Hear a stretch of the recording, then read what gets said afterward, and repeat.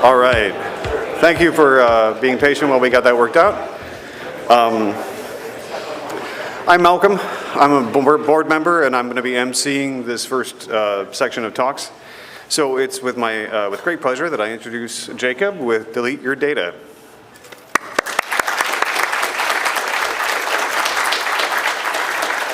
Thank you, and good morning, everybody. Can everybody hear me okay? Awesome. As was stated, my name is Jacob. I'm a recent law graduate out of Las Vegas, Nevada. I am anxiously waiting the bar results, which come out in 4 hours. So if I look nervous later, that's why. I mostly work in data privacy, open source, nonprofit formation, and a little bit of alternative dispute resolution. So if you see me afterwards and want to talk about any of that, I love to talk about all of those. I'm also the backup plan. Our executive director was supposed to be here, but she just started a brand new job, so congrats to her. She's been at least a few years to the Portland BSides, so she's very sad she couldn't make it this time. So what I'm going to talk about today, or I guess I should go back and talk about Delete Your Data generally. Delete Your Data is a nonprofit that is based in Las Vegas, Nevada, but we operate throughout the country. We do data deletion services for individuals looking to delete their data from different companies' websites and that sort of thing. So I'm going to kind of use Delete Your Data to frame the laws surrounding data deletion in the United States and abroad. So how we're going to do that is we're going to first talk about just how the data deletion process works. And it's not going to make much sense because it seems oversimplified. So then we're going to go into the laws that support what we're doing. And then with that legal framework, we'll be able to revisit how deleteyourdata.com deletes your data. And then we'll talk a little bit about why it matters and things moving forward and how we can support data privacy and data deletion in the future. So how it works is a user reaches out on our website, and then we have a scraping service which will scrape their information, or if they just give us specific accounts, we can delete those specific accounts. And then we just request the deletions. So like I said, if that seems a little bit oversimplified, it definitely is. That last part is where you need the legal framework to get a little bit more context. So there's multiple laws that enforce a right of deletion for personally identifiable information upon a user's request. In order to really understand this, we got to know what that personal identifiable information actually is. So what is it? It's any information that can be used to distinguish or trace an individual's identity. Some common examples are name, social security number, the date and place of birth, mother's maiden name, and then also biometric records, so anything that would identify that person as, for me, it'd be Jacob Smith.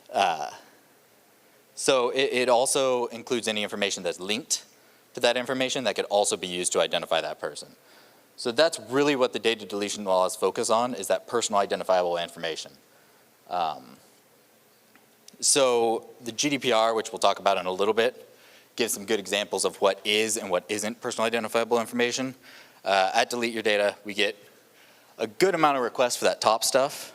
So if somebody writes a journal article about, let's say, a politician running for court in Nevada, you can't really request that that be deleted. That's information somebody else wrote about you. But if that person were to upload a bunch of information on their social media, that can be requested to be deleted. So what are the big laws that help us control our data? First, we have the GDPR, which all of these have their limitations. And then there's also the California Consumer Privacy Act, the CCPA. It operates mostly in California, but there's also a bunch of other state laws that do things similar in different states. And then lastly, we have just enforcement of a company's privacy policies.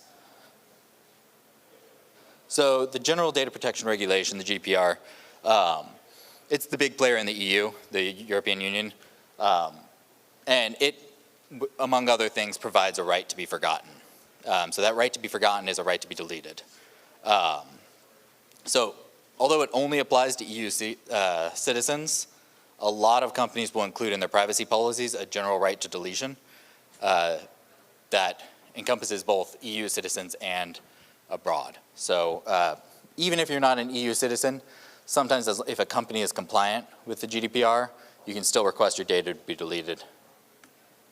CCPA is kind of the first US counterpart to the GDPR.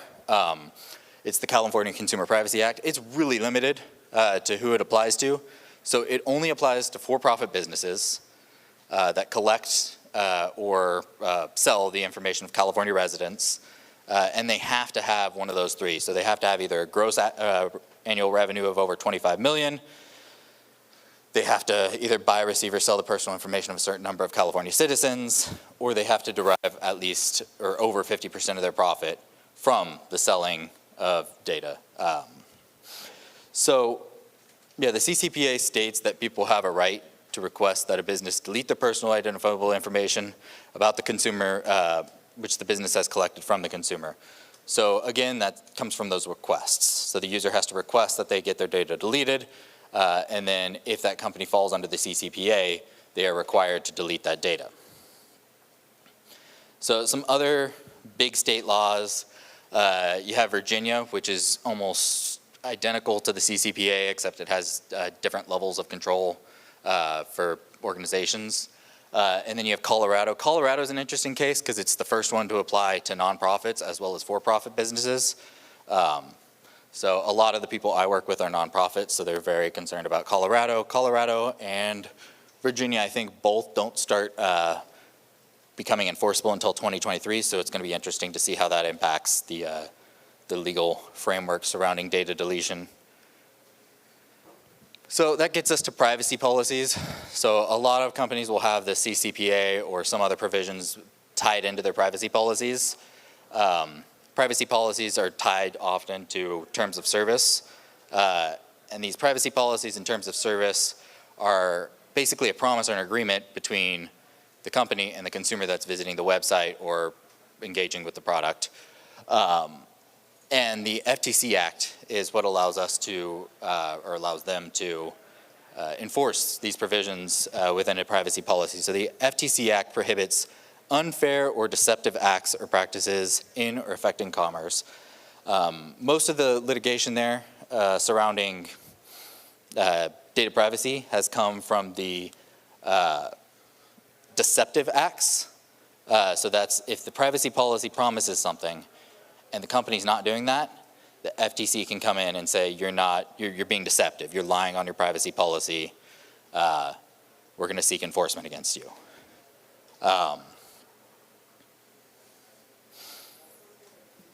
So the big question here that companies think of is, why not just not include a privacy policy or just make the privacy policy so confusing that it's rendered useless. So a lot of the state laws like the CCPA, the Virginia, the VCDPA, I think is the acronym for it, they have requirements within them that the company have a privacy policy, that it be easy to read, and that it be easy to find on the website. So a big thing with the readability of privacy policy is not using a bunch of legalese. It drives a lot of the older attorneys crazy, but there is a big shift to write things in plain language, especially things that are put out to a consumer like a privacy policy or a terms of service in plain language. So this is the Flesch reading ease test.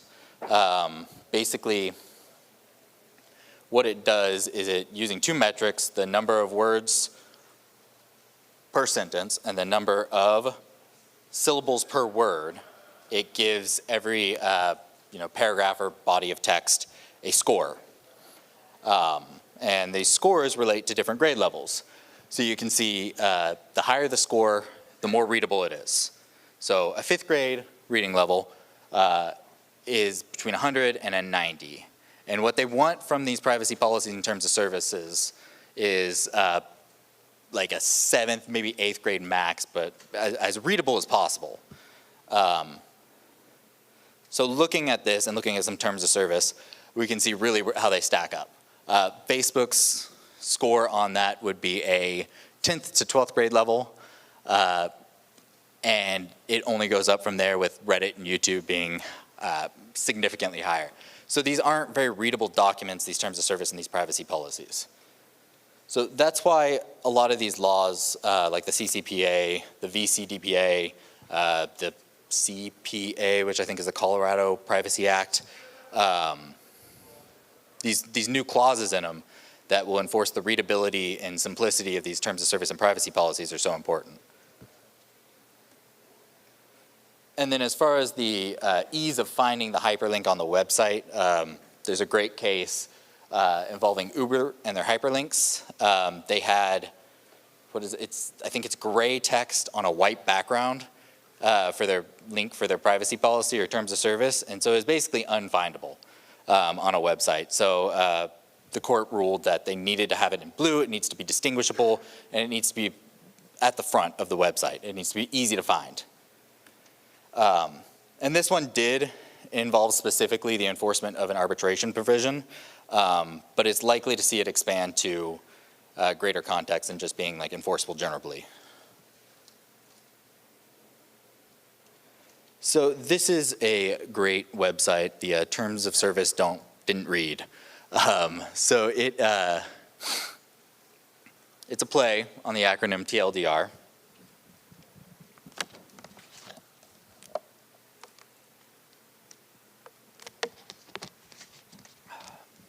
And what they'll do is they will go into these really confusing terms of service or privacy policies, and they'll simplify them and just provide a much simpler version of it. So it's a great resource if you have terms of service or privacy policies that you need to look to, like the Reddit one, which is particularly confusing. They'll provide a more simplified version of that. This is some more grading of different websites and how well they did on their reading, ease of use, and everything. So Facebook, obviously not doing great. Amazon, also a grade E. Some good ones, however, as far as protecting your data privacy are Start Page and DuckDuckGo. Here's another website with a confusingly similar name, which is tosback.org.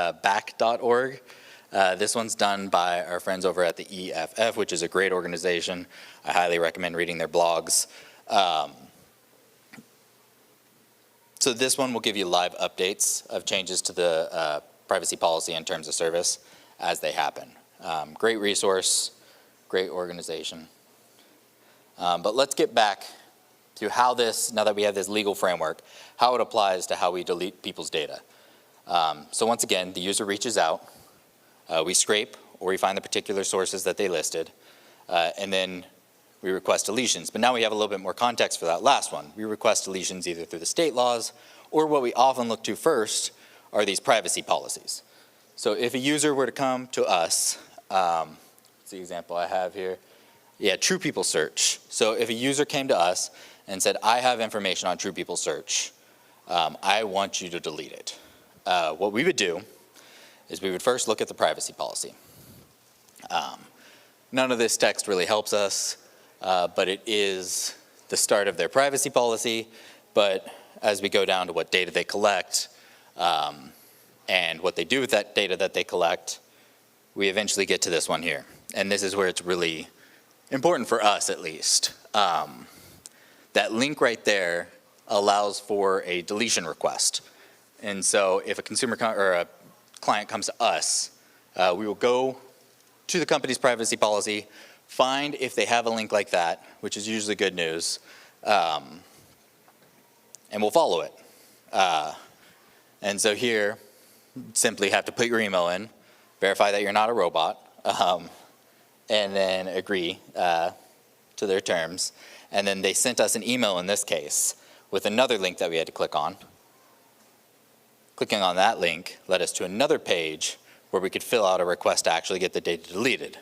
I don't think this one has company here. A lot of them will ask if you're deleting data on somebody else's behalf, and so if that is an option, we let them know that we are deleting John Smith's information on his behalf as deleteyourdata.com.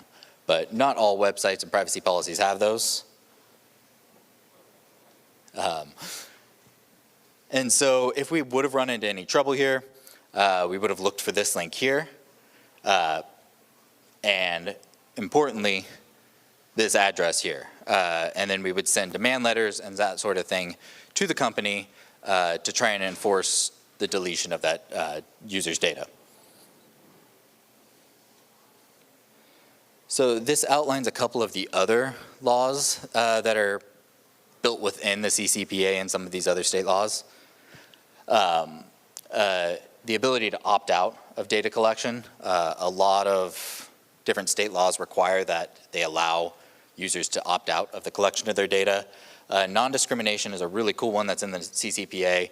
You can't treat users differently just because they decided not to get their information collected.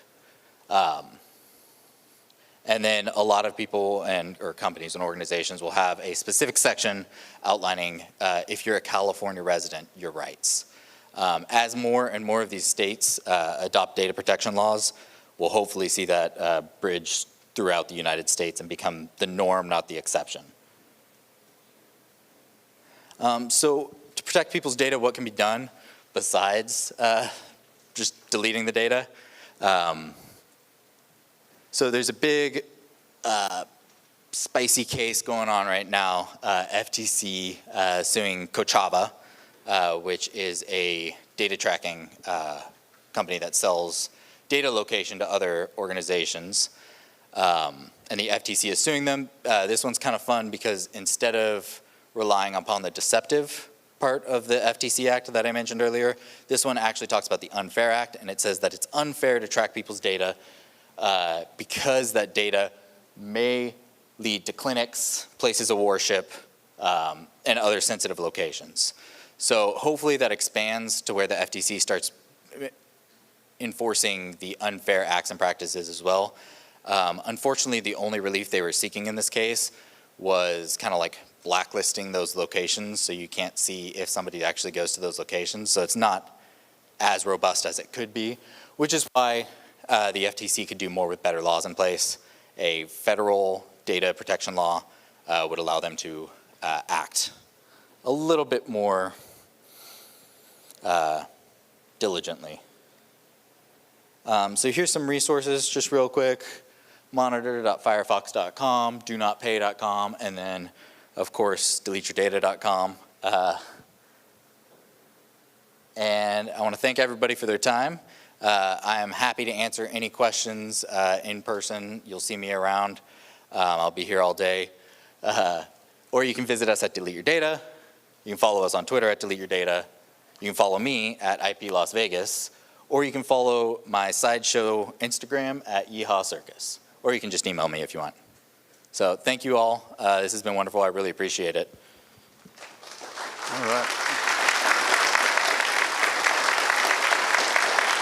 All right. I have a question. Is this mic on? Oh, perfect. Okay.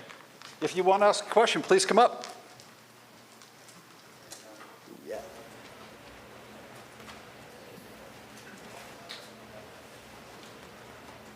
Hey there. I was wondering what your thoughts are on Discord.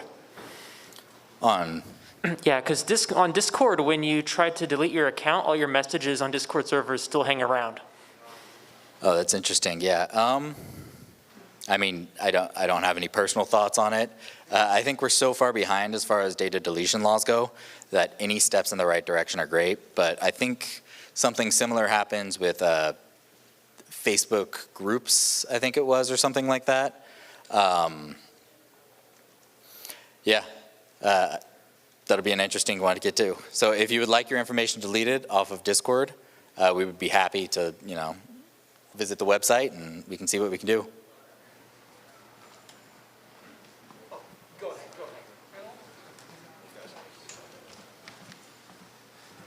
Hi, I'm just curious if there's ways that you can maybe proxy through European Union and then get GDPR enforced, or if there's any tricks like that. I've heard of ways that you can maybe get your IP coming out of California and then do an opt-out. Wondering if any of those avenues have been explored. We haven't explored them yet. The good thing is I write a lot of privacy policies and stuff, and that's kind of my side of things usually. This is like a nonprofit that I help as well. And a lot of more organizations are caring about data deletion generally, and so those requirements and provisions that are in the GDPR and the CCPA are being applied across the board to all users. So I think encouraging companies to do that is really our best bet, but I haven't looked into like patching people through. Yeah, thank you. So my question is, like with the California and Virginia one, is there like a list somewhere of states that have published a law or a policy type of thing that we could go to as a reference point?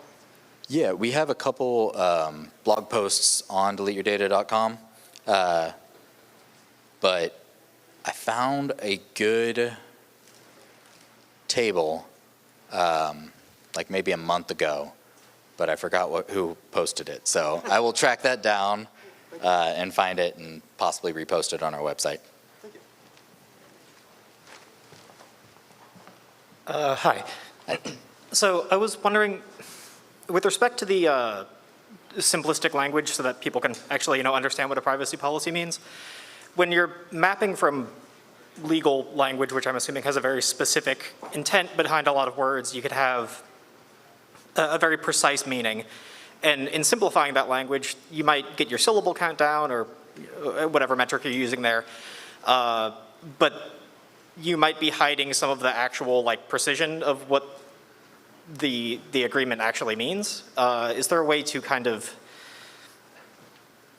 I guess, account for that without being, falling under the category of being deceptive? Because it's like, oh, well, you said one thing that has a common English understanding of what it means, but it actually means something a lot more confining.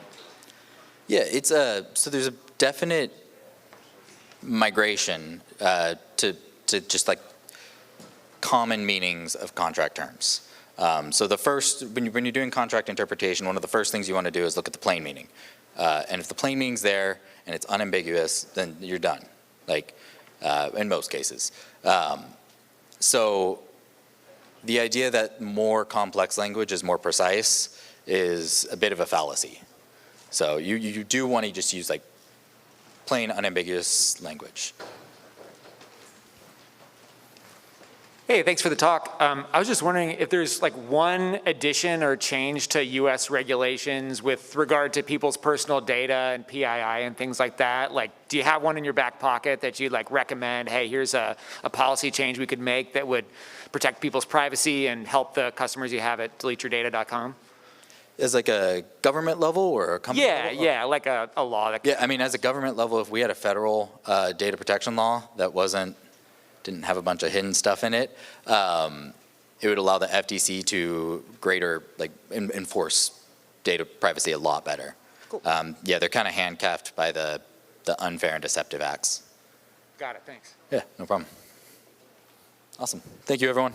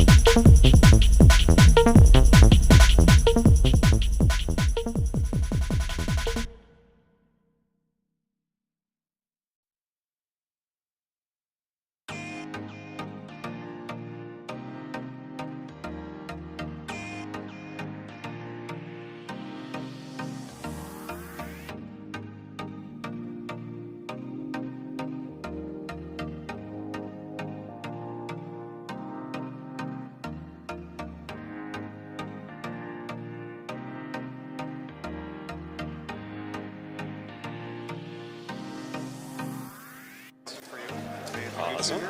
Yep.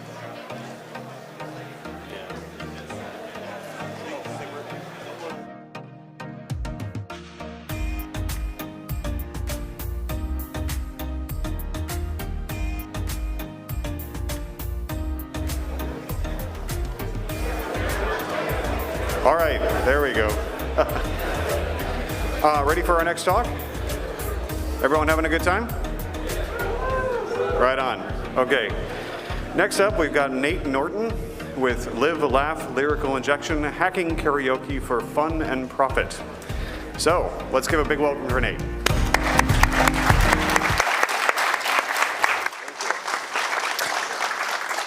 Hi. So I'm Nate, and before we begin, I am legally required to inform you that I am a CISSP, which will make sense in a minute. I am also legally required to inform you that this information is for research purposes only and should not be used for mischief. Wink. So, who am I? I am a security engineer. I play guitar and I sing in a rock band. I build giant puppets that light up at night, and I love karaoke. And my parents are very proud of me despite all of those things. So, somebody once told me that in order to hack something, you have to know it. So let's get to know the karaoke protocol. So first of all, who knows what karaoke is? All right, most of us. Who has been to karaoke? All right. Who has sung at karaoke? My people. All right. So for those of you who do not know, karaoke is a form of entertainment in which brave or intoxicated individuals sing along to pre-recorded instrumental versions of popular songs where the lyrics are displayed for the singer on a screen in time with the music in an attempt to mirror the original performance of the song. All right, so what is the karaoke protocol? It turns out that the authors of the karaoke protocol have neglected to submit an RFC. So we have to make a lot of inferences about what the karaoke protocol actually is. But it goes something like this. You go to karaoke. First step, you flip through a book, usually, and you pick out a song that you want to sing, and then you sign up for karaoke by putting your name on a piece of paper along with the song title and handing it to the karaoke host. At some point, they call your name, they give you a microphone, you go up and you sing the song. If you're having fun, you repeat steps 2 through 4, and nothing bad happens, and you go home and all is well. So let's take a look at some terms in order to further understand what the karaoke protocol is. The first and most important one is the karaoke session. This is where people go to sing karaoke. Then we have the karaoke host, which is the person that facilitates the karaoke session. There can be more than one host. We call this a karaoke network. Then we have the karaoke guest who participates in the karaoke session regardless of whether they are singing. We have my personal favorite, the karaoke service, which is the bar. And then some specific terms. We have DNS, which stands for do not sing. You are cut off, go home. And then perhaps the most egregious offender that threatens the health and safety of the karaoke session is the APT, or the Advanced Persistent Talker, someone who will not shut the hell up when other people are singing. The reason I'm here today is because I have discovered not one, but two vulnerabilities in the Karaoke Protocol that I would like to share with you. The first one is weak authentication, and in some cases, no authentication. The second one is a term that I have coined lyrical injection. And unfortunately, karaoke vendors have still not patched these vulnerabilities. So who knows what else is out there? I have been studying karaoke for 20 some odd years at this point. I have participated in many karaoke sessions as a guest. I have hosted a few karaoke sessions of my own. I even played bass in a live karaoke rock band for a number of years. And so for the last couple of years or so, I have been researching threats to karaoke.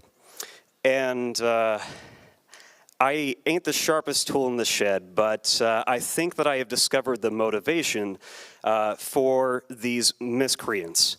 Can anybody guess what that might be? Fun? Fun. Close. It's lulz. So let's take a look at the first vulnerability, weak authentication.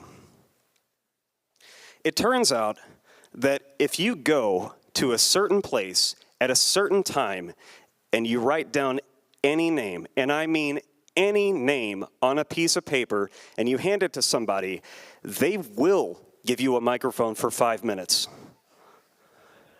Big mistake. This vulnerability is often exploited to escalate privileges in order to gain an audience. And when you have an audience, what could possibly go wrong?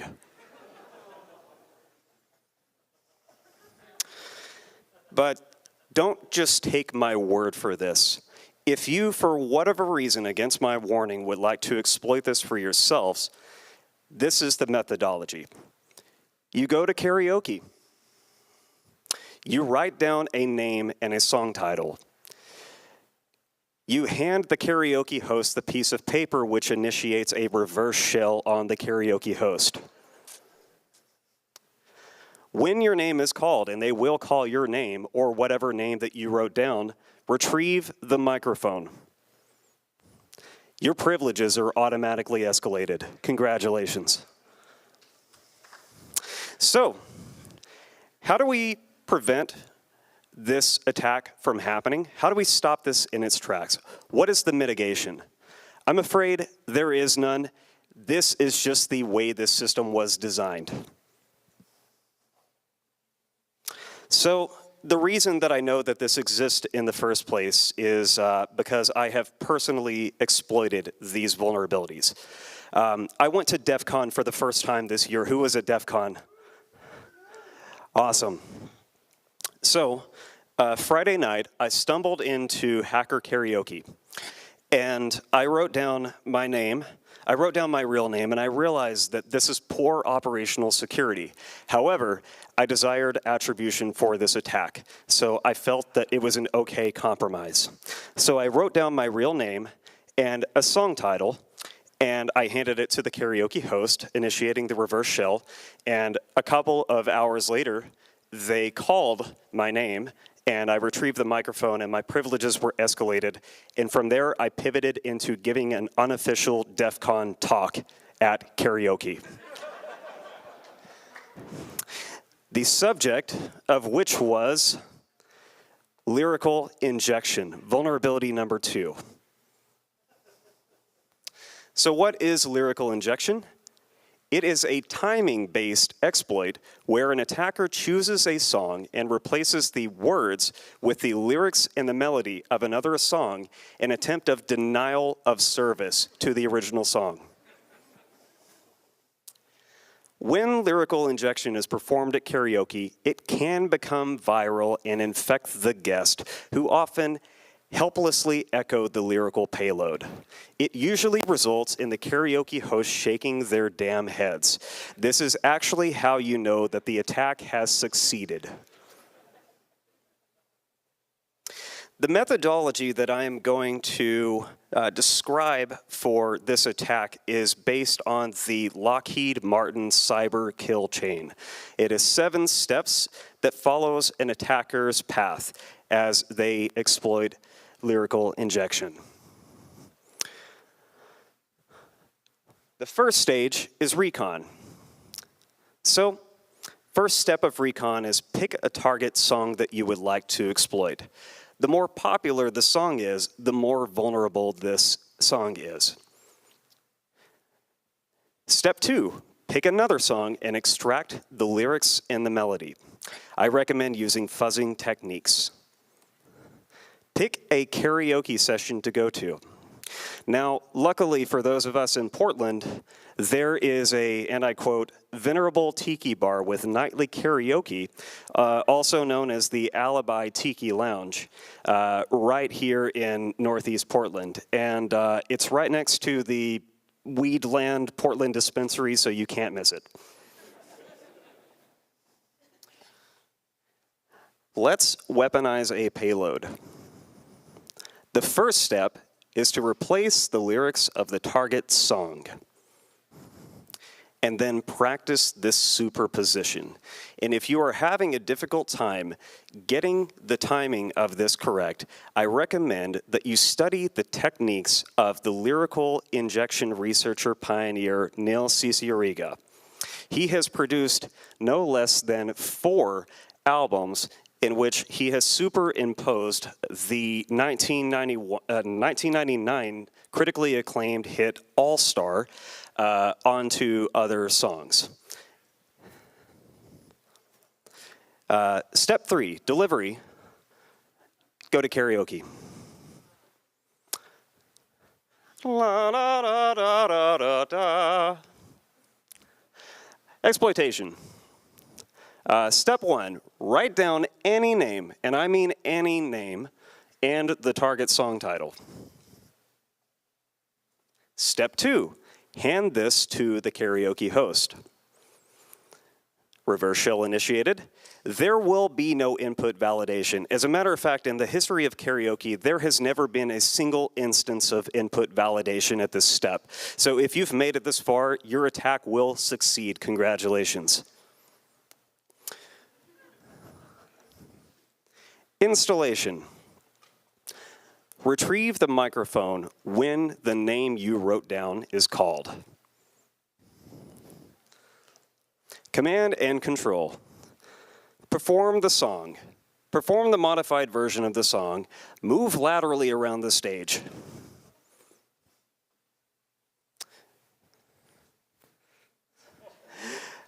Actions on objective. Step 1. Finish the song. Step 2, walk off the stage, but please do not drop the microphone, it hurts. Step 3, do a little dance or something, and Prophet, congratulations, you've just hacked karaoke. So,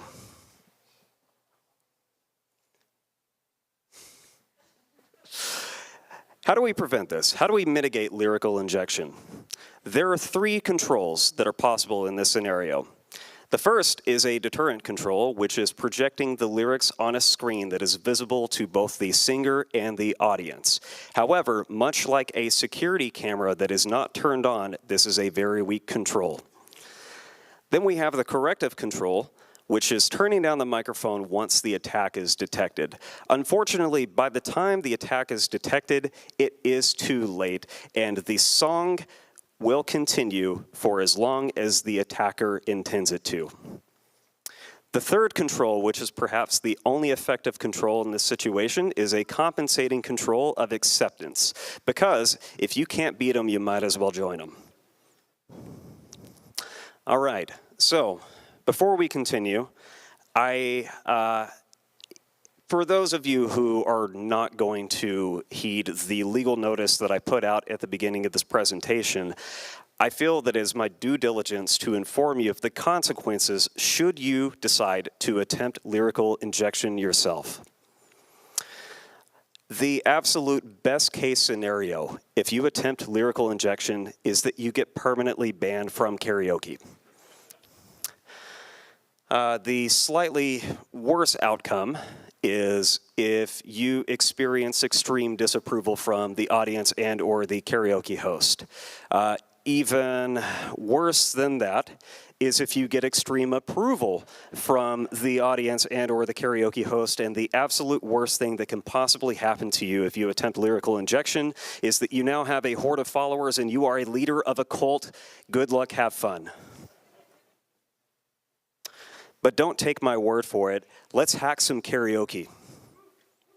So, at this point, I believe that we may have to mute the live stream, and so if you are watching this from afar and you do not hear anything, it is nothing to do with you. We just have to be careful with copyrights.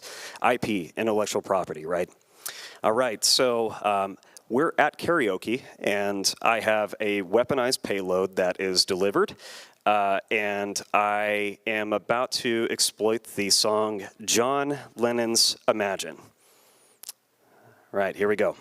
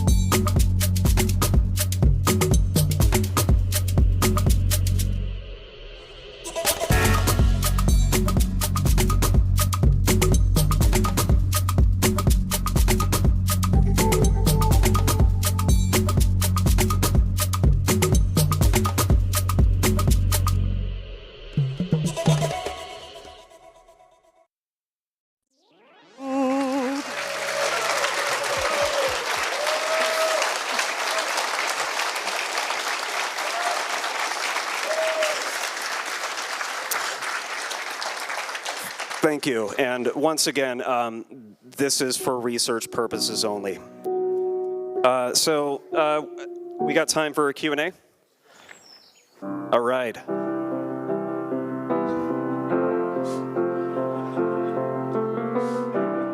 Stopping it. Okay, there we go. So, I wondered if you could comment on the variant of lyrical injection that... Sorry, could I... Oh, yeah. Oh, this one. This one, sorry. Yeah. I don't know how any of this works. I was wondering if you could comment on the variant of lyrical injection that I would refer to as the Weird Al attack, and whether you'd thought about deploying that in the wild? Oh, yes. Weird Al is, he is an inspiration for this type of attack. I would consider that the spray and pray variant of lyrical injection.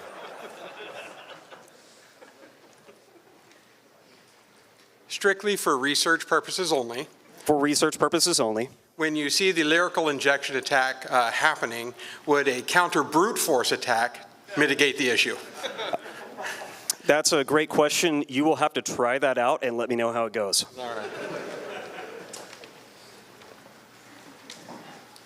right. You're missing the most important part. How are you going to cover your tracks?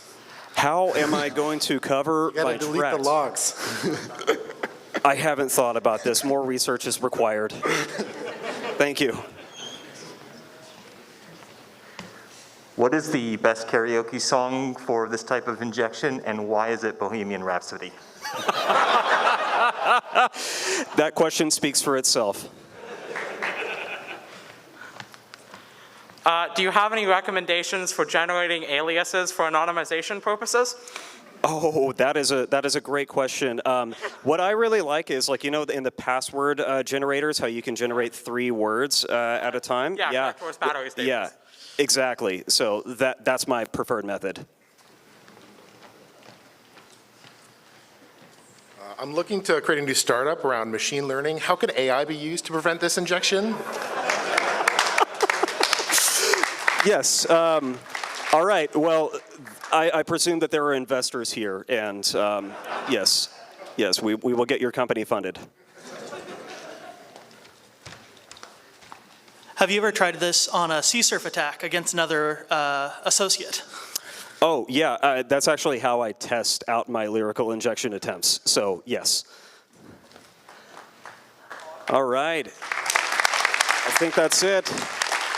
For those who have the slides, I've linked to a couple of resources, including my experience at DEF CON, and I've linked to a couple of Neil Cicierega videos. I highly recommend that you listen to those. And then here, for those who get the slides, there is a very good source song to extract the lyrics from. Which is most definitely not Rick Astley's Never Gonna Give You Up. Thank you so much. Find me on Twitter at Nortron, that is with zeros instead of O's, because I'm one of those people, and I'm also on LinkedIn. And thank you so much, BSides. It's been real.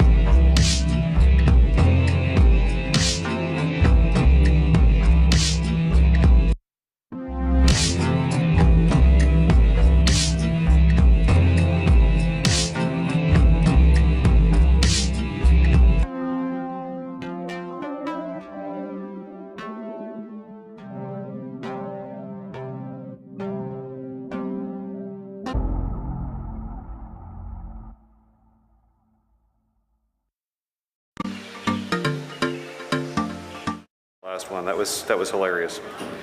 Next up, starting at, well, right about now, we've got one of our longer 50-minute talks, and I am very happy to introduce you all to Pim Charbach, who is going to be giving a talk called Smoke Loader, the Pandora's Box of Tricks, Payloads, and Anti-Analysis. He's a reverse engineer.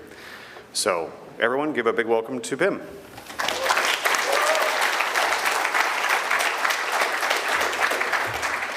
Can you all hear me okay?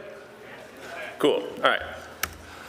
All right, so quick introduction to myself. My name is Pim. I am a reverse engineer at Proofpoint. My main focus is on e-crime botnets, so things like Emotet, Qbot, IceID, and so on. But every once in a while, I'll get the random APT request where I'll be asked to reverse engineer some nation-state Trojans and whatnot. I'm a member of the Cryptolamus team, so for those of you that don't know what that is, it's a team of roughly 25 researchers all around the world where we, for the last 3 or 4 years, have been fighting the botnet Emotet. And I've done a mix of reverse engineering for them and software development to do automated malware processing. My background is in computer science. I got a degree from Lewis and Clark in computer science. And my first job out of college was a software development role. And I had a deep interest in malware at the time, but I didn't have any formal training on reverse engineering. So I kind of wanted to combine those two things, and I started to get pretty good at reverse engineering, and I also really enjoyed writing code. So for me, the kind of nice blend of these two was network protocols, and specifically malware network protocols. That's kind of what I specialize in for malware analysis. And there's my Twitter and GitHub. Okay, so for the agenda today, we'll be talking about, we'll be going into the history of Smoke Loader, and we'll be getting into the first stage, then we'll analyze the final stage, and then I'll talk about how I actually achieved fully static config extraction for this malware family. We'll be going into the communication protocol that it uses to communicate with the command and control, and then we will talk about the payloads that I actually received from this botnet. So what exactly is Smoke Loader? Smoke Loader is a piece of malware that is classified as a loader, and this basically means that its entire job is to deliver additional malware. So you can kind of think of it like the UPS system, where people can just send malware through it. It first appeared in 2014. It targets solely Windows. It's around a 30 kilobyte payload, which is pretty small. Generally, you see them around like 100 to 150 to 200. And this malware is actually written in C and assembly. Now, pure assembly is not something you really see in malware too much, but in this case, which I'll get into later, they actually had to do a good chunk of this development in assembly. So while Smoke Loader is a loader, it has additional plugins that kind of extend its capabilities. So that'll be for data exfiltration and just additional actions on objective and whatnot. And from a reverse engineering perspective, people really like to reverse engineer Smoke Loader because it's highly obfuscated. There's things that Smoke Loader does that people don't see in other malware families. And since it first came out in 2014, it actually has had continued development throughout its life cycle. So they generally have around an update every year or two where they add additional features. The entire package, if you wanted to purchase the panel, a bot, and all the plugins and everything, it would run you about $1,600. And what's interesting here is there is a check where it makes sure that the machine that it's infected is not a Russian machine. And this is something that you cannot remove. This is like hard-coded within the bot. Everything else you can modify, but this is a check that is not allowed to be bypassed. And finally, this is a multi-stage malware. So it has that first stage, and then if everything goes well with the first stage, then it will get onto the final stage of the malware. Wow, that does not look good. All right, this talk might be tough with some of these diagrams. But this is basically the listing that they have on the forum where Smoke Loader is being sold. You can go and see what they're advertising and what modules they have. And it's really nice from a reverse engineering perspective when you can just go and see what features they have. It makes my job a little bit easier. Okay, so the current set of plugins that Smoke Loader actually has is a form grabber. And this is advertised as really just stealing credentials that are sent in HTTP post requests and whatnot. I'm not sure the efficacy of how any of these work. I haven't reverse engineered these plugins.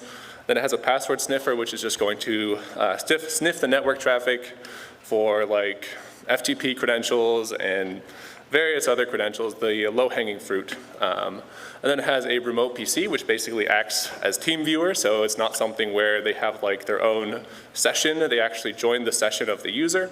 And then they have a fake DNS plugin, so if you wanted to redirect all traffic from google.com to your own IP, you can do that. This doesn't work with SSL, so it's just purely HTTP traffic. And then they have a file search module, so you can basically give it a regex, and it will find all the files that match on the host and then send them back. And then it has a procmon module, which was kind of interesting. Procmon is generally a tool that people will use for incident response and whatnot, but in this case, they actually use it they can basically define events and actions to happen when specific processes are created. And then they have a DDoS module, a standard keylogger, and then the email grabber, which is just going to steal the Outlook address book and whatnot.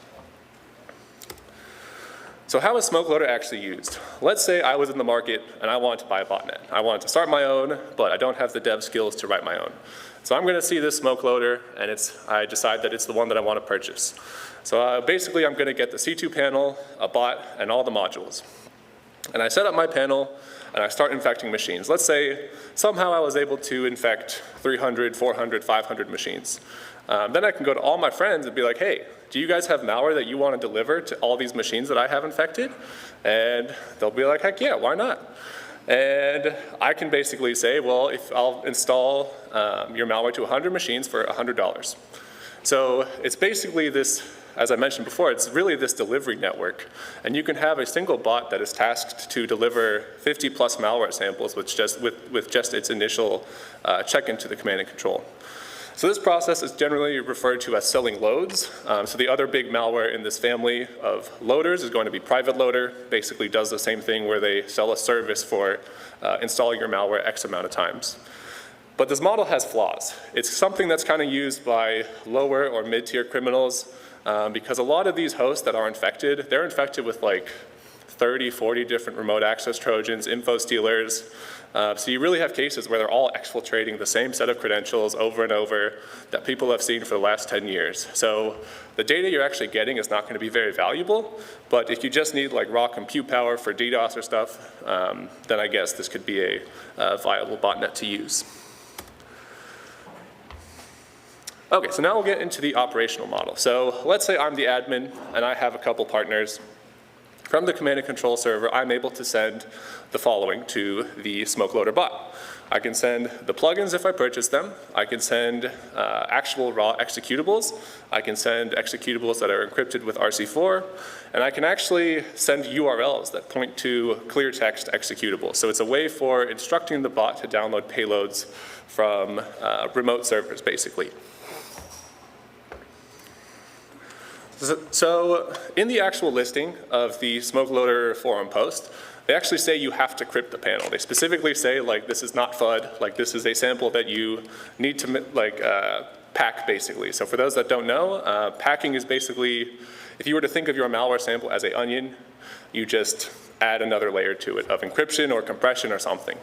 And this is basically to defeat basic antivirus and things like virus total checks and so on. So let's say we have a packed SmokeLoader sample, and that's the sample that actually lives on disk here. So then that is going to get unpacked to our SmokeLoader, our initial stage of SmokeLoader. And then if all the checks pass in that stage, then we are finally going to get within memory the unpacked final SmokeLoader stage. Okay, so with this understanding of this botnet and having me talk with a bunch of other friends and them saying like, oh, well, SmokeLoader, you know, it like delivers tons of payloads. It would be really cool to see what they're actually delivering. I was like, well, like I have access to a bunch of malware feeds, but what if I want to basically turn this delivery network of infections into a delivery network of intelligence data, basically. Like I wanted to turn SmokeLoader on its head and really turn it into a passive intelligence gathering tool. So this is the process that I came up with. So there's a stage 1 for SmokeLoader, the initial stage, that is going to decompress the final stage of SmokeLoader, And then from that, we need to extract all the configuration details, so the command and control servers, the encryption keys, the versions, and whatnot. And then we need to understand the network protocol, because we need to be able to write a client for this botnet that can communicate with the command and control without actually causing infections. We basically just want to save off all the payloads that were sent. So now we'll get into the analysis of smoke loader stage 1. So stage 1 is really where all the interesting obfuscation of the malware lives. The functionality of this is really just to check if the host is a viable victim for the botnet. So it checks the locale of the machine just to make sure it doesn't have like a Cyrillic keyboard or something like that. It checks for sandbox artifacts, virtualization processes, and then if all those checks pass, it's going to decrypt and decompress the actual bot. Now, some of the main obfuscation techniques that SmokeLoader uses are going to be opaque predicates, and then it actually has this technique called runtime function decryption, and a slew of other anti-disassembly tricks. That's not great either. Okay. So getting into opaque predicates, I just wanted to give a quick introduction to what those are. So in the top, we have our incorrect disassembly. So for those that can't see, there's basically an instruction that is a jump not 0, and it points to location X in memory. And then there is a jump 0 instruction, which points to the same location X. Now, as humans, we can see that a jump not 0 and a jump 0 is going to cover all of your cases. It's basically like if you were to write code, if you had a conditional that said if true, else if false. Like, it's a condition that is always going to happen. So we can easily see that this jump is always going to be taken. But disassemblers can't realize this. They don't have the ability to process this Boolean logic. So the disassembler takes the byte immediately after that jump 0 and starts disassembling from there. But that's actually the incorrect implementation. So in the bottom, we have the correct disassembly where I told the disassembler, don't disassemble from this location, disassemble from this one. So that's where we can actually see in the bottom here, it's doing a pop ECX and then doing a jump. That is actually the correct flow.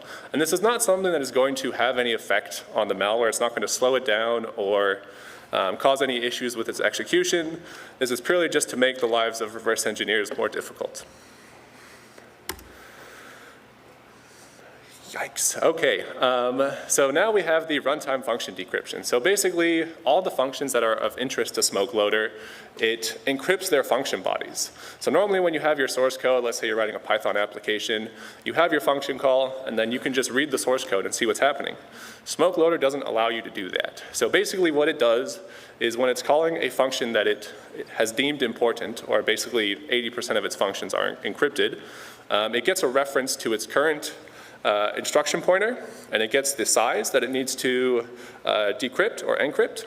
And then when the function is called, it will decrypt the rest of the body. And then at the end, we actually have another call that will encrypt the rest of the body back up.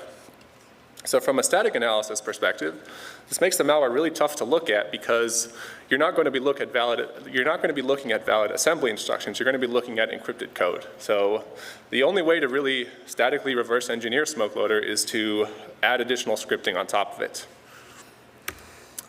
So how does SmokeLoader actually implement that? So in the bottom here, on the decryption results, we actually have a function that I threw in IDAPRO's decompiler after I did a bunch of work to decrypt the function body. And you can see at the top there, they have the decrypt code body call. And then the rest of that code is basically what I was able to decrypt. And then at the end, they have another call to decrypt code body, which in this case actually encrypts the rest of the body back up. So even if you were to take a memory jump of SmokeLoader, you would never have a snapshot in time where all the functions were decrypted. So you really have to go the Python approach and manually parse these function bodies. So in the case of SmokeLoader, it does this by XORing the body with a single byte XOR key. So in this case, they use EF. So the next thing they do that I found interesting was they have a way to get obscure string references. So they have a call instruction here that does a call to location 402.246. And that basically does a jump to the address after these strings. Now for those that don't know, a call instruction in assembly, what it really does is it pushes the following address onto the stack, and then it does a jump. That's all a call instruction does. But immediately after they do this call instruction, they have a pop into the ESI register. So it's basically giving ESI the address of that SBIE DLL, which is the sandboxy DLL. It's a common tool that people can use for analyzing Windows processes and malware. So this is just one way that they reference strings indirectly, and this also actually breaks disassembly and the IDAPRO decompiler. So just another thing to make static reverse engineering more difficult. So now getting into the actual execution flow of what stage 1 does. So the first check that it does is it checks if there's a debugger attached, and it does this by reading the process environment block, which I'll talk about later. And then it loads 2 DLLs, kernel 32 and user 32. And if it detects that it has a Cyrillic keyboard, then the malware will exit. But if that check passes, it's going to load ADV API 32 and shell 32.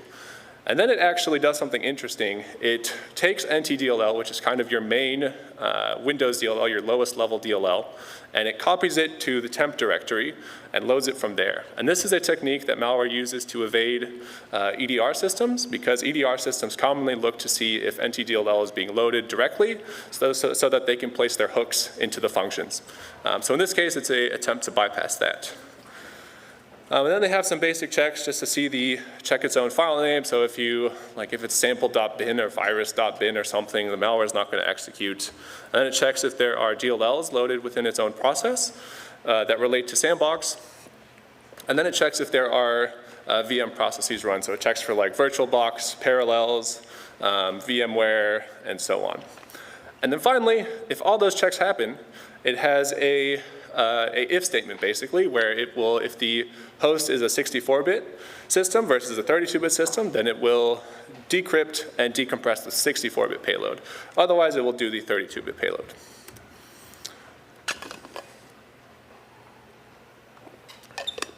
So now, if we were to think about this smoke loader initial stage in memory, it's basically broken up into 3 chunks. So we have the top chunk being our smoke loader stage 1. Then our second chunk is going to be our 32-bit final stage, and then the final bit is going to be our 64-bit. So how does smoke loader actually extract this final stage within itself? So it decrypts it with a 4-byte XOR key, which I have in the Python implementation there, and then it actually uses an algorithm called LZSA to decompress. Now, for those that know things about compression algorithms, they're incredibly difficult to implement. And I was actually able to find an implementation of this decompression algorithm, but it's in a raw assembly, which makes it kind of difficult because you can't really call that from any Python bindings, and you can't really, there's no C implementation, no nothing. So it makes analysis even more difficult there. But let's say we were able to decrypt and decompress our payload, and now we have our final stage of smoke loader. So the final stage. This is basically what the final stage looks like in a hex editor. Now, if you notice, there is no PE header. So this is not a valid Windows executable. So how does this load? Well, basically, it functions as shellcode. So it's position-independent code where it needs to be able to resolve its own access. Because normally when you have a Windows executable, you can rely on the Windows loader that is going to properly load your executable in memory and make sure that you can make all the function calls that you need to make. With shellcode, you don't have that feature, basically. So this final stage needs to be able to resolve those things all by itself. So the main thing, or the main features that this final stage really has is just C2 communications and to inject and deliver, or to inject and receive these payloads. That's all it really does at the end of the day. So since this is shellcode, or effectively shellcode, it needs to initialize its main client. So it needs a couple things that there's a couple things that it has to do that normally you would rely on the Windows loader for. So it needs to find the correct DLL handle, so this basically gives it access to the libraries that it needs. And then from those libraries, it needs to figure out the functions that it wants to call. So it needs to be able to find all those addresses for functions. And then finally, it needs IPs and domains to communicate with, because it needs to check into the C2 to get its list of tasks. And then it needs the ability to gather host information, and in this case, that information is sent to the command and control server, where then the admin of the panel is able to filter their bots by the various information that has been sent. Okay, so how does it actually, so how is the smoke loader sample actually able to do this? Well, it reads something called the PEB, or the process environment block. And it's this structure that is present within all Windows processes. And normally it's really for like additional metadata and debugging purposes. But in this specific case, malware authors love it for this one particular field, this LDR field here. And that's basically a pointer to another struct. And that struct is this smaller one on your right. And that basically has a list of all the DLLs that are loaded within the Windows process. So as you're unpacking your malware samples, this basically gives you access to a bunch of DLLs where you wouldn't have to, or where normally you would have to do a bunch of math to try and figure out how to call these functions and stuff, but in this case, they can just rely on the in-memory order module list to get handles to DLLs. So on the right here, or your right, we can see that they're accessing the PEB, and then they're accessing the LDR field, or member, and then the in load order module list. So this loop that they're doing here, this do while loop, is basically their way of hashing the DLL's name. So this is a common technique that malware uses where it basically can store references to strings and to, just strings without having to place the string within the sample itself. Because let's say it had the string x64 debug or something in there. You wouldn't want to put that within your sample because then just from looking at the strings of the sample, you can see, well, okay, well maybe it's looking for a debugger, so maybe I don't use that specific debugger. But in this case, they generate a hash and then they XOR it with a 4-byte value. And if that value equals this C3FD16DD, then they know that they found the handle for NTDLL, and they know that they can preserve that and use that for later purposes. And that is the actual hashing algorithm that SmokeLoader uses. I think this is pretty consistent across all the versions. But at this point, it has found the DLL handle for NTDLL in kernel 32. And then from there, it has these functions which I've named resolve imports into struct, where it takes the handles to those DLLs along with an array of API hashes, basically just hashes of function names, and it will iterate over all the functions in the DLL, hash them, and if it matches the given hash, then it saves that address to its own structure. So it does this for user32, ADV API, OLE32, WinHTTP, and DNS API. So the bot is basically initialized at this point. There are two things that it does before it actually returns to making communications and processing payloads. It creates two threads where they basically check for malware analysis processes. And they use the same hashing algorithm that I listed earlier to basically iterate over all the list of running processes and all the window names of all the processes. And then they hash those, and if they match any of the given hashes, then they know that a malware analyst is trying to look at their malware sample. So they quit execution there. So if you're ever debugging SmokeLoader and it just randomly quits on you, this might be why. So you might want to patch out these create thread calls. Okay, so now that the client is initialized, we need to talk about the network communications, how the bot actually sends the data that it gathers to the command and control server and what data is actually sent.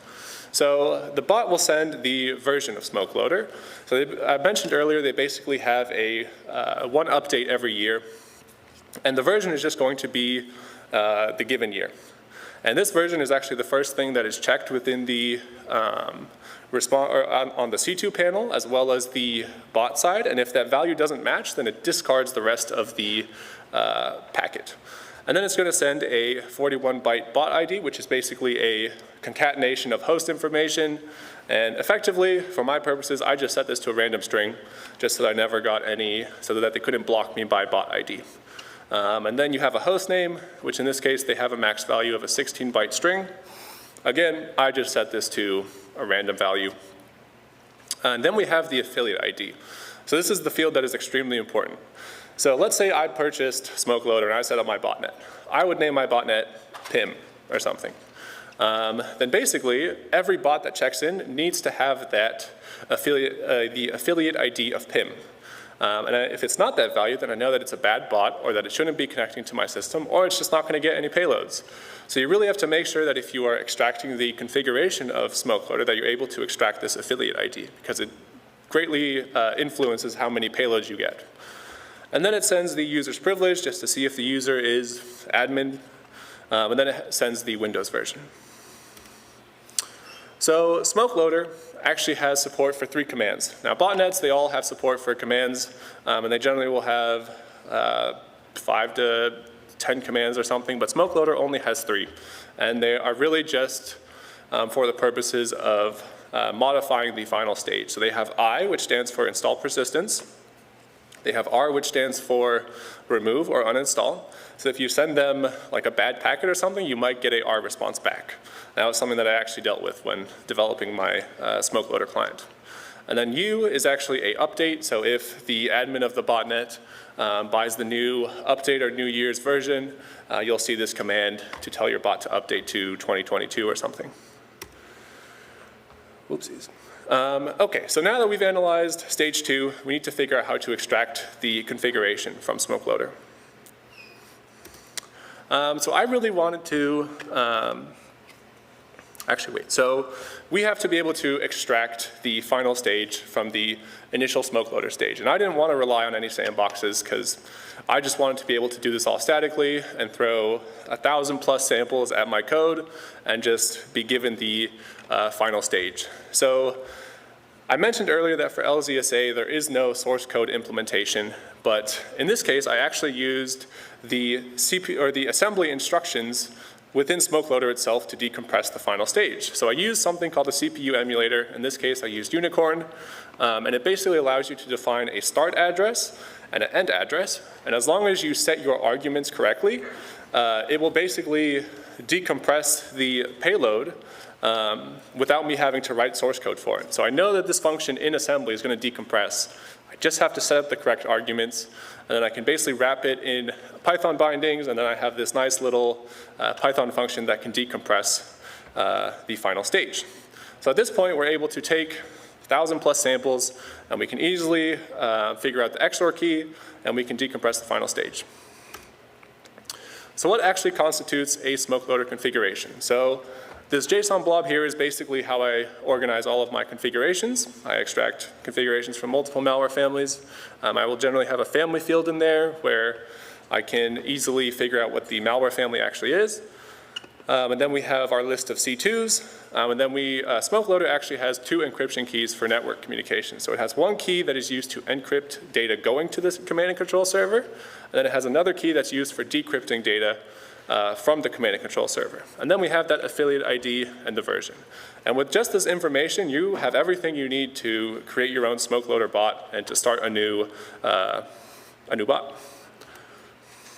So how do we actually extract these encryption keys? So for some of these like mid-tier or kind of lower tier malware families, the way that they actually work is when they have a bot builder, it's not like they're putting in the new command and control servers into the source code and then compiling everything and doing it that way. Basically, they take the compiled code and they strip out where the command and control servers are, where the encryption keys are, and they save those as variables. And then when they go to build a new bot, when you pass those fields in, it will basically just copy paste them into the raw binary itself. So this means for our analysis, it makes extraction very easy because offsets for things aren't going to change. They're not going to change bytes for assembly instructions. So in that case, I actually was able to use regex, which I'll get into here. So this is the Python code that I actually used to extract the encryption key. So we define our regex. Now people generally use regex for strings and whatnot, but there's nothing stopping you from using it for assembly instructions. And then we iterate over all the matches for that regex, and then we unpack them with the correct endianness, and we append it to our list and return the list. Now, I never had a case here where I got more than one result, so I guess that's just showing that this technique can be really valuable when you have these like template builder malware families. And then we can do the same thing for version extraction. We identify where the version is stored or referenced within the assembly instructions, and then we create a regex based off that, iterate over all the matches.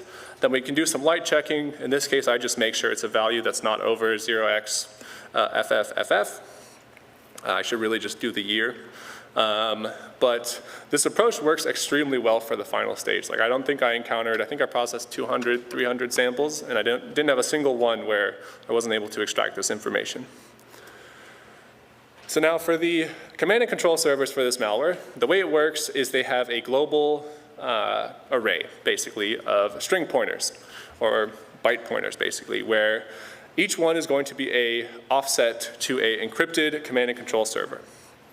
So it iterates over that global list of command and controls pointers, and it reads the first value, and that's going to be the length of the command and control server, and then it reads the next 4 bytes, and that's going to be your RC4 key to decrypt the command and control server. And then finally, we can RC4 with that 4-byte key, and we can RC4 decrypt the length that we extracted earlier, and then from there we have our command and control. So in SmokeLoader, they use anywhere from 2 to 10 C2s. From what I've seen, they either have a pattern of, in this case, they used host, file, host, and then some random number. They follow that pattern a lot where it'll be a concatenation of 3 words and then a random number at the end, or they'll just go full just random string mode and just have like 6 different domains in there that are all random strings.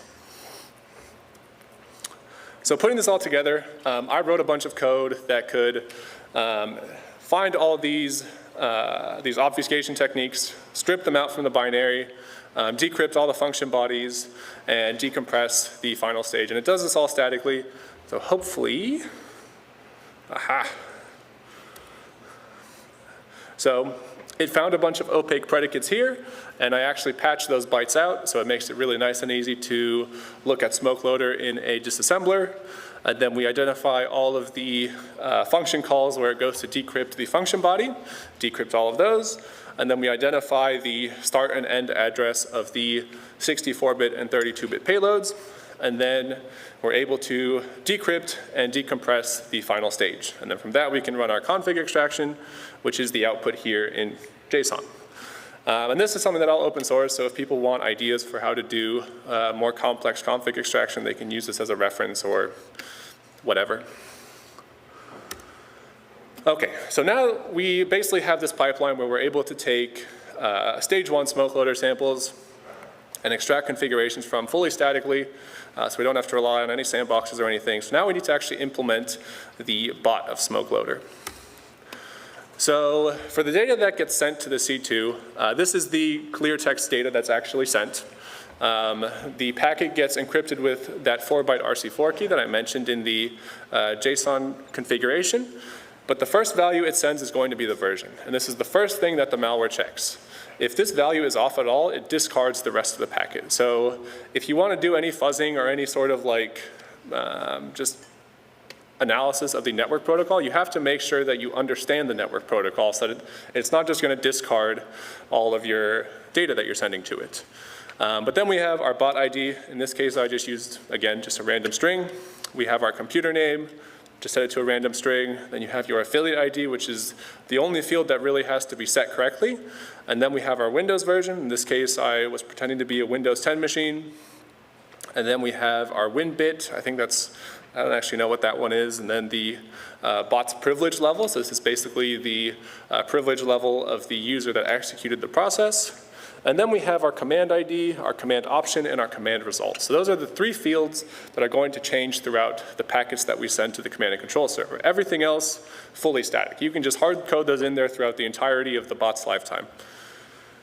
And then finally, there's it appends the packet with random data, or it's going to be data that's being exfiltrated. So then for the response packet, it's the same kind of thing where the first 2 bytes are going to be the version, and it checks, the bot also makes the same check, where if it's not that value, then it discards the rest of the packet. And then it actually sends a 2-byte value that is going to correspond to a number. So in this case, this corresponds to 48. And this basically tells the bot there are 48 tasks for you to download, make 48 requests to download it, and then you'll get a payload back. And then we have this hard-coded separator here. And finally, we have this plugin string where it basically is a plugin underscore size equals blank. And if that value is not 0, then it is going to, or then the rest of the data in this packet is going to be all the plugins when they're encrypted, and it basically instructs the bot that, hey, there are plugins that you need to process. So how does this actually look over the wire? I set up my client and I let it run and captured some traffic in Wireshark. So in this case, everything is made through post requests to /, and then they have the encrypted RC4 packet. But if we look at the response, it's actually returning a 404. So this is something that you have to keep in mind when dealing with malware systems, is they aren't going to follow like standard practices of like if it's a valid response, return a 200 or something. I think within the bot, they actually check to ensure that it returns a 404 before it starts processing the rest of the data. So this is just to keep in mind that malware systems are not, they don't have to abide by the same rules that standard developers do. So now we need to get into the order of communications that the malware needs to send. So we start off with that 10001 command, which basically puts us in the botnet panel. So at that point, we are a live bot, and we've incremented the number of bots that this bot master has. And it's going to tell us you need to pull 48 tasks. So we make a bunch of requests. We send the command 10002, which basically will return the specific tasks that we need to inject or write to disk or in some form or another execute. And then we need to confirm back to the command and control server that yes, this actually worked. We properly installed this malware. And then the actual, like I mentioned earlier, that this process is basically called selling loads. So then it will actually increment the loads counter and say, yes, that is another load for this actor. So proof of concept, I wrote a bot for smoke loader in Go. And I set up my own command and control server here. And basically what it's doing is I basically said, hey, there is a, oopsies. Here we initialize our bot. So we're basically registering the bot with the command and control. And in my panel, I had it say, there is a payload at google.com or twitter.com. And then I put an actual payload that is being sent to smoke loader bots. So at this point, I have a fully working bot where we're able to pull tasks and dump them to disk with various metadata. And we can confirm back that yes, this wasn't exactly, or this was installed when in fact it wasn't. But the plugins, I have yet to address the plugins. So I'll be going over now what the structure of these plugins is and how to parse them. It's not something that I really saw people talk about anywhere. So if anyone's looking at smoke loader and this helps you, then great. So there are two structures for the plugins. The main one is going to be this smoke plugin container, which is that bottom one there. And basically, when the bot registers with the command and control, it sends back, if there are plugins, it returns back a blob of RC4 encrypted data. Now, that data is basically this smoke plugin container. It contains information about how many plugins there are, and then it basically goes into a loop for processing all the plugins. So the first value for the actual plugin itself, which is this top struct here, is it gives the size of the plugin and then a 15-byte RC4 key, which I thought was kind of interesting. You don't generally see 15-byte RC4 keys. They'll generally keep it like 16 or 32 or something. And they actually use that RC4 key to decrypt the plugin and inject it into memory. Now, these plugins, I didn't get a chance to reverse engineer them because it's kind of the same format as the final stage of smoke loader, where there is no valid header to it, so it makes it kind of a pain to analyze, and I just didn't have enough time. But now we were able to implement our bot, and we were able to pull payloads. So now we're kind of in the stage where we need to set up an environment where we can passively pull payloads and gain that intelligence from this botnet. So for the setup, I set up a Raspberry Pi under my desk about 10 months ago. The bot gathered configurations from various sources. It would register with the command and control server, make the appropriate amount of download requests where we would get a bunch of payloads. Those would be written to disk, and then we could post-process them later. So some caveats here. I did not run the bots for very long. I basically let the bot register with the command and control, and I went through that first loop of tasks to pull. So I never ran a bot for, I think, more than 5 minutes. I never switched any geolocations or used any proxies of any kind. Everything was just done from my apartment here in Portland. So I'm sure my IP appears in a bunch of smoke loader panels right now. And I randomized data, but I didn't make it look believable. Like I didn't have like actual names in the username or actual host information in the host name. So that was something I probably could have done better. But I wrote all this information out from all these payloads into a CSV. And that's basically what we're seeing there in the screenshot. So some results, I get that that's really small, so I'll just read them out. But over an 8-month period, I captured 10,000 samples, and I was feeling really good about myself, thinking like, hey, I got this really cool malware feed where I have definitive proof that smoke loader is delivering X malware at this time with this affiliate ID. But really only 2,500 of those were valid PE files, and I just did not parse the results properly. A good chunk of them were HTML files and like 403 responses, so that was my bad. But for all the PE files that I actually got, I submitted them to the hatching triage sandbox, and if it was able to classify it as X, Y, or Z malware family, then I kept a record of it in that CSV. So some of the most significant results I got from this work, I apparently got 614 deja vu samples, which for those that don't know, it's a ransomware written in Go. But I think the signatures for this aren't very good. Go binaries are quite large in nature, and I've seen quite a few false positives with deja vu in the past, so that might need future exploration. And then we have Archive and Redline, which are kind of your standard info stealers, your run-of-the-mill info stealers. But what's interesting here is we have smoke loader delivering smoke loader, which is that first bar there. So that's kind of like this weird recursive system where smoke loader admins are paying other smoke loader admins to deliver their own smoke loader. So you have this like weird recursive system of smoke loader delivering smoke loader. But then some other interesting ones here is we have iced ID and GOZI or ISFB, however you feel like calling that. And those are kind of two more mature malware operations where they don't really have to rely on this selling loads model. Like they have their own ways of sending mal spam, and they don't have to put all their effort into this, which I thought was kind of interesting that they then were using this selling loads model to load their malware, but who am I?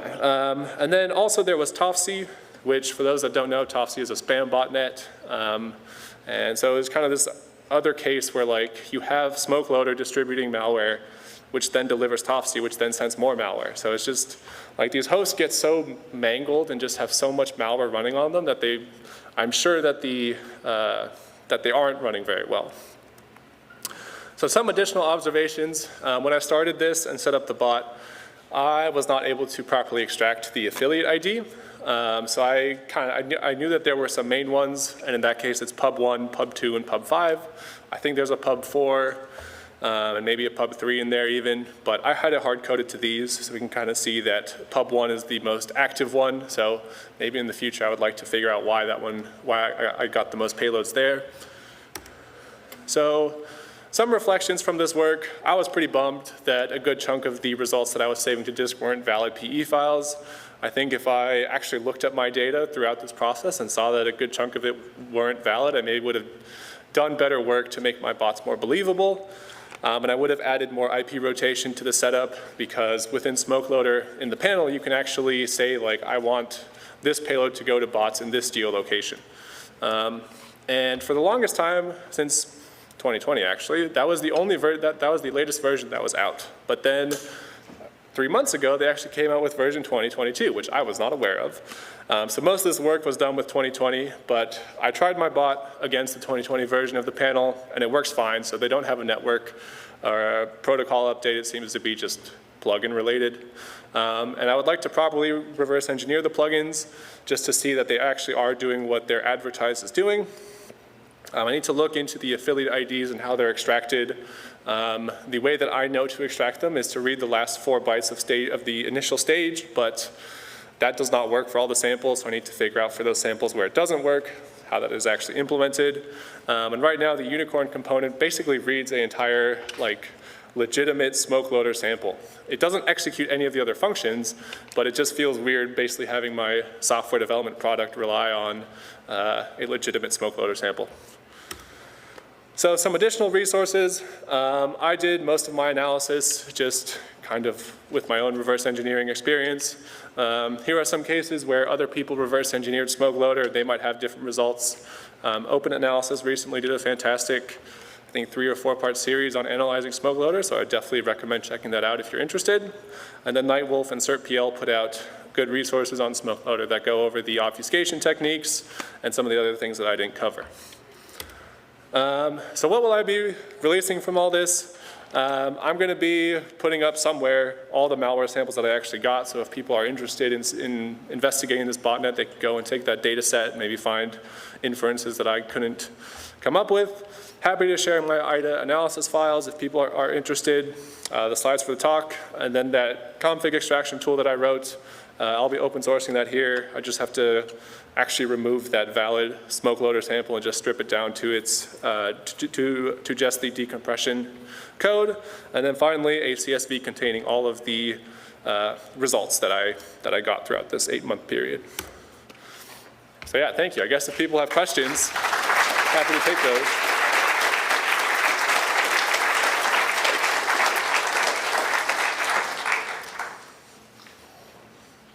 Question about the payloads. If you delivered Ollie debugger as a payload and ran it, would it disable the botnet?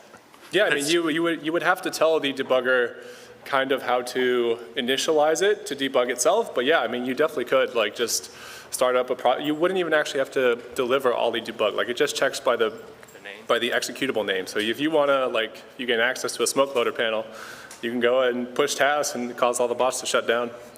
Totally viable. Wouldn't recommend it, but you know, up to you.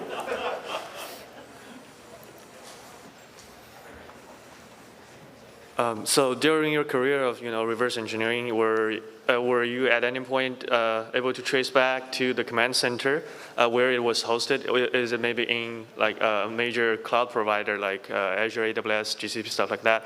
And if you did, what were those cloud providers' response?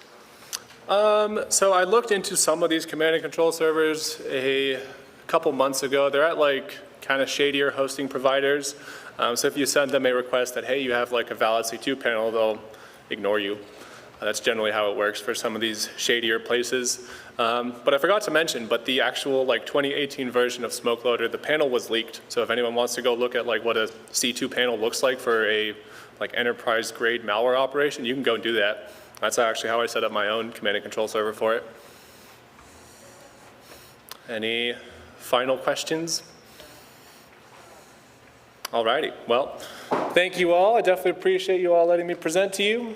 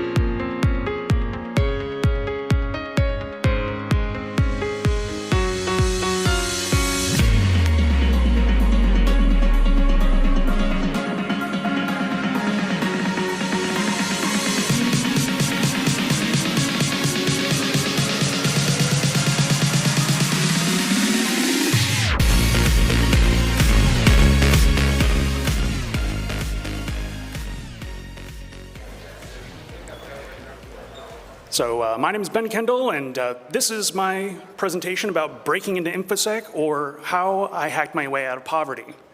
So a little bit about me. I'm an associate security consultant at NCC Group. I'm a former journalist, former filmmaker, and former wage worker. So I've done all kinds of different kinds of wage work, like I was a janitor, and I've made several different kinds of pizzas and sandwiches and coffee. And I dug trenches and made roads and all kinds of stuff. So it's kind of the wages of ADHD, I suppose. And I had no formal IT experience. So back in 2016, I had a life change. And I was kind of the guy on the couch with my friends, kind of all over Oregon. And that will come in later in the story, but to suffice to say, it's not fun, especially doing that for several years. So let's talk about a little bit about where I work. NCC Group, it's the largest penetration testing consultancy firm in the world, and it's a fantastic place to work. Everybody is very knowledgeable and just fantastic bunch of InfoSec people. A little claims to fame. The CSO exploited the first buffer overflow. The chief scientist also created the time delay SQL injection, and pass the hash was discovered by an ex-NCC employee. So coming into there, it's pretty intimidating, to be honest. So let's talk about me being poor and trying to get into InfoSec. So the way I wanted to run this talk is I wanted to give somebody that's trying to do the same thing that I did some actionable advice, because perhaps my situation was an outlier. So I'm going to go through kind of what I went through and see if it applies. So I do pen testing. I'm part of the offensive part of cybersecurity. So I'm a hacker for hire. I break into stuff for money, and it's a lot of fun. That's not only what I do. I also do some consultancy about policy, stuff like that. That stuff's interesting, but what really gets me going is breaking into stuff. For instance, the other day I had a very successful engagement, and I owned their network rightly, as you could say. And when it happened, I had so much adrenaline hit my heart, and I was shaking for 2 hours. No other job in my life has done that. Actually, I feel like that when I had to go to work.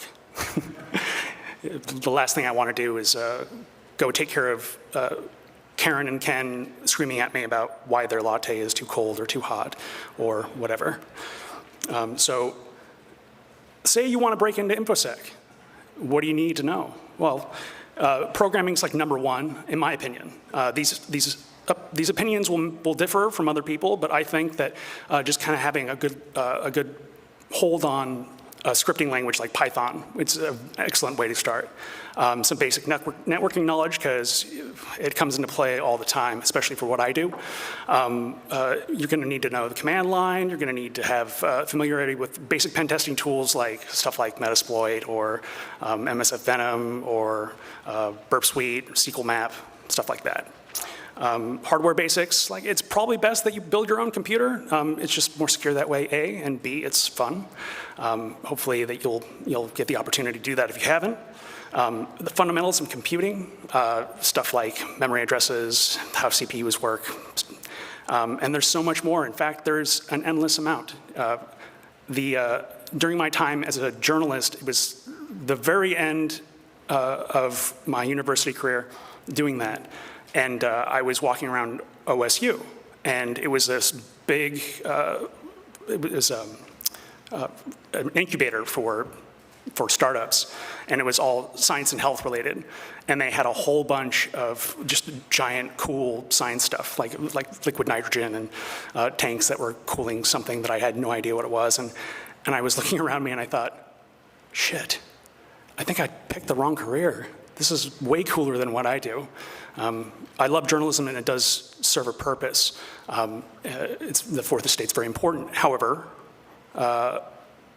it's kind of shallow. It's very broad, but very shallow, whereas technology is broad and deep. You can just fall into a rabbit hole and never come out.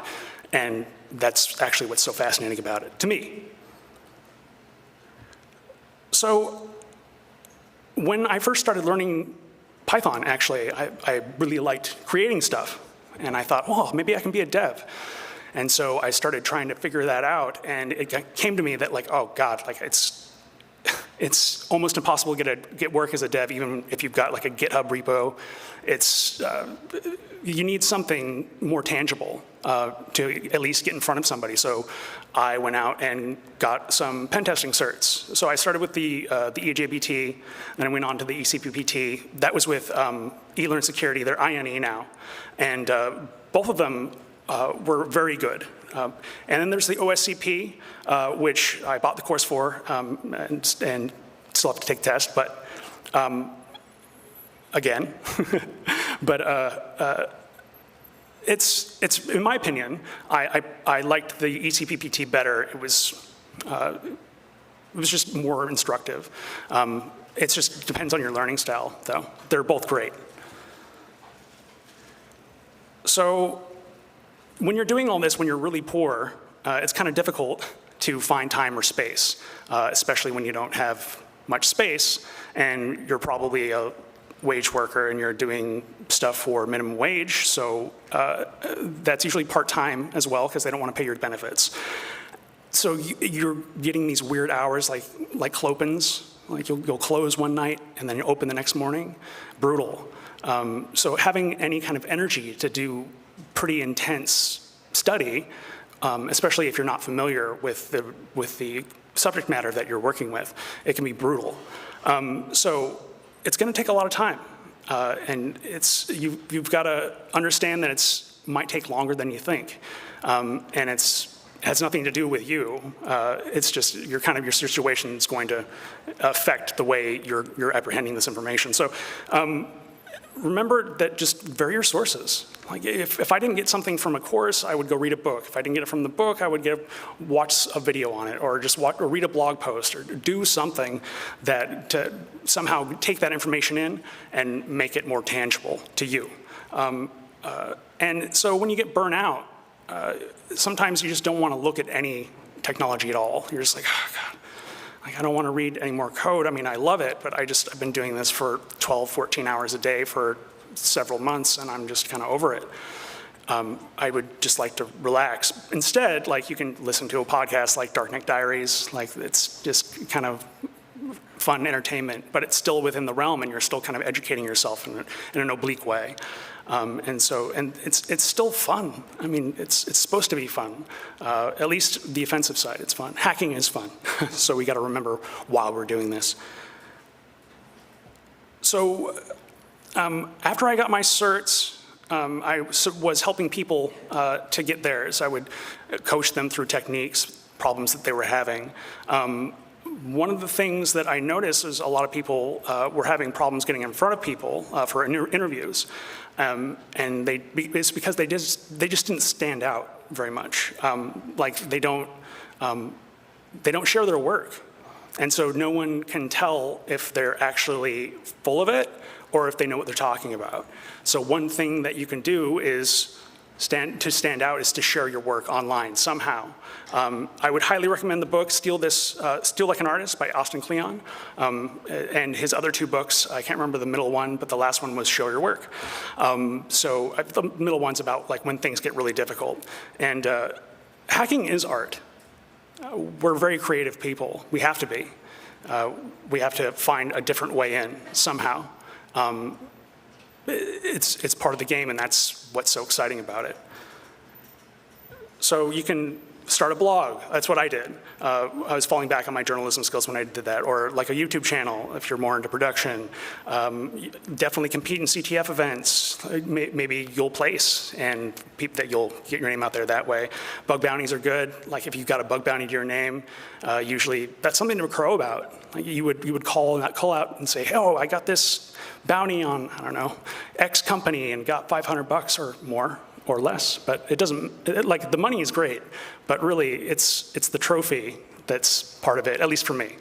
I haven't gotten any bug bounties myself. The trophies for me are getting root or domain admin, something like that. So I got hired at NCC. This is my first InfoSec gig, and I got hired from LinkedIn. And it was sight unseen. It just kind of came out of the blue, which was fantastic. I had applied to many places before. And usually it's thank you, but no thank you.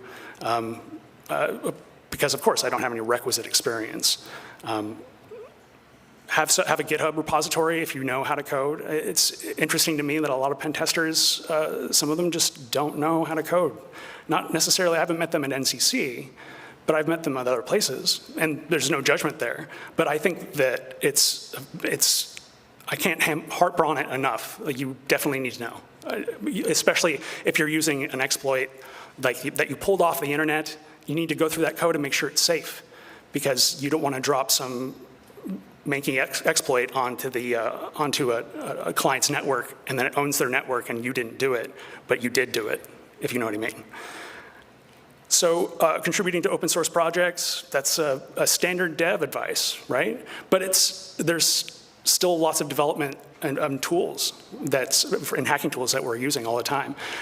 Or you can just make your own, because there's always a need for something. You might not know what it is, but eventually you'll find something. You're like, oh, I wish I could do X, and I can't. I have to do it this long way. I'll automate it, figure it out. And definitely help others. The best way to learn something is to teach it.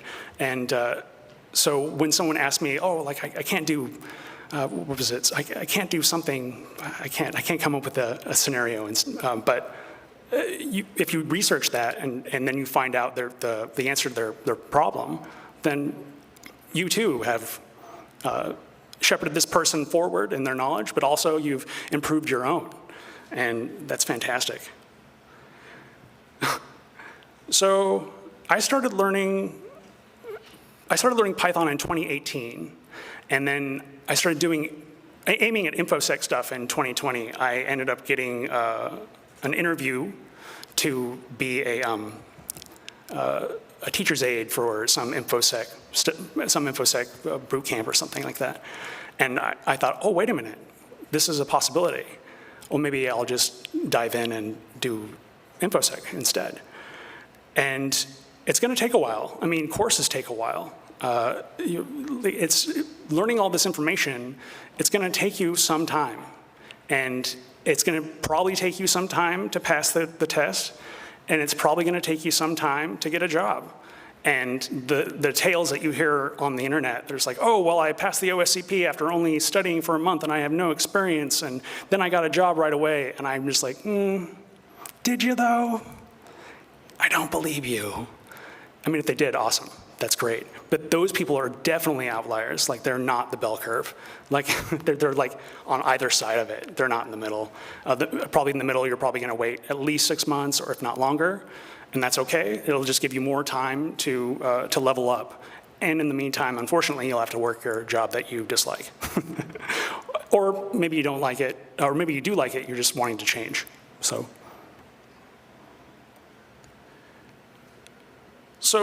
how did I do this? Like I said, I kind of leaned on my friends. And I was lucky enough to have that opportunity. I know that if I were to slave away on like a barista position for minimum wage or minimum in the metro, whatever, it will be very difficult to survive and also to do study. And add on to that, maybe this person has a kid. I do not, but in this hypothetical scenario, perhaps they do. That's even less time and less energy, and you're already exhausted. Wage work is very difficult, It's grueling, and it's taxing physically, emotionally, mentally. It's not ideal, especially to survive off of. If that's your main means of survival, it's really difficult. So here are some resources. I'll also be putting this up on my blog here eventually in the next couple of days, so you can check it out there. And I'll probably be spreading it out as well. Hacking the Art of Exploitation. That book is from 2008, so pretty old considering, but it's still great for buffer overflows. I highly recommend it for that. The Operator Handbook's got like tons of really cool commands that you can just kind of flip through and find out stuff you didn't know about whatever, like Linux, Windows, and different ways to get around things or query for information. Pretty much all of No Starch Press, they rule. So I'm just going to jump to the courses. The Cyber Mentor, Heath Adams, his courses are fantastic. I actually took those before I took the AGPT or EJPT. I couldn't laud them enough. They're just fantastic, and I love them. They definitely got me started. So, overthewire.org, Bandit, that was my first love. I loved that CTF, and there's like 40 levels or something like that, and it teaches you a little bit about Linux. It's great for beginners. A little bit about Linux and networking, little by little, every level, highly recommend it. VulnHub, Hack the Box, Try Hack Me, all those are great. OffSec's Proving Grounds, I really like those. They're really good to gear up for the OSCP, because all those boxes are made by the OSCP folks.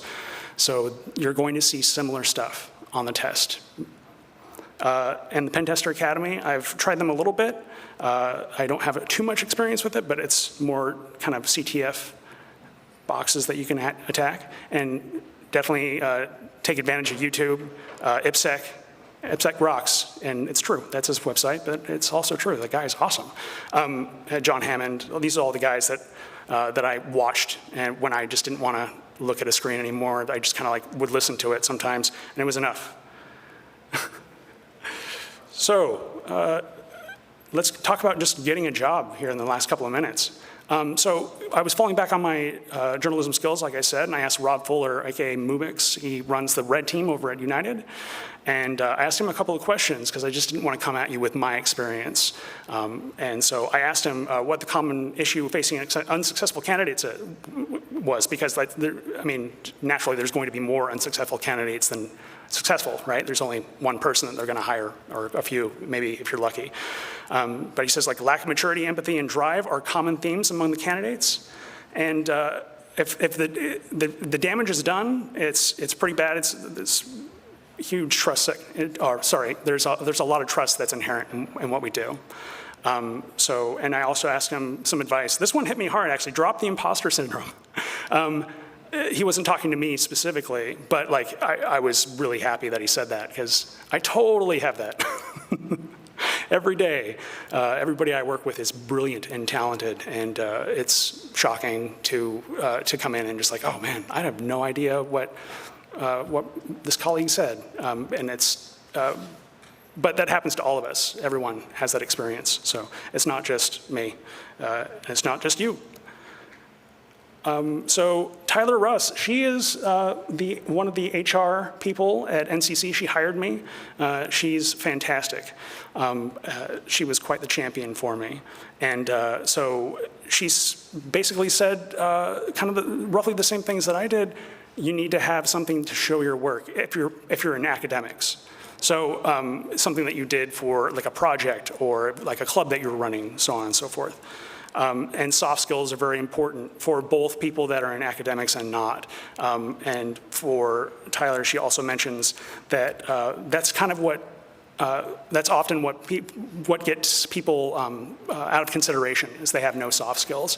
And roughly that's what Rob Fuller was saying as well. Like if you can't speak to people kindly and respectfully, there's no way you're going to be able to speak to a client, especially if you just own their network and they're irritated.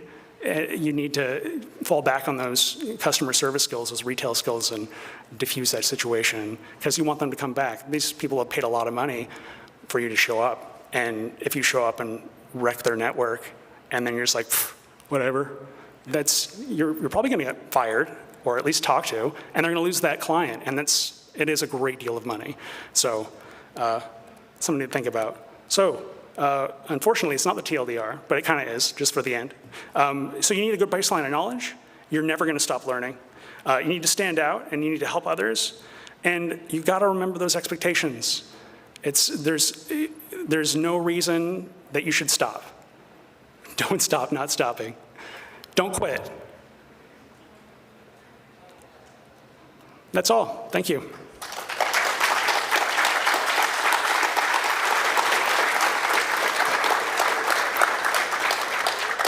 Questions? This gentleman in the back. Are you hiring? Unfortunately, currently we're in a hiring freeze, but hopefully we'll be getting to start hiring again soon. Yes? What kind of labs and stuff did I set up in home?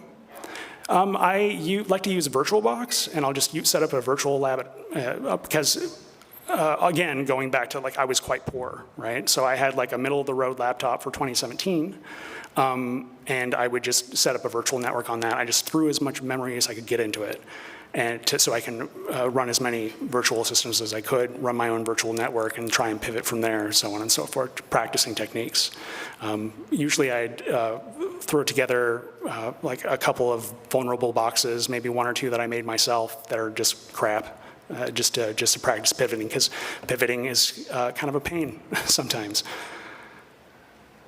Yeah? For people trying to learn a scripting language, like you said, is super important, how do you recommend they find ideas for their own valid projects that are beyond just the paint by numbers tutorials, but a real idea for something useful they can use to demonstrate their skills and learn? Sure. So for people that didn't hear it, he asked, how do you discover ideas to create your own projects? That's kind of a golden question. Usually, the ideas that I have, that I've had that I haven't even acted on, is because I've been so busy. But usually, it comes out of the ether. It comes to you because you have a problem. Usually, it's oh God, I can't keep doing this stupid command over and over and over again. I mean, that's just simple bash scripting, right? But if it were Python, for instance, when you're doing buffer overflows, you're writing your own Python scripts just to interface with that binary, and then you're usually also exploiting it that way as well.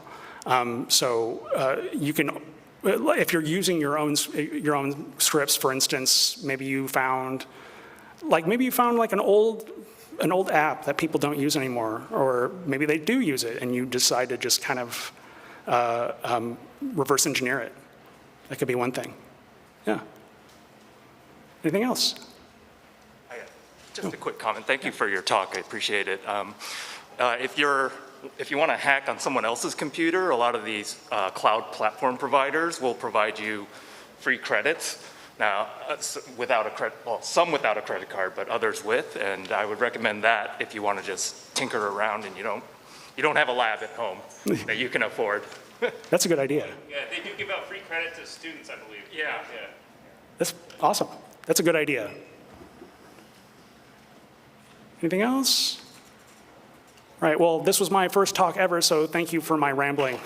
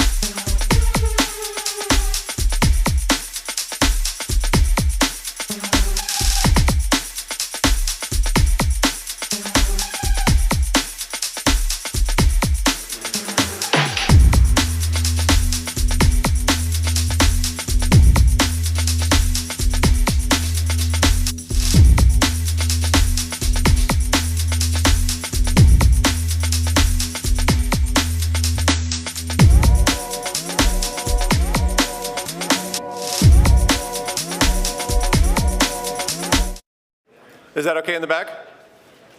Great, all right. Hi, my name is Devin Gaffney. I run a company called International Persuasion Machines here in Portland, Oregon. And we work at this sort of intersection between security, trust and safety, and influence operations, misinformation, abuse, those sorts of things, manipulation by bots. So I'm here to talk to you about reverse engineering how WAFs like Cloudflare identify bots. The basic wager of IPM is that there is this turn towards a sort of socio-technical security that's happening in the next few years. That is to say, as systems have become more participatory, where the importance of people interacting with one another is the most important thing that's happening on a system, there are these new incentives for exploits that start to emerge that aren't purely technical in nature, but instead rely on hacking how we perceive these systems and hacking how people interact with those systems in a meaningful capacity. That's sort of this umbrella way of thinking about, you know, the Twitter election misinformation stuff, right? This is a socio-technical security problem. It's not just a security problem. If you want to talk about different types of frauds, there's a huge ad fraud business out there. Uber spent, I think, $150 million buying ads, and they stopped spending 100 million of it, and nothing happened. So no, there was no drop in like their ad, whatever their effective reach with the ads, because the rest of that was just being soaked up by bots clicking on links to make it look like lots of people were looking at things and make everybody on the team feel good about themselves. So this is sort of this weird nebulous space where our expectations about how machines work and our expectations about what we are going to get in these different online social spaces can be sort of hijacked. Also, there's this great paper that is, I think, the only paper that sort of like talks about this in specifics. And here's a like heavily edited little quote from a very long paragraph about the sort of introduction to this stuff.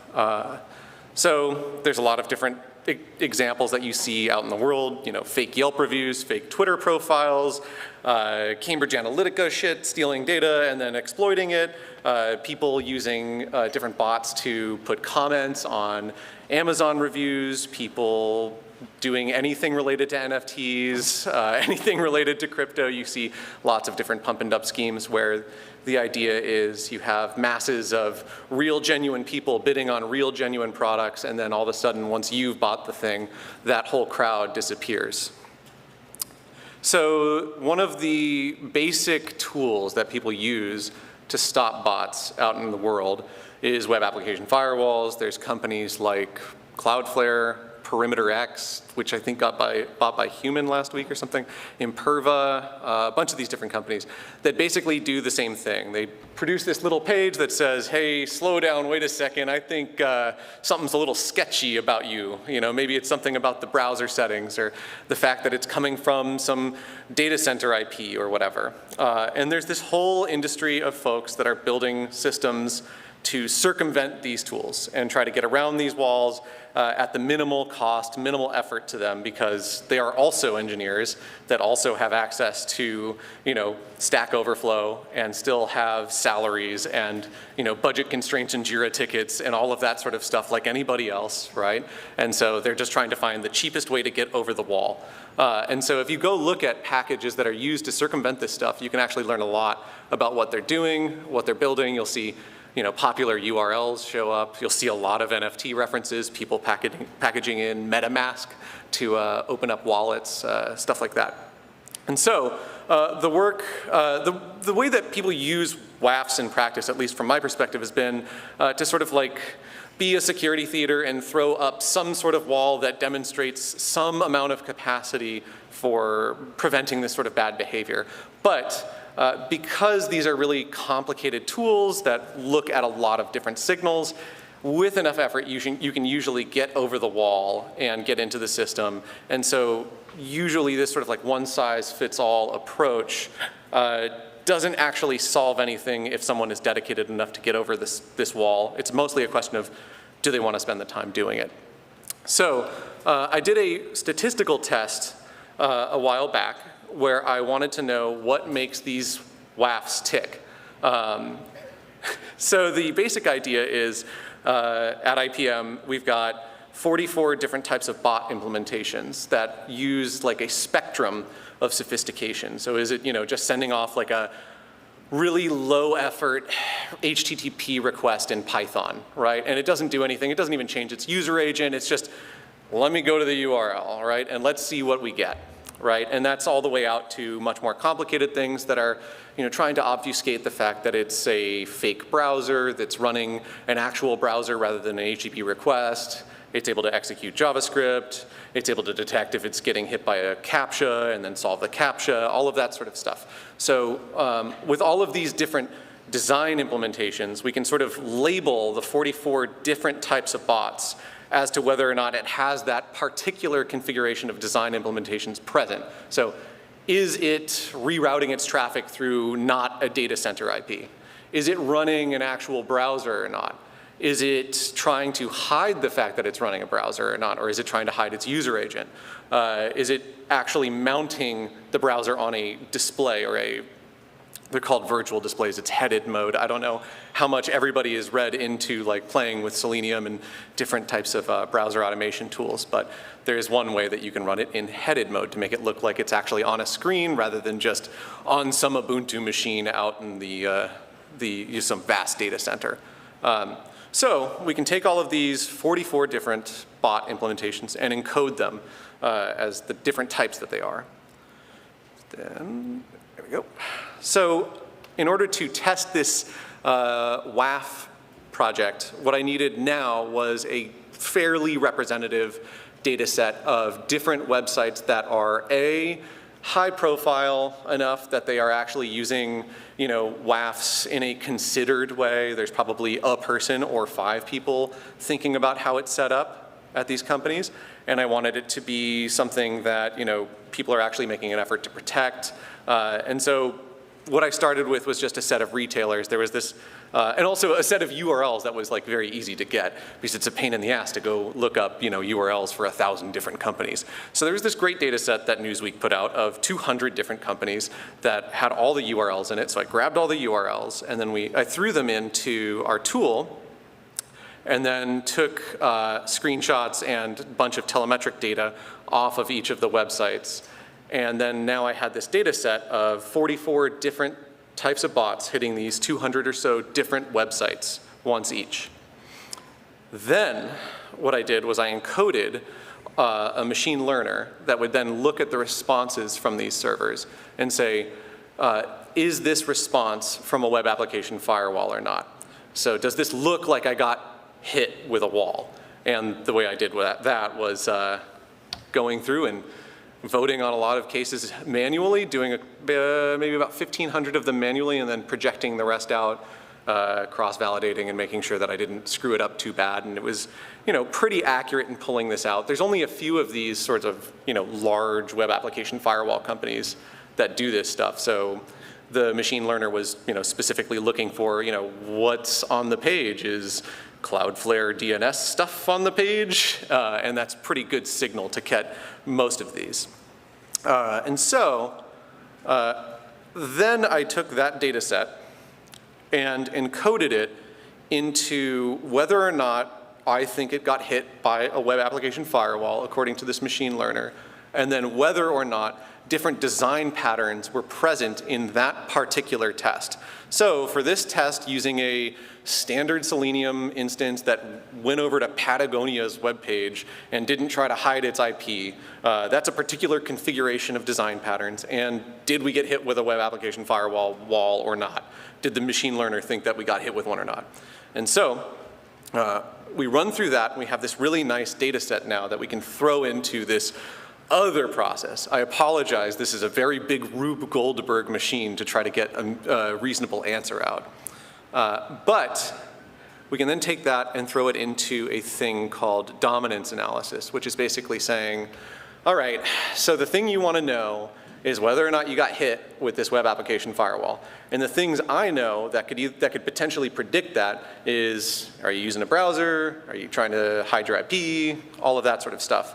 So I'm going to test each of those things individually and then test them with the rest of them and see how much lift a statistical test would get by having that thing included in the test. So is this thing actually the thing that's driving it? Is it mostly about the browser, or is it mostly about the IP, or is it mostly about these other factors, right? What is driving any sort of meaningful description of whether or not a web application firewall is actually blocking some of this stuff?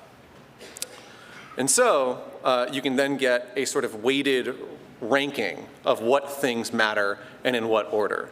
And that gives you, really interesting information about, how people usually are building these things, when they're playing with thresholds, what type of thresholds are they tweaking the most, which ones matter, which ones don't, all of that sort of stuff. So if you're on the defensive side, this is useful to think about in terms of what is someone going to build next? What's their immediate next step? The lowest hanging fruit thing is going to be the thing that causes most of these browsers to get through.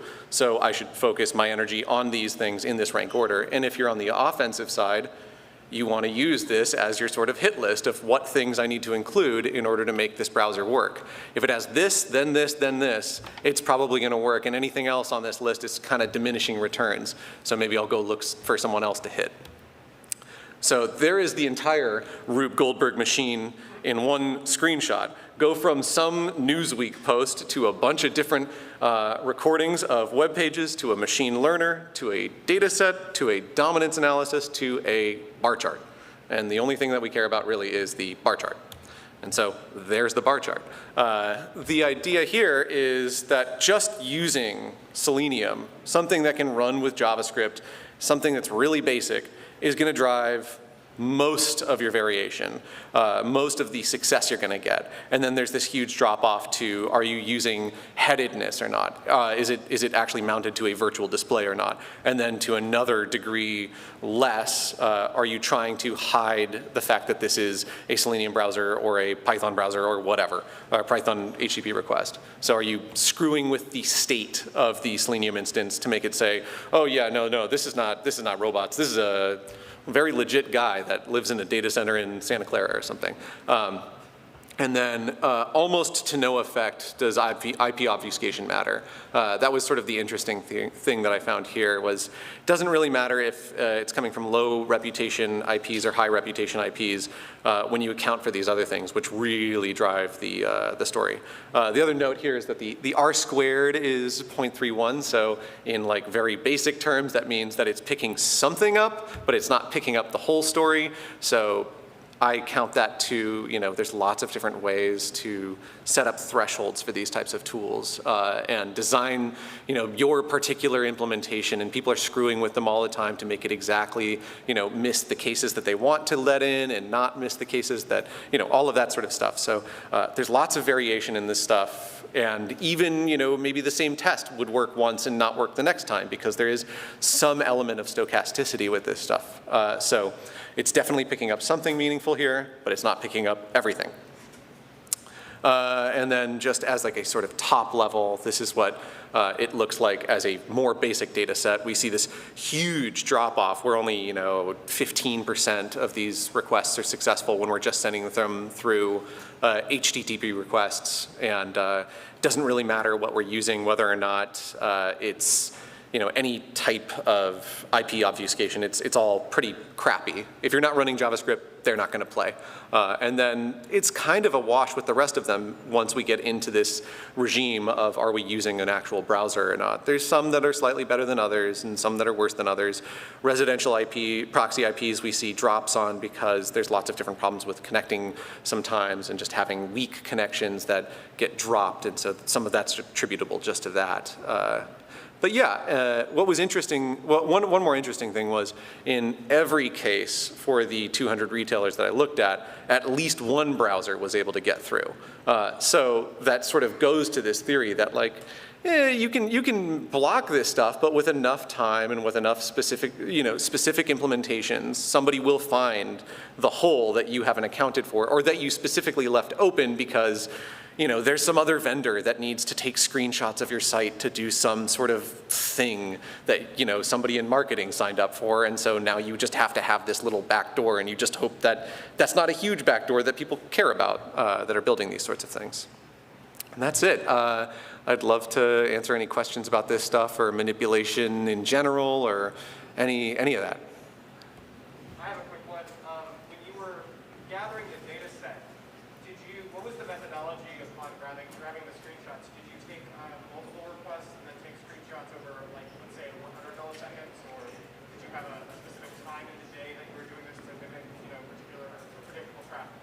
Great question. So the question is, what was the sort of methodology of data capture for the original data set? So there's about 10,000 captures in the data set. It's not just screenshots, it's also, what was the rendered DOM, what was the, what were the headers, the cookies, all of that sort of stuff. What was actually given to me in response to this request, right? One part of it was, what was the temporal nature? Did I do it at a time when people are usually looking for Patagonia jackets or Burlington Coat Factory things or whatever, right? And the answer is no, I ran it when I ran it because I wanted to get this post out. And so, there's some sort of, randomized controlled trial element there because it was, when I did it. So I didn't try to control for that too much. And it was just one-shot attempt to get a resolution from the server. I have internal systems that are able to determine if there was some sort of internal failure on my side that's not their problem, and those are rejected and removed from the data set. And then I also removed any retailer that had fewer than 20% of the responses come back as being blocked by WAFs, because then I'm saying these companies are not meaningfully trying to block this traffic in the first place, so they're not doing enough for this to even be worth looking at whether or not they have a useful strategy, because their strategy basically is not do much. So.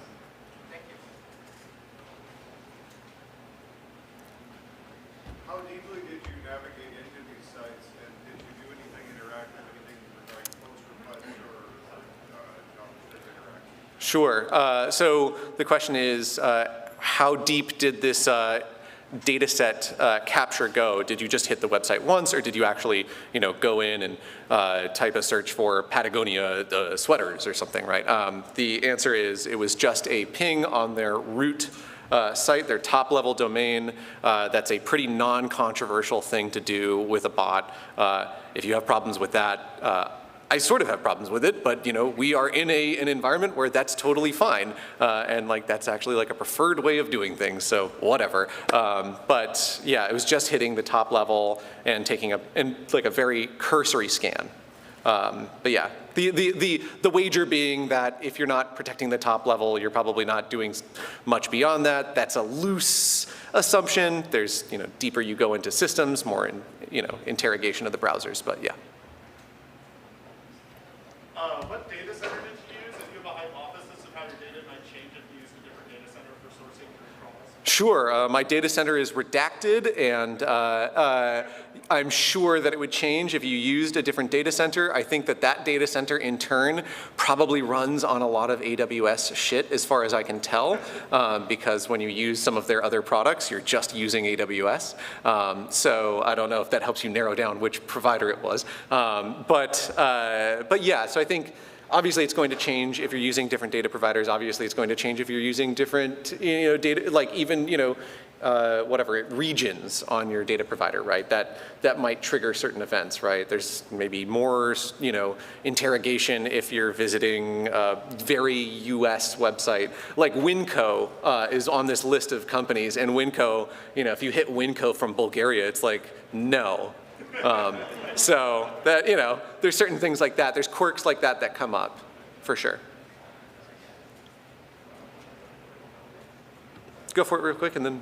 Yeah, I was wondering if you set any request headers, like a refer or a cookie, and Nope. if that might have actually helped you punch through the WAF? Nope, this is Joe browser coming from anywhere USA. Do you think it might help? Or? Yeah, potentially, sure, right? I mean, I think this is there's sort of, tweaks at the margins of all of this stuff that you can do to increase yield, as it were, right? This is sort of the initial test of let's take a very naive approach and assume nothing, and also not do a lot of work of looking up what headers would work for each of these 200 different websites, right? But yeah, totally. There's plenty of circumstances where that would work, and in fact, some web application firewalls, the way that they work under the hood is if you pass the first test, they give you a token, and you can use that token in curl or whatever else you want to use for the rest of the day, and they're like, that looks totally fine to me. So there's definitely implementations that are very prone to that sort of attack. Go for it. I'm sure other bot manufacturers have thought of this before, but have you tried emulating good bots like Googlebot instead of just within the browser? Ooh, okay, so there are good bots out on the internet that people think are great, like Google bots and different, other non-Google bot competitors, Bing bots maybe, and so the question is, what if you just mimic them? Sounds more illegal, but yeah, I think that you could probably get away with that sort of thing, right? If you were to say, yeah, this is definitely the Google crawler, and maybe make it an IP that is in the same region somehow through fucking with proxies and seeing like, oh yeah, this is also in Mountain View or something. I don't know. Maybe you can do something there. I haven't tried it. That'd be interesting. You probably get some yield on it. Way in the back. So the Google publishes their IPs? Is that what you said? Oh, gotcha.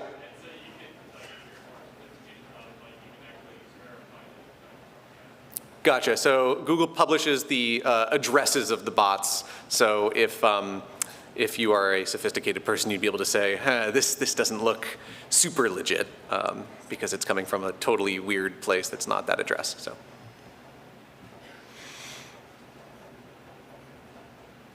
Anybody else? Great. Thank you so much.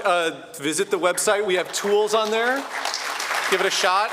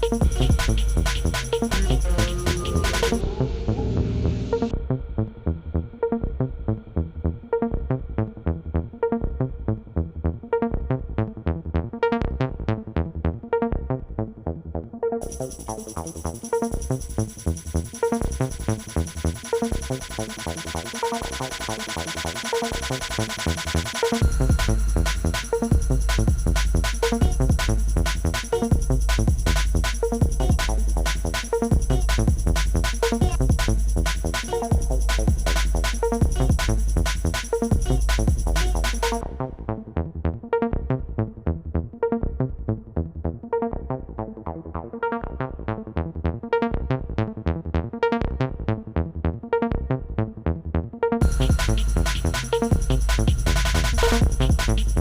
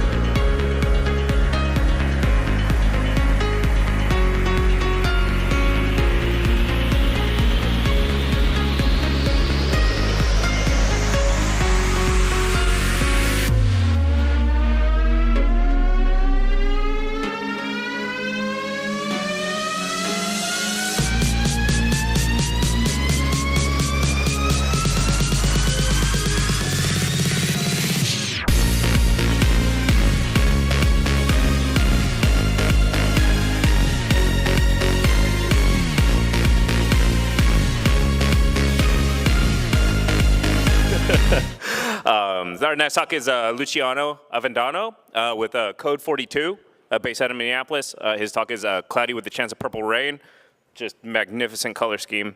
But essentially a presentation on using the Stratus red team and Vector to automate and do like a purple team assessments. Would you say that's fair? Like in your own? Well, he's the authority. I'm going to shut up. Thank you. Awesome. Thanks. Thank you. Thank you. What's up, BSides Portland? Thank you very much for the opportunity to come over here and talk a little bit about pen testing in the cloud. For the purpose of the talk, I'm kind of focused on in AWS mostly, but the tool that I'll be talking about does apply to some of the other cloud vendors like Azure and GCP, and there's some stuff in there for Kubernetes as well too. But for the purpose of the talk, just Amazon AWS. What I got on the agenda, so I'm gonna give a shout out to my purple team at Code 42. We've been, over the last few months, they've been, sort of the inspiration for putting the presentation together. We've had several exercises where we just learned so much about our cloud environment, right? And we figured that at the end, when we started putting a lot of these findings, a lot of the just stuff that we were kind of working through, the challenges, we were like, you know what, this would be really awesome if we put it together into a presentation and kind of put it out there to the community, and hopefully others can learn from it as well. So ultimately, my goal is to kind of give this as another resource for pen testers, red teamers, blue teamers that are using the cloud as their CI/CD pipeline, to host their products, whatever your company is using the cloud for, this can hopefully help you. I'll give a little bit of background and context on what we will discuss, a little bit of the preparation and execution that kind of goes into the exercise. You know what, after I kind of started going through this, I realized that this could have been a workshop as well, rather than a talk, because a lot of it is obviously hands-on keyboard, working through some of the actual exercises and executing, the binary at your terminal.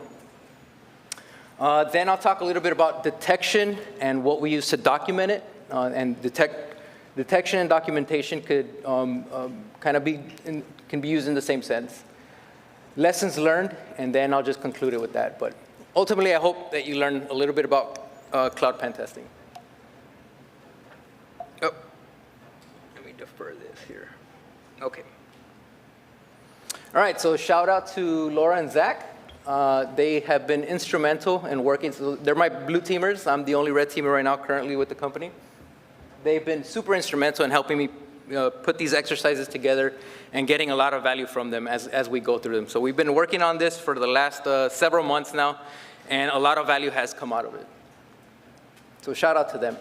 All right, a little bit of background on modeling attacker behavior, especially in the cloud. I'll talk a little bit about threat intel, detecting your IOAs, IOCs, or indicators of compromise, indicators of attacks. A little bit about purple teaming in case there's some of you that don't understand the concept of purple teaming.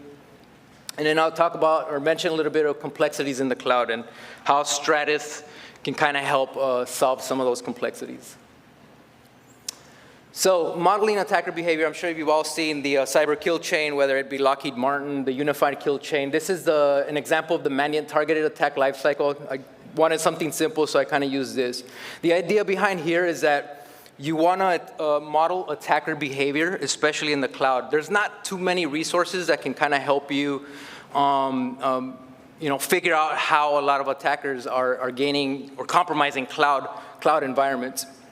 For Stratus, doesn't really cover the entire life cycle. What you'll notice is that Stratus is more of a post-compromise tool that can help you after there's been a breach, right? But the idea with Stratus is that it'll recreate a lot of that attacker behavior so that your blue team can respond to it more efficiently. So I use this more as just a model. Not only that, but it can also help you develop more of a full chain full kill chain exercise where your red team can obviously do a lot of the initial recon, part of the initial compromise, and then use Stratus as a post-compromise tool.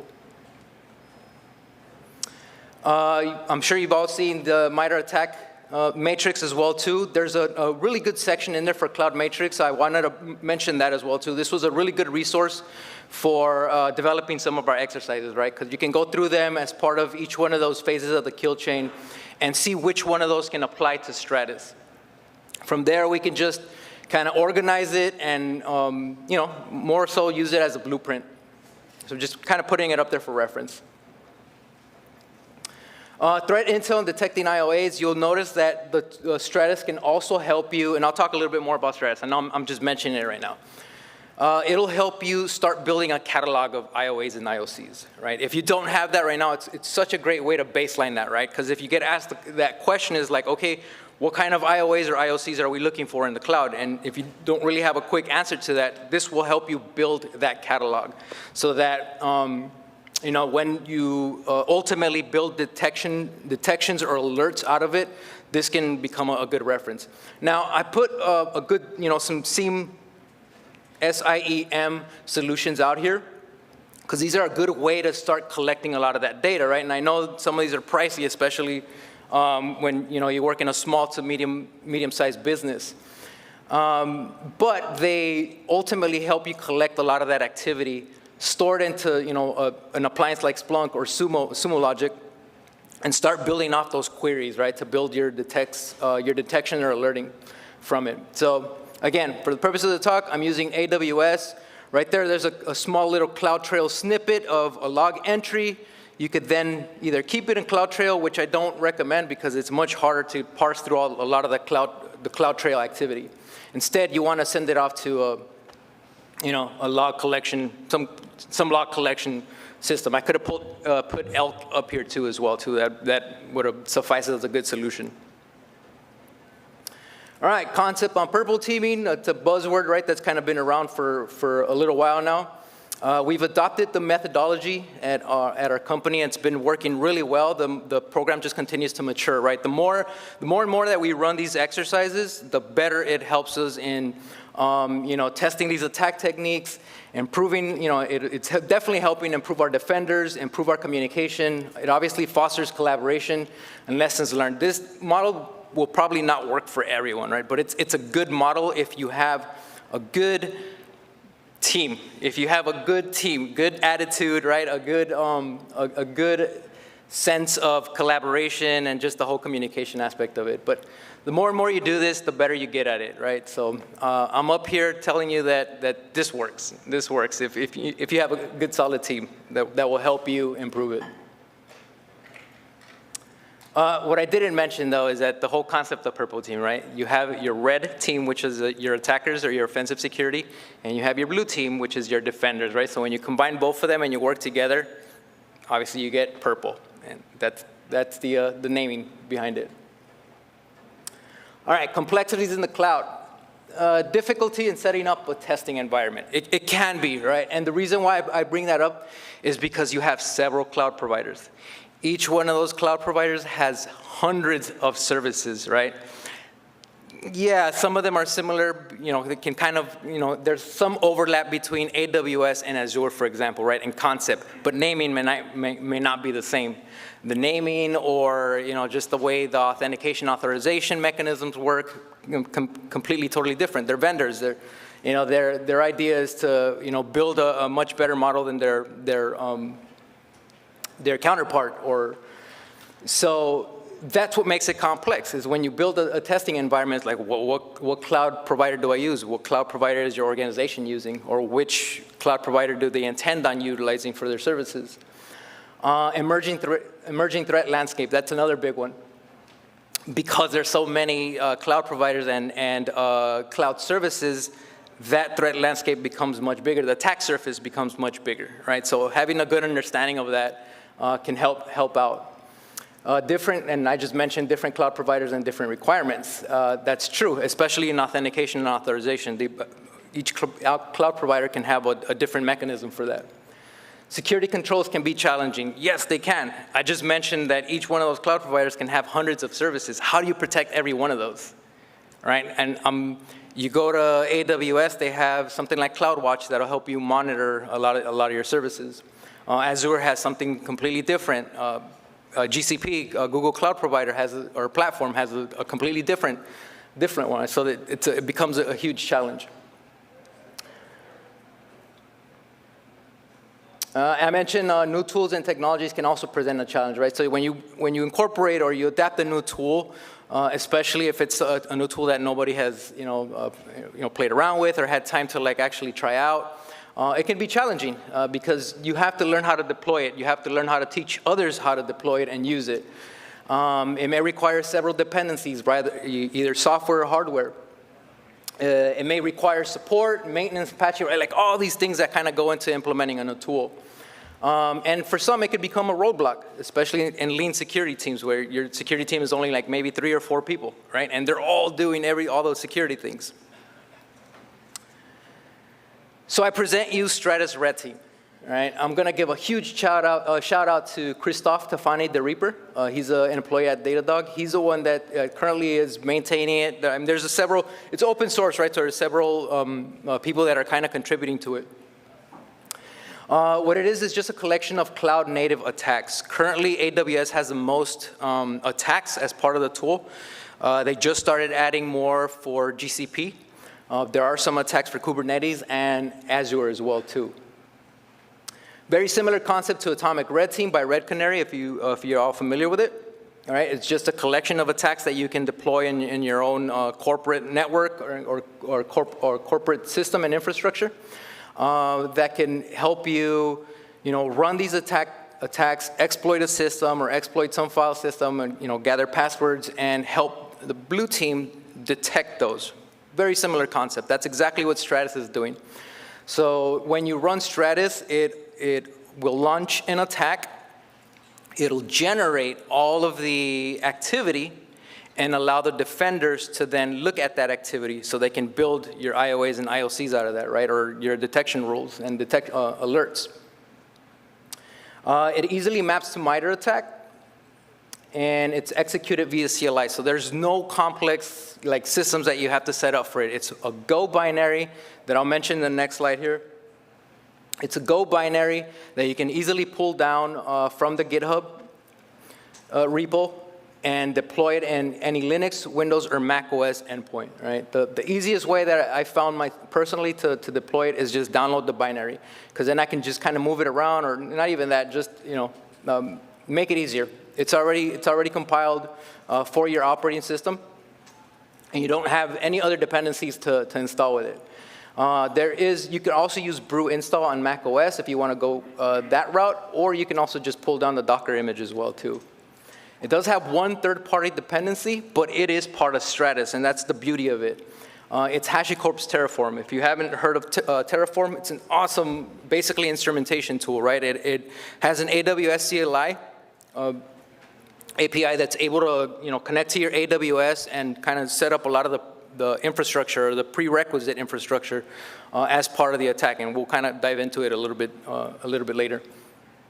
But there's no extra installation for it. The first time you run Stratus, it actually pulls down the Terraform binary from the correct source, right? It doesn't actually go out anywhere else to pull it down.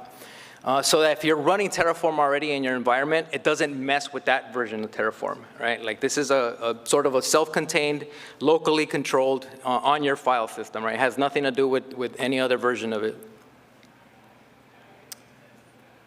Some of the key concepts, so 4 main key concepts for Stratus, right? There's a warm-up where you run the warm-up command, and that's where it sets up your pre-rec infrastructure without detonating. So it doesn't actually launch the attack yet. It has to make sure that prerequisite infrastructure exists. And what I mean by that, for example, if we are going to try and exfiltrate an S3 bucket, well, that it won't mess with any existing S3 buckets currently in your AWS environment. It's going to create one as part of the warm-up. That's the one that we're going to mess with as part of the test. That's why I kind of point out that it's good to have a good testing environment, right? Whether it be like a free account that you get with AWS. That way you're not messing with anything production. All we're getting from running Stratus is the log activity. That's what we're interested in, right? Like when we run one of these techniques, what does it actually look like on the log? And we're gonna see that right now. Detonate actually executes the attack. Revert can put you back to a state where you can re-detonate an attack, right? So if you wanted to, rerun the same attack multiple times, the revert command can kind of put you into that state where you can rerun it again. And then cleanup, this is one of my favorite features from this tool is that the cleanup will basically leave everything back the way it started. So if it created an S3 bucket, it'll remove that S3 bucket so that you don't have any dangling resources left over behind. That's awesome. Not a lot of tools do that. If you all are familiar with pen testing tools for the cloud, there's a framework called Pacu, which is very similar, except that Pacu doesn't actually create any prereq infrastructure for it, right? Like with Pacu, you're pen testing your production environment essentially, if that's the route you go. With Stratus, it creates the prereq environment for you so that it doesn't mess with any of your production resources. So it's as easy as having an AWS account ready to go. You can list all the attack techniques that are available, and you just detonate it. That's as easy as it gets. There's no extra fluff that you have to add to it. Under the hood, so here's what it does. I mentioned warm-up to create that prereq, right? So on the left frame, we have our Terraform main TF file. Stratus creates this for you, right? It says, okay, for this one, I'm launching, I can't even see my own slides.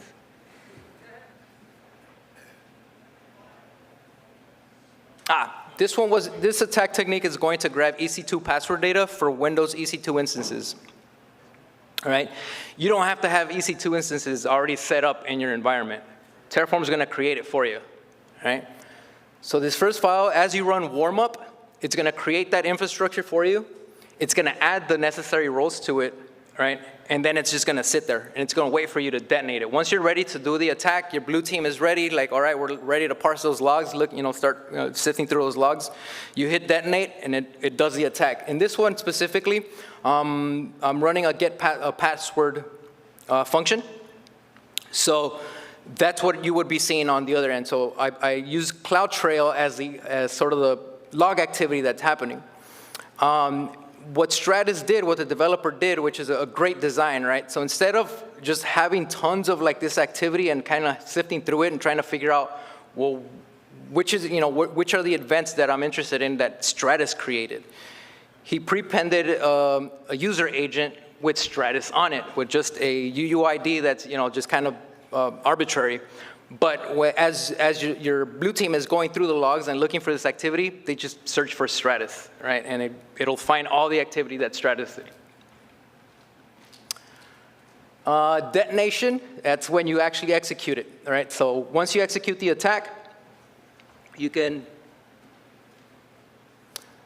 man, I only have 2 more minutes.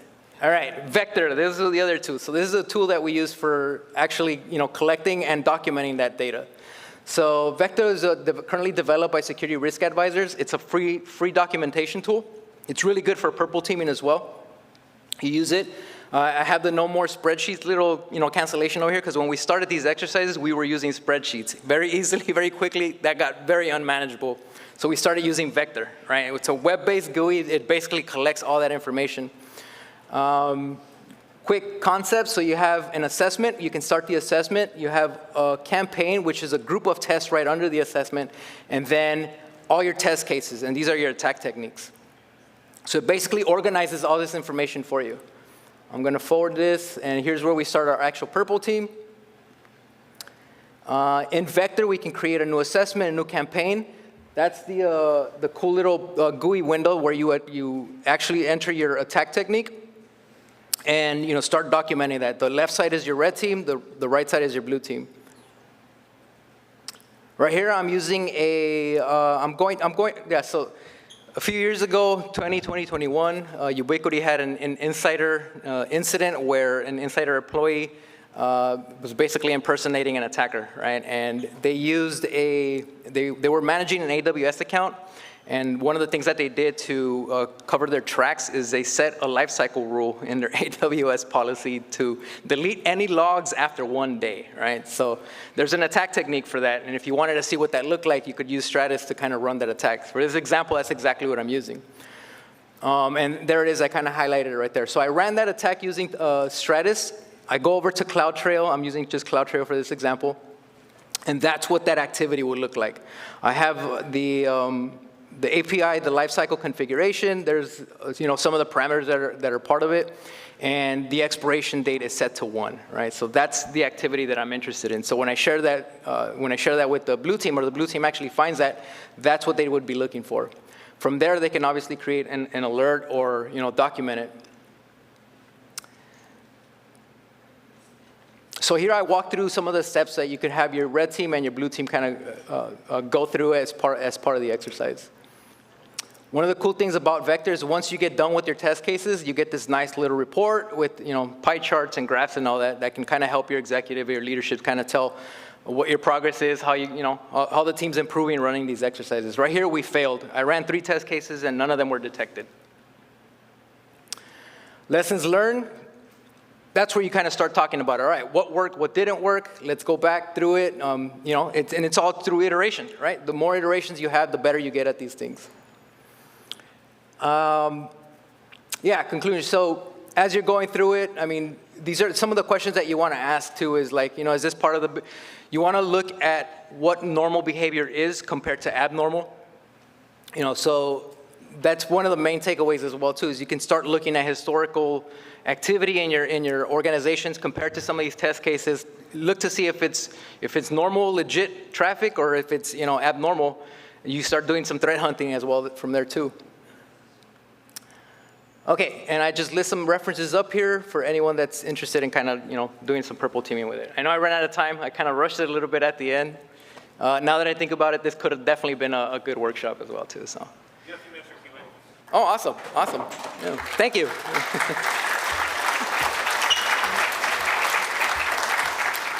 Give you some good questions. So let's assume my aim is to test out the S3 bucket.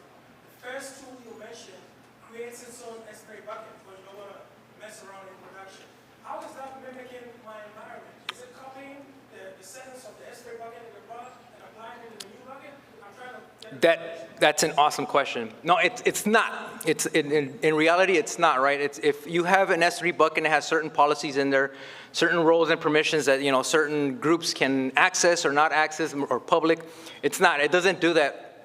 The idea with Stratus is that it recreates the infrastructure and attacks it so that you can see what that behavior looks like, right? So you're collecting a lot of that activity. But you as a defender or even as a red team operator, those are the questions that you ask. Because that's what we've been asking. We've been finding a lot of this ourselves is like, hey, is this part of the is this part of the business process? Like this doesn't look right. Why are these, should we have these permissions, open to the public? Like, exactly like what you're asking. So that's where it kind of comes in really handy. Great question though. Thank you. Anyone else? Come on, ask me something. Since I know people always want to know about the spend associated with creating cloud resources, does Stratus have some way to track or plan to know if you were running these exercises over some period of time? Would a customer or executive know, okay, how much is it going to cost me to spin up and run these target resources for a certain amount of time? Yeah, no, that's a great question too. It doesn't. That's why I kind of introduced Vector as sort of being that sort of documentation tool. When we initially started like just putting all this stuff in spreadsheets, right, and we were realizing that it was just too much data to collect. Not only that, but for a lot of these different, so right now currently it has like 27 attack techniques, right, for AWS specifically. It has 27 attack techniques. And they all could very well be normal behavior in some instances, right? Like, I can't give a good example right now. I can't think of something off the top of my head. But for the most part, a lot of the ones that we've gone through have been abnormal where we're like, well, nah, nobody should be running that, right? But yeah, just to answer your question is like Vector has been kind of been that reporting sort of tool to kind of help not just executives, but other teams like, hey, look at this. This is what we've been doing. Help us figure out some of this stuff out. Cool, great question.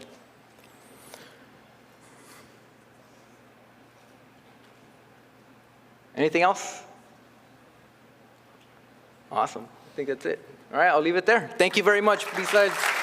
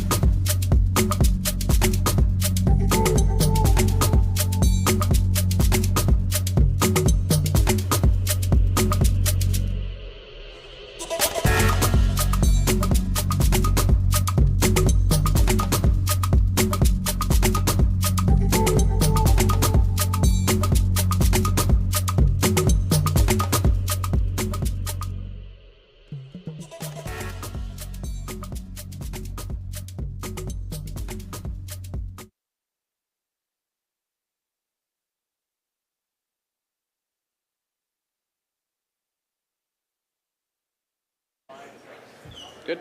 All right, sweet. How's that now? Mic working? All right, awesome. Hello, everyone. Welcome to my talk, the ACE is the place, or Stealthy LDAP Domain Reconnaissance. A little bit about myself. My name is Garrett Foster. I'm a senior security consultant on Optiv's attack and pen team. My primary roles on this team are to perform targeted internal and perimeter penetration tests, as well as recently to perform red team engagements with some light adult supervision. So for this talk, we're going to cover a quick high-level overview of what a security descriptor is in Active Directory and why they're valuable to attackers. And then we'll talk about Bloodhound, kind of a well-known tool for performing recon of a target domain, and then kind of show the risks associated with running Bloodhound when using it during evasive engagements. And then I'll introduce the tool I wrote, ACE, to alleviate some of those risks. And then following that, I'll show a quick demo of how that works. Okay, so the security descriptor is it's an attribute in LDAP that stores a compact binary representation of the security associated with a securable object. So essentially, it's a collection of data that identifies the ownership and permissions on that object. So it consists of four things. It's, you've got the object owner, which is identified by a SID or security identifier. A SID is a unique value that identifies a trustee, such as a user or group, similar to how we all have a social security number. The primary group ID of the object, such as the domain users or domain computers group, which is also identified or referenced by a SID. Then you have the SACL, which is the system access control list. And the SACL provides administrators a way to audit a securable object. So anytime that the object is read, it will trigger an alert that will kind of give the administrator some more information. And then there's the DACL, or the Discretionary Access Control List, which is where we'll be focusing primarily. The DACL lists trustees that are denied or allowed access to a securable object. So each entry in this list are called access control entries, or ACEs. So ACEs themselves have several pieces of information. The first is the SID. So that's the specific trustee that has the right that we're going over. Then there's the access type, whether it's going to be access allowed or access denied. Then we've got the access mask. So what is the specific right that is being granted to the SID? Then we've got inheritance, which is whether the right is explicitly granted. So if it's just that individual account, or whether it's the group that it's a member of that's granting the right. And then you've got the object type, which I mentioned is sometimes. So object types, you'll find those in the ACE entry when you want to limit the right to something specific. So a good example of this is when you've got like a lower tier help desk group that you want to give them the right to change all of your users' passwords, but not give them the right, like, full control over all the users. So this is an example of what a DACL would look like if you were working from Active Directory users and computers. So on the left, you've got the different ACE types. So at the top, you'll see that there's an access deny, and then the rest are allow. Then you've got the SID, which identifies the principal that the right is assigned to, the access mask, and then inheritance. So for each row is an ACE. So why is LDAP and ACL recon useful for attackers? The first being it identifies targets of interest in an environment such as like a user, group, OU, whatever it may be. So with red teaming, the target isn't always domain admin. We only need just enough access to reach the targets or the goal for the assessment. So and by analyzing ACLs, we can chain multiple abuses together and build attack paths to move laterally or to escalate privileges. So many red teamers, including some on my team, make a living bypassing endpoint protections. However, that's not in my wheelhouse, and I've found that the best way to avoid endpoint protection is just don't touch them. So let's live in LDAP. So the challenges in performing this recon is, there's a few. So in a perfect world, the flow of these ACLs would show you, if you looked up an object, it would tell you everywhere it has access, but that's just not the case. So it has an inbound flow. So when you're querying an object, you can only see all the writes against that one object. And then remember that the structure of the DACL is in binary form, so each piece needs to be translated to human readable format, which can be incredibly time consuming. So what's the solution here? Automation. So there's already several tools that exist that are really, really useful for this, and probably the most famous is SpectreOps' Bloodhound. Now, for all the veteran red teamers listening, please bear with me while I go through this.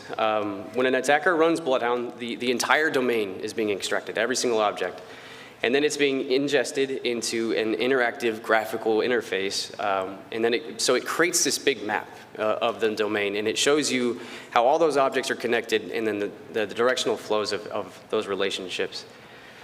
So in the screenshot on the right, that's an example of what Bloodhound's graphical interface looks like. So you can see how each different icon represents a different object in the domain. So the green objects are the users, the yellows are the groups or OUs, and then the red icons, if you can see them, are computers. So, and then all of the chains connecting them are ACL relationships and how they might be abused. So this does solve our challenges. We were worried about that directional flow, and we wish we could see everything outbound. So now with a Bloodhound, we can. And then it automates that translation. So now we've automated the SID translation, all of the different pieces of the ACE. And it's arguably the fastest and easiest way to map out a target environment. So while all of this is true, it really doesn't fit into the evasive nature of red team operations for several reasons. So Bloodhound has been around for several years now, and defenders are very aware of its existence and have several opportunities to detect its activity. Bloodhound and similar tools generate a tremendous amount of network traffic, which can trigger internal IDS and IPS solutions, especially if it's running over clear text LDAP, so it can just sniff it, everything in the clear. So, and then as the tool resolves hosts, if the requisite flags are enabled when running the tool, it will actually attempt to connect to each host that it resolves through DNS and try to identify session data, so if there's any logged in users at the time, as well as what users or principals might have local admin rights. And then previously I mentioned SACLs and how they can be used for auditing. So since Bloodhound pulls data comprehensively, it's the entire domain, administrators can create accounts with an attached SACL. So the idea here is that these accounts should never be touched. They just sit there kind of doing nothing for a while. And then if the account is read, then that identifies that something might be nefarious in their environment. So another option, which is a little bit difficult to tune, is to enable expensive LDAP querying. And then essentially the idea here is that you identify thresholds for like common LDAP results. So LDAP queries happen all the time.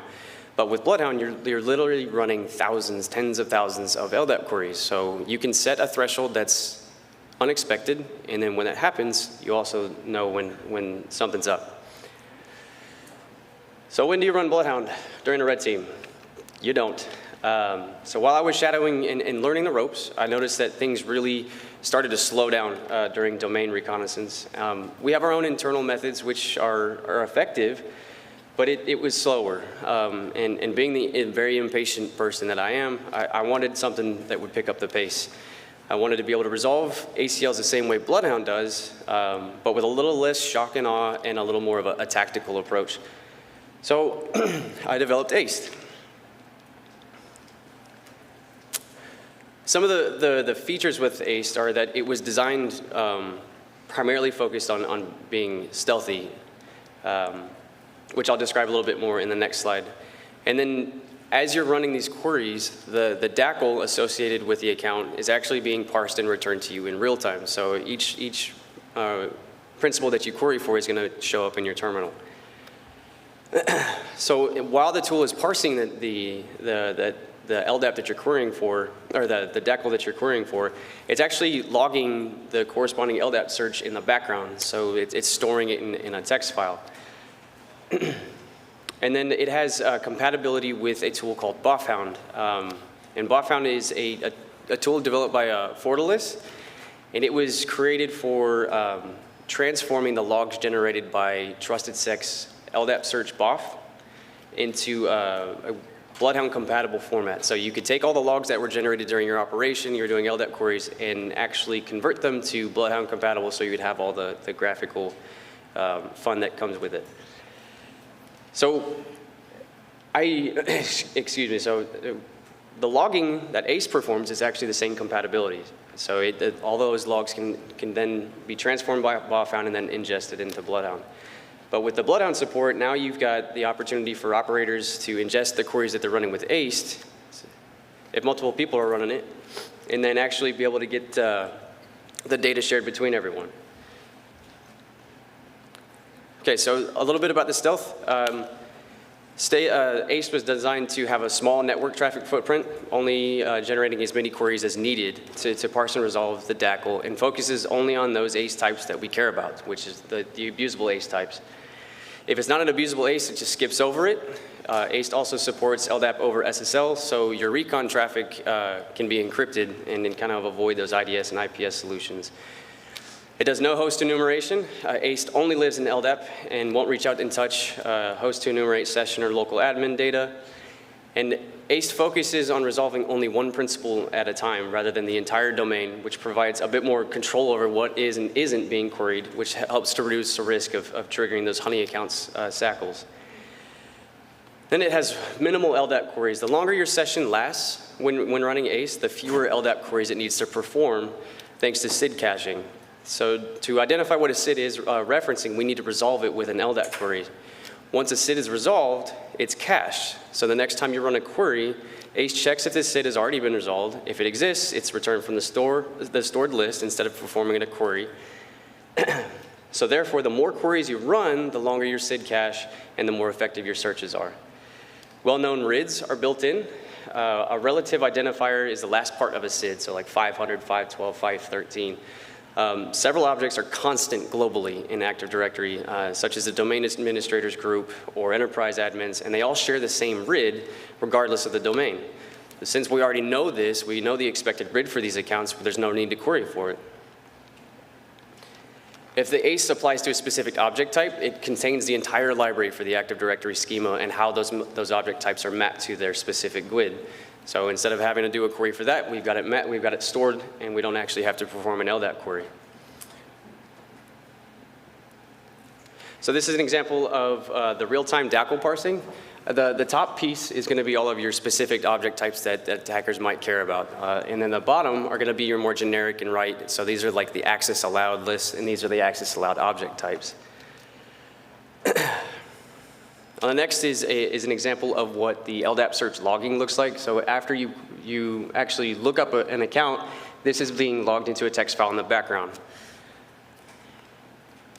And I mentioned previously, BOFHound was designed to work with trusted sex LDAP search BOF, and that's what you're seeing here.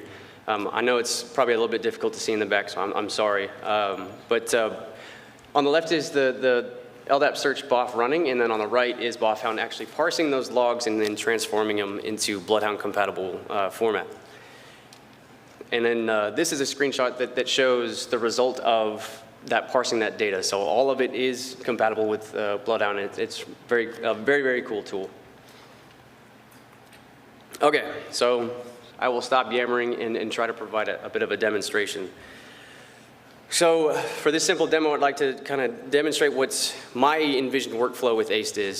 So we'll start from a low privilege user. I'm myself. I'm playing the role of an insider threat. My goal is to achieve domain administrator access. So the first query that I'm going to run is for the domain admins group. Okay, so you'll see here that both the DACL for the account was returned and resolved, and you can see that the domain admins and enterprise admins are all showing up. And then on the right, I'm actually tailing the log file so that you can view it in real time for each query that you run. So let's see if there's anything misconfigured over domain admins.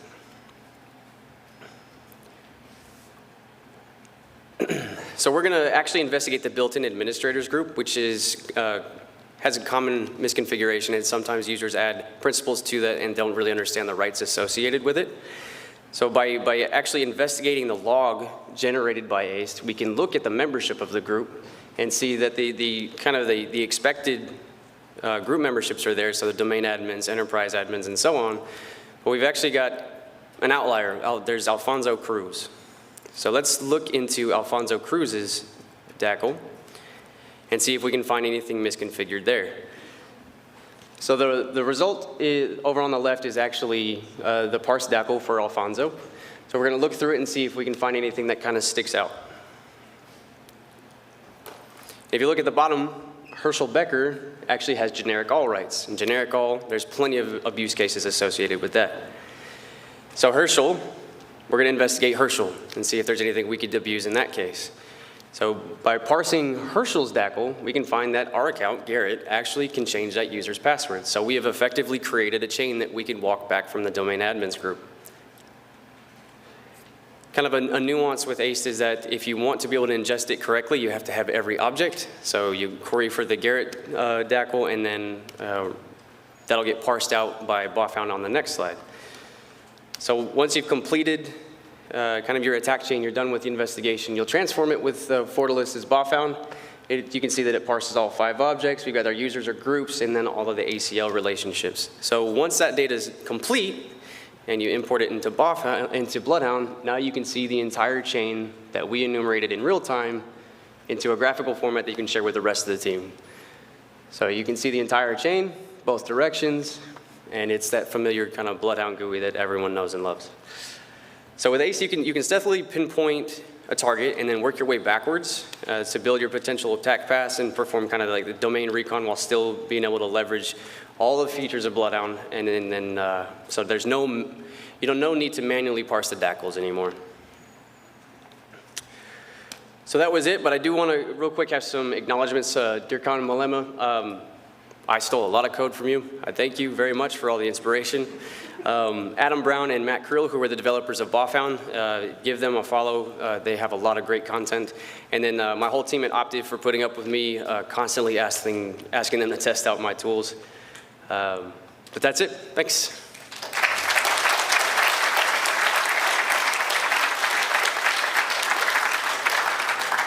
Any questions before I step down?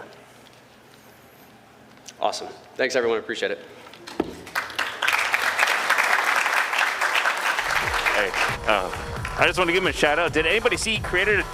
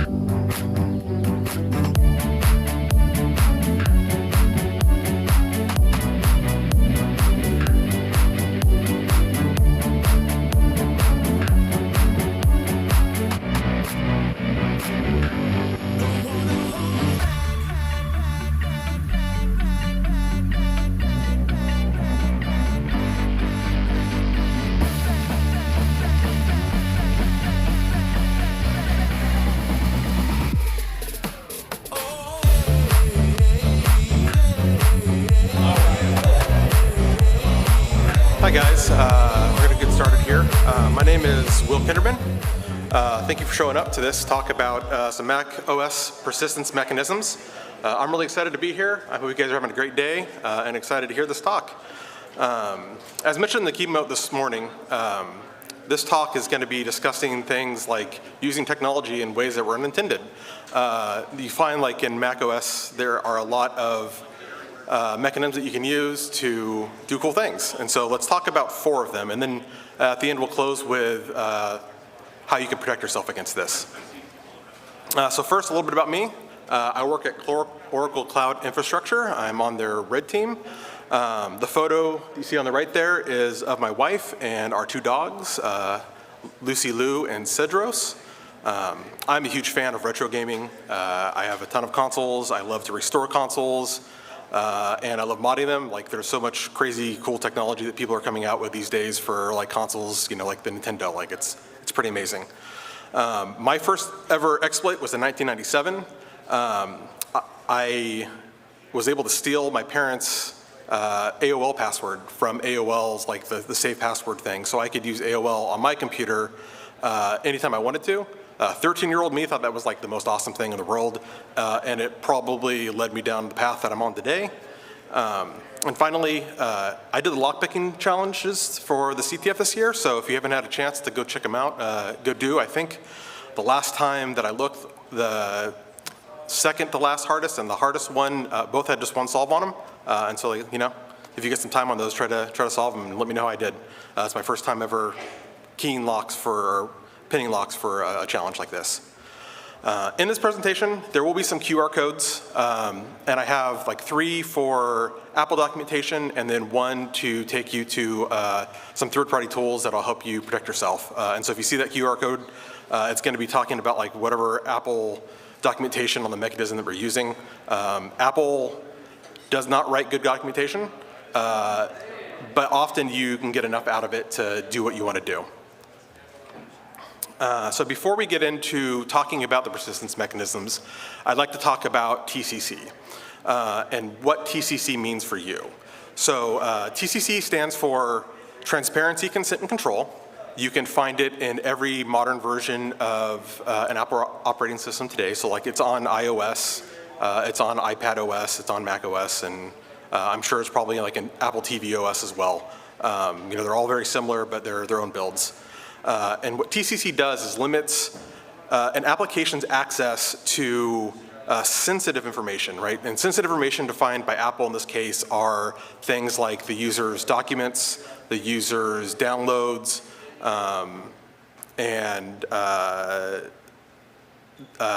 desktop folder, as well as like the trash is also considered to be a trusted source. And so if you don't have TCC permissions for your application, when you try to access those, the user will get a prompt saying, hey, you're trying to access documents. Do you really want to do that? And it'll say like whatever application is trying to access that. And so like it's one of the major tells that we run into when we're trying to like land on a machine and do things on a machine when the user doesn't know that we're there.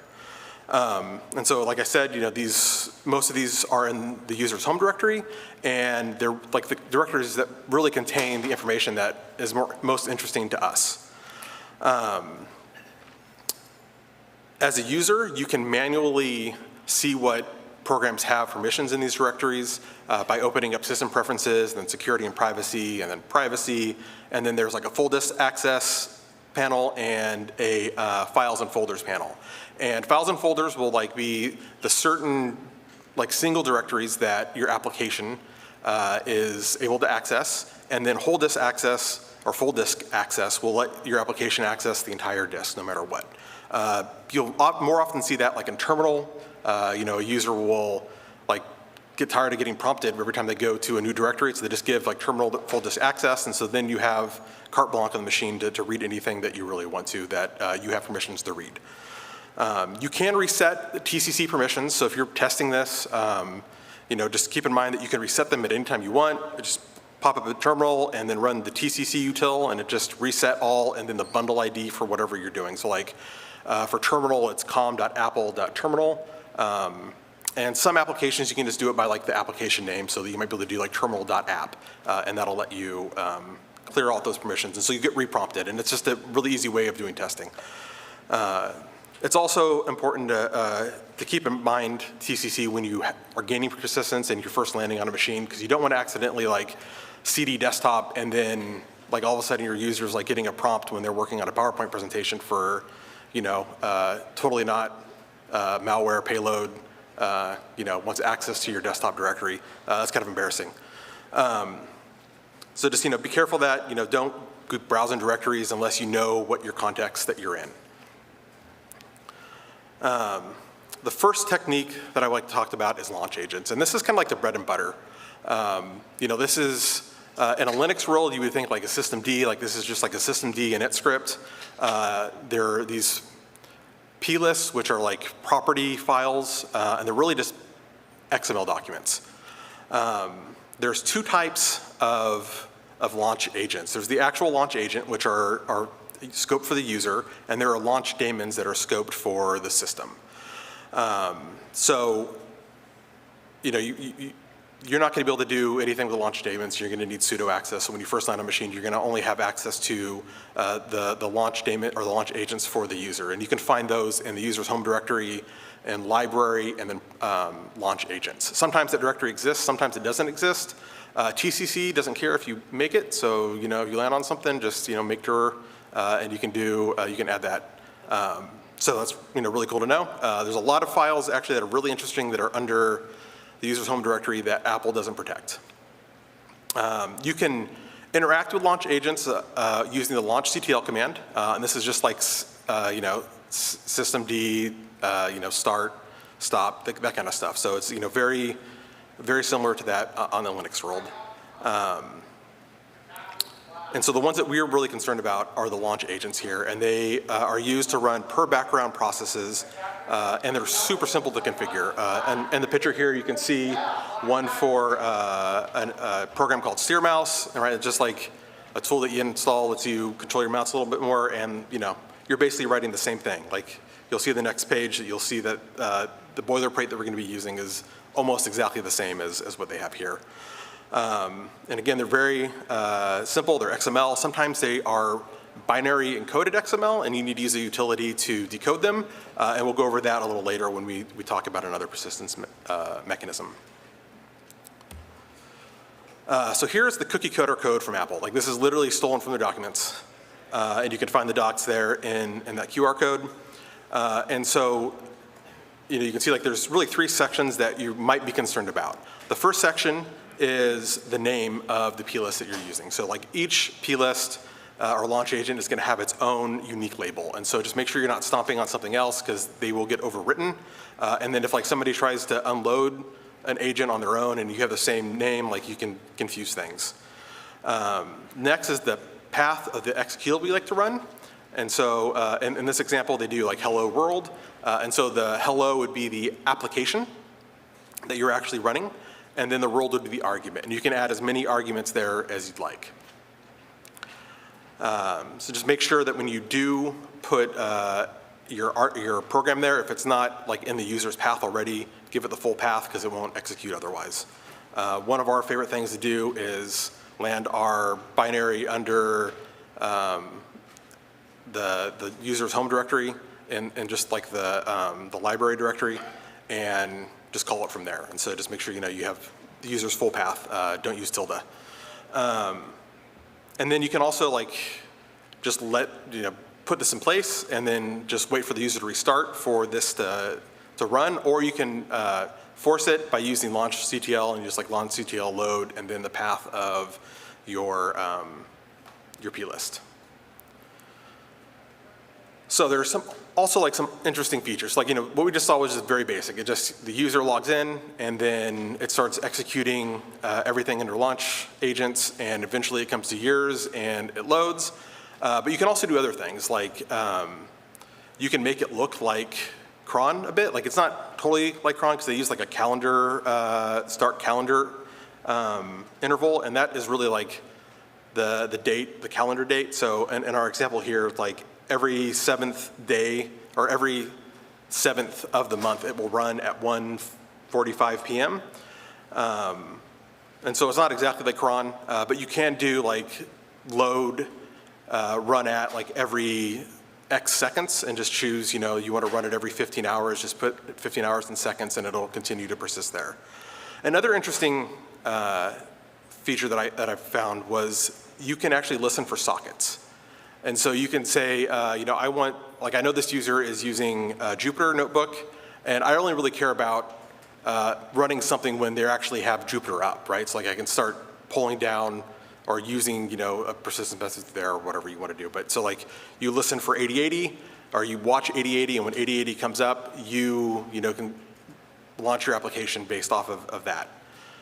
Finally, and it's not the last launch agent feature, but the last one I think is really useful, and that is you can actually monitor a directory for changes. And so, I was thinking like if you could like monitor a repository that the user is working on for code, and then whenever they start editing it, you know that they're active on their computer. So you can use this to send yourself like curl a webhook for you, so you get notified that the user's back online. Or that they're working in a directory that you're interested in. Maybe it has the cool stuff that you're looking for. And so then you can also like base attacks on that. Just knowing when they're active, which can be a little hard if everybody working from home, you don't get to see the user in the office or whatever. So unfortunately, with like this ease of use comes like ease of discoverability. Any EDR worth its weight in salt will be monitoring launch agents, right? And so your detection and response team should get like an alert that, hey, somebody's putting, pretty shady launch agents up here. Maybe we should go check out what this user is doing. This doesn't look like a normal launch agent. Also, there are software that has been written to actually monitor launch agents and let you know as the user when a launch agent is being initiated, like when it's the first time it runs, and you can choose to allow that or temporarily block it or whatever until you can figure out what's going on with that. And then finally, I think like the biggest downside to launch agent persistence is you're not going to get the TCC privileges that you want, right? Like you're going to want to be able to read the documents directory. You're going to be able to read all those other directories where all the interesting stuff is at. And since you're landing your own malware, it's not going to have those permissions by default. So you're going to have to do some tooling around how you land your payload. An easy way is just like make an installer. They're pretty easy to do. Just make that installer, have the user say like, oh, just click this over to your full disk permissions, and users have been trained just to do that. So I think you'll have a high success chance there. A next persistent mechanism that I thought was really cool, and I recently got to use this, is using terminal. So terminal is great because you have the terminal's TCC permissions, right? So if a user's already given a terminal full disk access, you have full disk access by running under the same TCC context as terminal is. This should also work with iTerm with some minor modifications. iTerm keeps their settings in different places, but they have the same functionality. And so if we look at iTerm, our terminal's preferences in the UI, you can see that there are like two different ways that you're allowed to change what happens when a terminal opens. In the first picture over here, you can see that we can change the shell of the user. So like if you didn't want to use ZSH, it would be an easy way for the user themselves to change that to like bin bash. I think that's the kind of what Apple was going for, rather than having to use change shell. But so you see the shell method. And then on the other slide, you see that under the preference there, you can run a command whenever your profile loads up. And so there's a bunch of built-in profiles, and each one of them has their own custom run command that you can use. And so you can find out what the default one is and then change that run command. And to write these, you don't need TCC permissions because it's also under library and preferences, and Apple doesn't care about that. So this is the first binary plist that we're going to be talking about. And to use this binary plist, you need to use a PL utility, is what Apple calls it, and you can convert that binary into XML, and then make your modifications, and then convert it back into binary, and then put it in place. And so the next time the user loads up their terminal, it will inherit all those permissions that you've changed, and you'll start cooking. This isn't the only way to actually convert or change these settings, but it is the easiest way because there's so much nesting in this plist that it's easier just to convert it to XML, make your edits, and then convert it back. I was hoping to get like a one-liner with defaults, but it just doesn't work out really well. And so you can see here on the right, there's just an excerpt of the plist file after it's been converted to XML. And I highlighted 5 different sections that are interesting to us. And the first section, we can see that the default profile of the user. And now we need to know that so we know which profile to modify, because you'll have all the profiles that the user has saved in terminal, but we only care about the default one mostly. Second, we have the path for the shell. And you can see in this example, I had it highlighted to opt homebrew bin fish to use the fish shell. Third, we have the command, which will run at the default profile launch. And so in our case, like basic, I think, is our default profile, and this is the command that runs at launch of a new basic shell. Fourth, we have processes that terminal should not warn the user that are open when the user tries to close the terminal. So if you open up a shell and you're using ZSH because that's the default for OS X, and you type in bash, If you try to close that window, you're going to get a prompt that bash is still running. Would you like to close the window? You can tell terminal to ignore those if you put your application there. The default ones that Apple has in place is tmux and screen. And so you can just kind of follow the examples that they have there, and you can see those in the screenshot here. Finally, we have the option to disable warnings when closing the prompt. And this will disable the warnings no matter what application is running. And so like it's kind of like an easy way to cheat to get to the end. But every time that you take one of those shortcuts, you're like leaving a tell. And, and what we're trying to do is not let the user know that we're there. So terminal is really awesome because processes launch from terminal inherit the TCC permissions of terminal. So if the user already has full disk access and you launch your payload from terminal as a launch script, it's going to have full disk access as well, which is pretty powerful. And likewise, if it only has access to documents, you'll at least have access to documents. If it doesn't have access, then the TCC prompt that pops up will be from terminal. So, it's kind of like wolves in sheep clothing a little bit. You can kind of hide what you're doing. The user might not realize that something's going on if they're actively moving around the file system. I know that a lot of people are using like OMyZSH now, and there's autocomplete functionality in that that will prompt you to show your documents directory, even if you're not trying to use your documents directory. And so as these functionalities clash with TCC, users are just kind of clicking OK. It's fine, whatever. I just want to continue. So keep that in mind when you're doing any persistence. So there's some best practices that I found. When I was initially starting out with this, I was like, yeah, we can just run a command and it'll be honky-dory, everything is going to work. But as you can see here, when you run a command, in that first screenshot up there, it says what command is run, right? And so we don't want to be like, hey, run this and then and the user notices every time they start their new shell, it's malware.jxa, and it's gonna give you away. And then I would also recommend not replacing the shell for the user because that's so user forward there. Don't use the first method to replace the shell unless you're going to compile your own version of bash that has your backdoor in it and then replace it that way, which would be a good way of doing it. You can write the opt homebrew bin. People don't install bash a lot from that, so you're using some old version that Mac still ships with, or even ZSH. You can write there all you want. Next, if you're using a script to be your run command, ensure that you're running your command, backgrounding it, clearing the screen, and then returning to a login shell. If you don't do that, the user is totally going to know that something's up. There's still going to be a tell even if you do. I didn't get a chance to work it out, but there's a banner at the very top that says the last time you logged in, and there's got to be a way to easily, print that to the screen before it does the login shell. I wasn't able to figure out a way for this.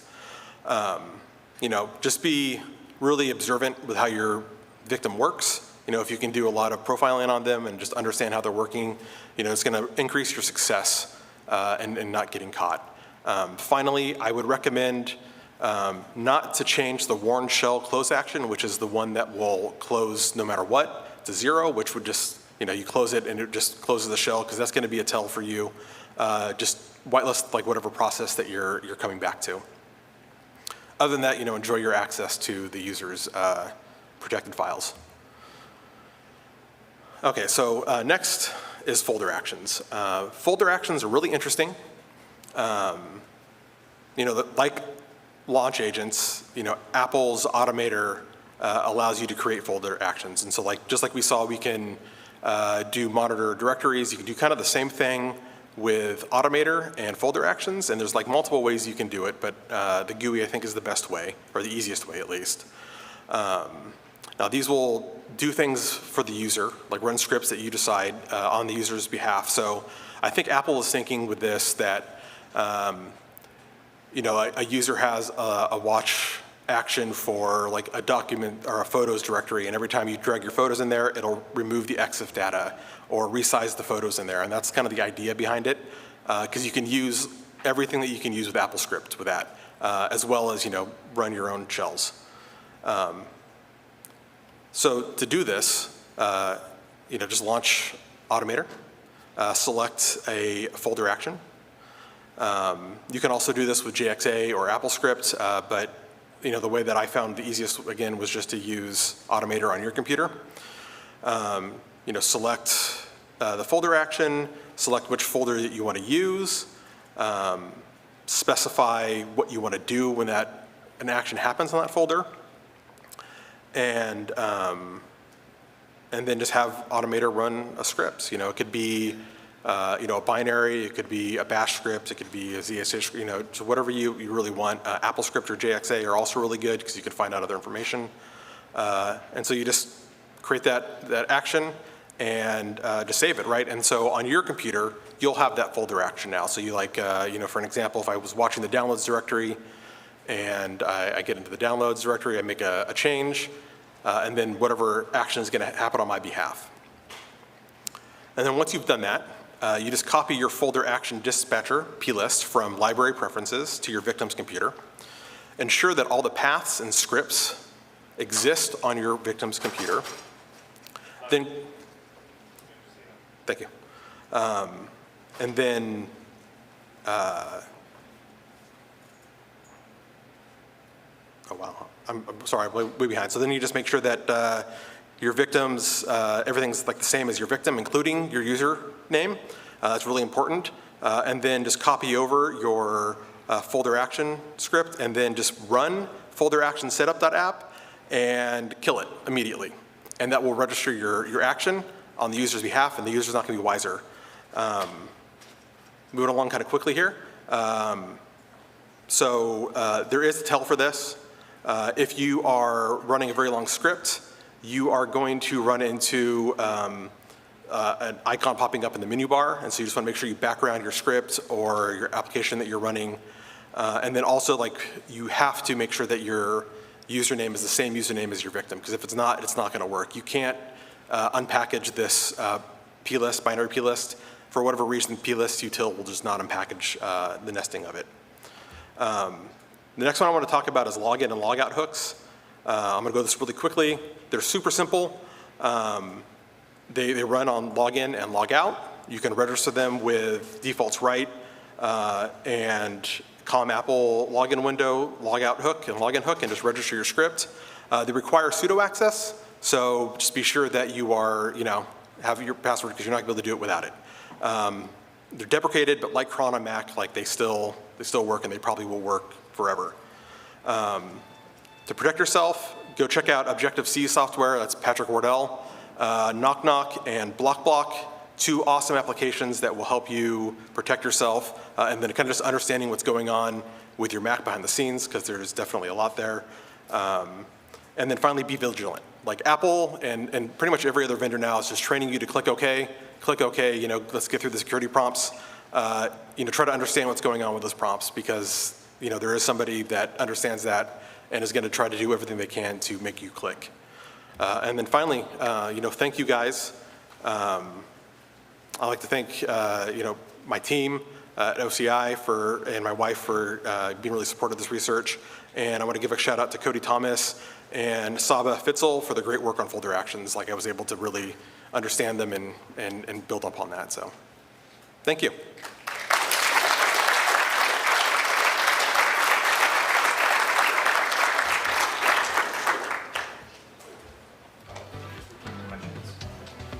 Yeah, we got 5 minutes, I think, for questions, 4 minutes. So if there's anybody who has a question, you back there? I can answer your thing about silencing the last login. If you touch the .push login file in the user's home folder, it will not show you that message for last login.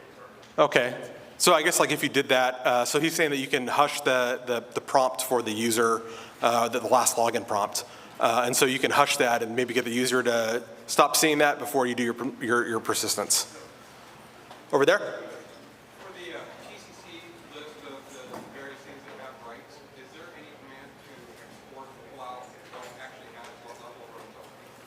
It is all stored in a SQLite database, I think, that is protected. So you can do it with sudo, but you cannot do it, if you don't have privileges as the user. And I think that it's kind of like, it's obfuscated a bit. Like I've read some things from probably Cedric Owens that talks about it. And so I would check out Cedric Owens, and he can probably has a blog post about it. You there in the front in the green shirt? When you enable OpenSSH for remote login, does that adhere to the TCC? No. So if you are SSH, remote login features for sharing under the system preferences, you can enable remote login, and that'll enable SSH for you. SSH has TCC full write permission already.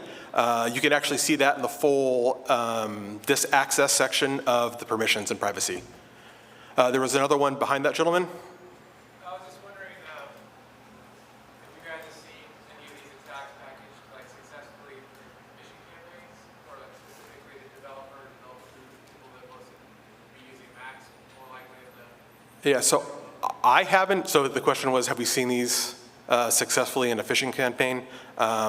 We, at my job, we don't actually do phishing. We work with our victims, so they know that we're there. But again, Cedric Owens, who does a lot of macOS research, has done phishing campaigns, and when he does it, he writes an application unsigned, and then just tells users to click OK because they're kind of used to that. I think that is all the time I have for questions. If you guys want to talk to me about it anymore, I'll be in the hallway. Thank you, guys.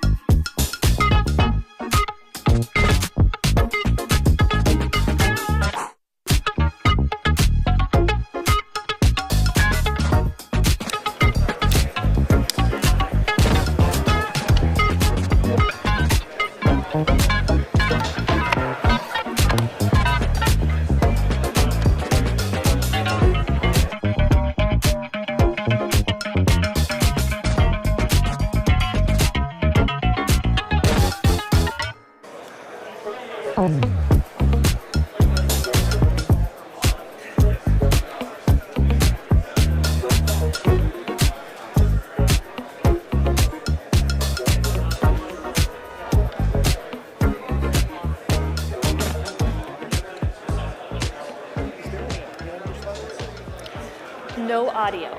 I do have a video. Oh.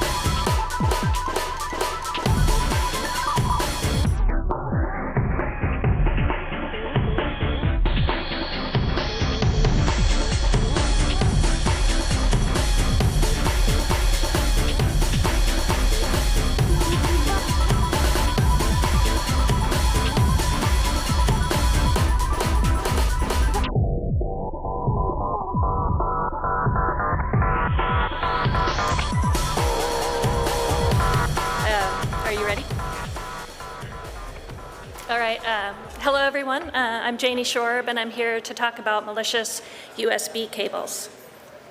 So a little bit about me. I have a hardware background. I worked at Zilog with analog interfaces to microprocessors. I also worked at Broadcom working on content addressable memories, which is like a reverse memory. You can give it the data and you get the address back instead of the other way. And I'm also working presently at Microsoft as a silicon architect. I work in the enterprise security group there. I work on what their Azure Sphere product, which is their secure IoT device that was actually designed with security in mind in the beginning. So that was quite a fun project. So this project is on USB. This is my master's project. So I got a master's in cybersecurity this year. So I just graduated, and my advisors are Brent Lagasse and Arnie Berger and Yang Ping. Okay, so today we're going to talk about spying and extracting secrets, which is so cool. To understand the problem with USB cables, I will provide a hardware solution, some test results, and then talk a little bit about my contributions here. So back in the 80s, Russia was spying on the US embassy, and this project is so cool because they declassified it. It wasn't clear from the US intelligence, where the leak was coming from, and so they have no idea. And they're, checking with the staff, and they're sweeping the offices, and it's just like, I don't know what's happening. And so they had this project called Project Gunman. And they just grabbed all of their hardware and they put it in an off-site location, and they just looked at every little thing.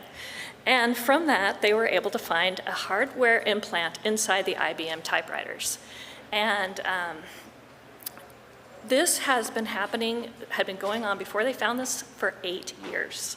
So this is a really good example of an advanced persistent threat. And it's so good, like the target of a keyboard is so perfect because then you have no encryption that you have to deal with, and you're just taking the letters out. And in this case, the letters were transmitted from the typewriter to a sensor that was outside the embassy.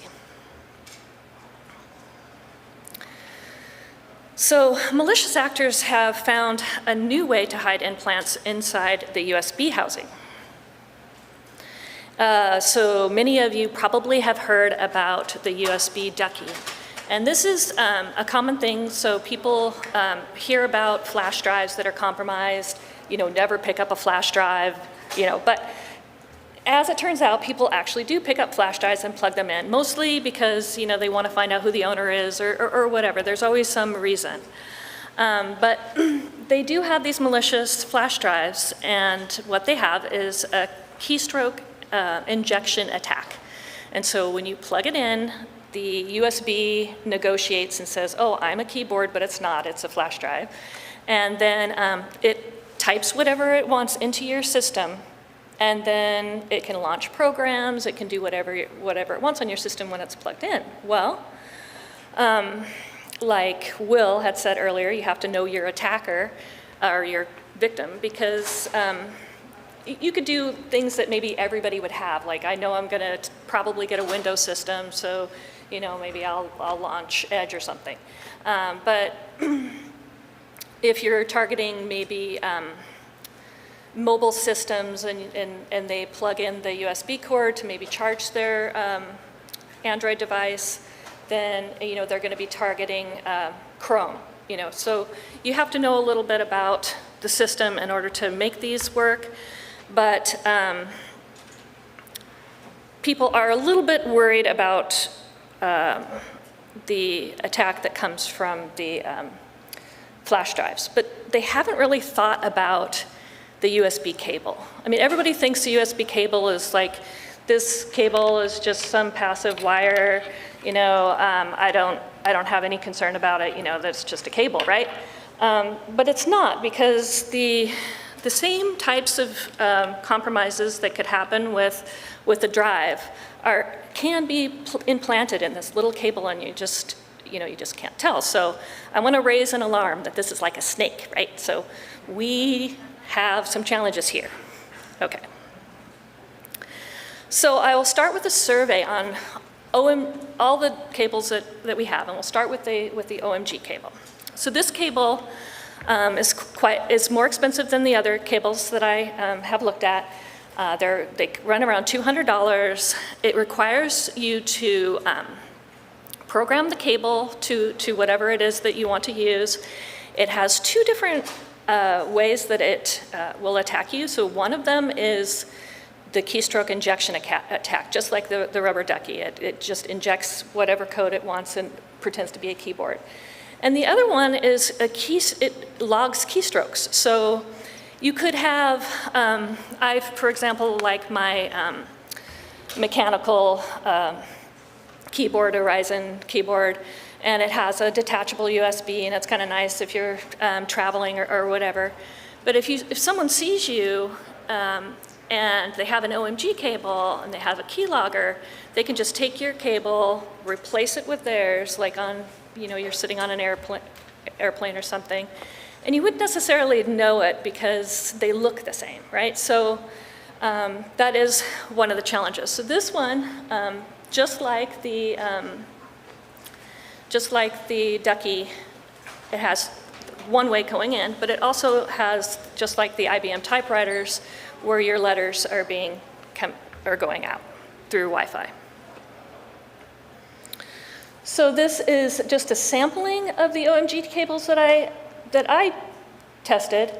They have the C2C style cable, which would mimic the power delivery cables. They have the A to micro B and A to C. They also have an adapter.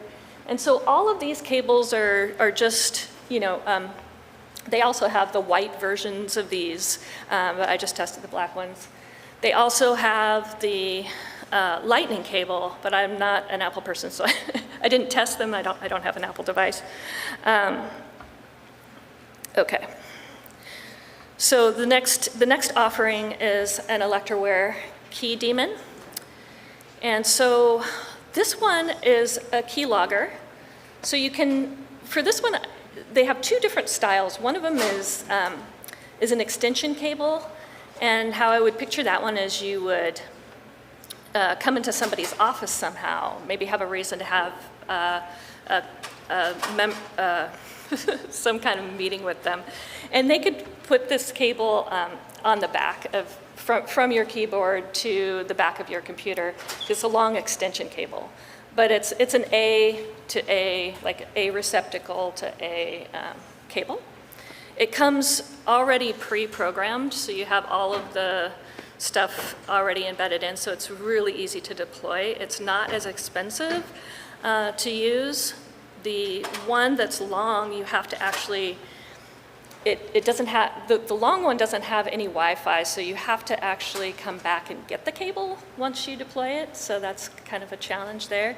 But they also have a Wi-Fi version, which is a smaller dongle that I'll show you right now here. So this is the Electroware version. So they have this long cable that maybe you would notice, right? So this would be attached to your USB cable and then just run all the way to your computer. And then they created this smaller one that also has Wi-Fi that is just this. So if you see one of those, see, they're kind of suspicious. They hang out there. They're just this is an A to A adapter. It's not doing anything. So it's be kind of questionable, I think. So another cable is a USB Ninja. So these cables, you change them into programming mode using a magnet, and then you program them using the Arduino interface. And so they're like a medium range in cost, so they cost $100. And that's actually the cable that I have here. This is the USB Ninja. So what happens to this is that you plug this in, and now you need a Bluetooth connection, and you Bluetooth in and say, okay, I want to inject the attack right now. So this is a delayed deployment, which is really interesting to me.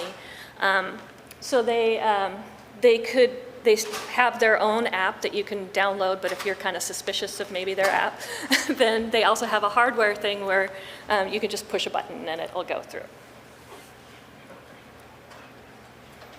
So this is my USB Ninja, which comes in white.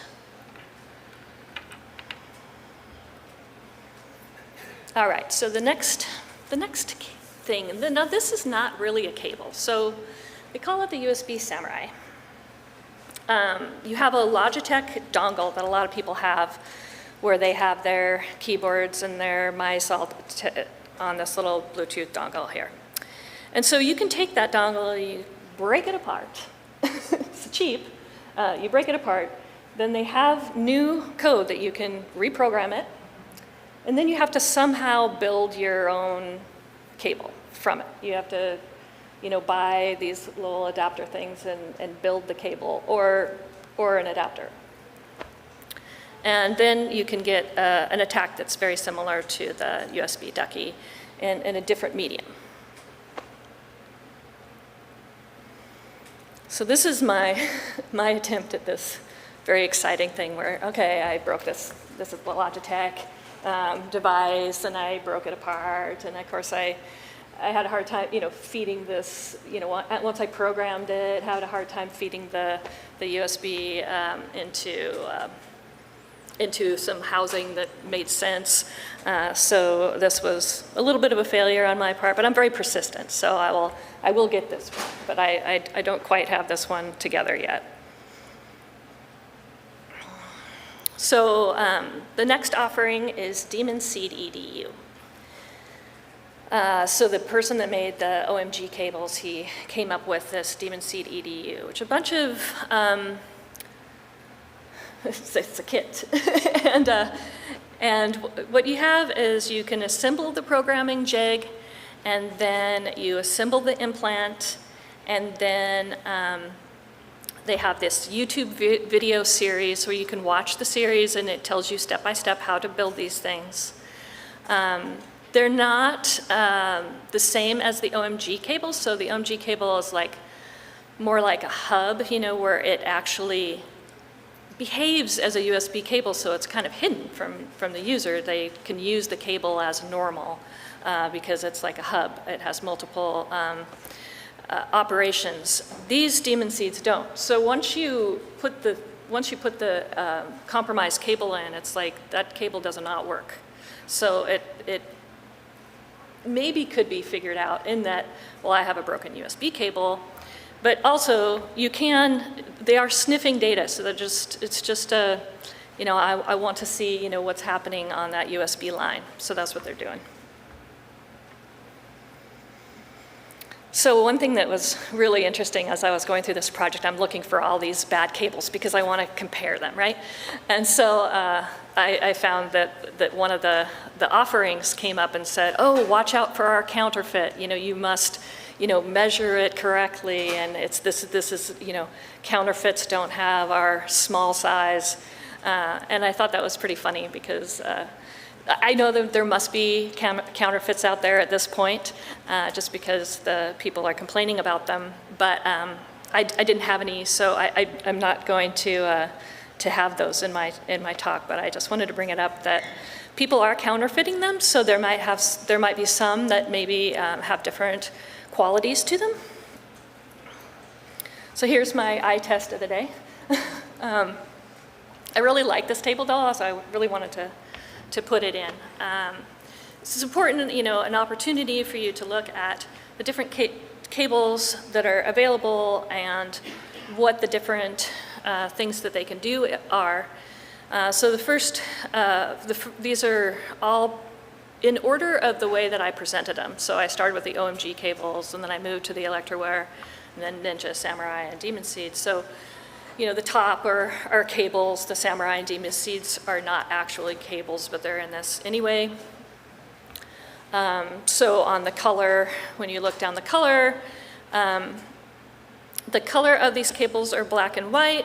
on OMG, the color of the electroware are black and white. The Ninja cable is only in white.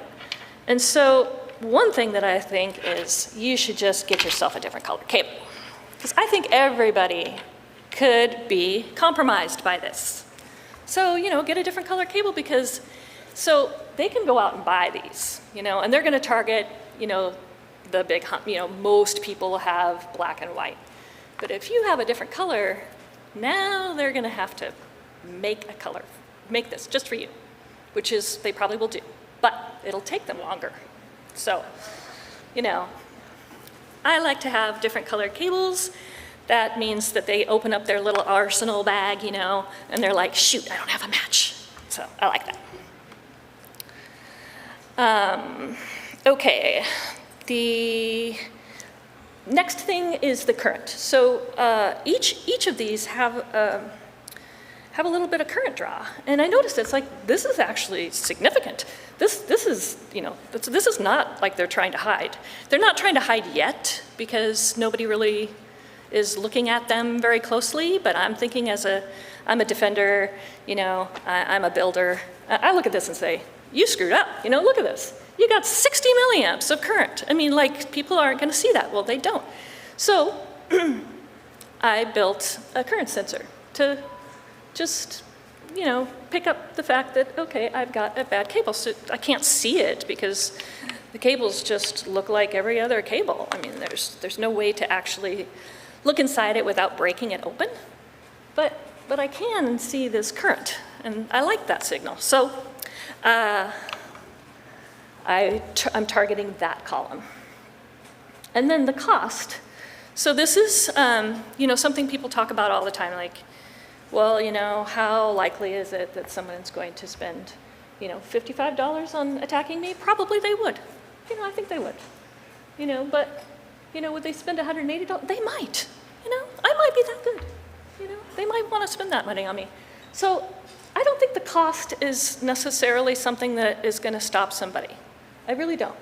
I mean, I bought these cables, and who am I, right? So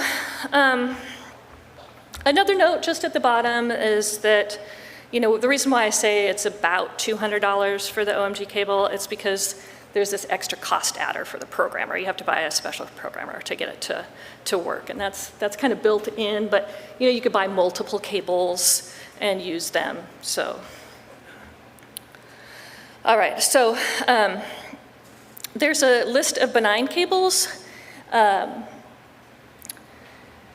first one is LED cables. Those are 4 to 6 milliamps, so I don't want the hardware solution to say that this is a bad cable. It's not. It's 4 to 6 milliamps on LEDs.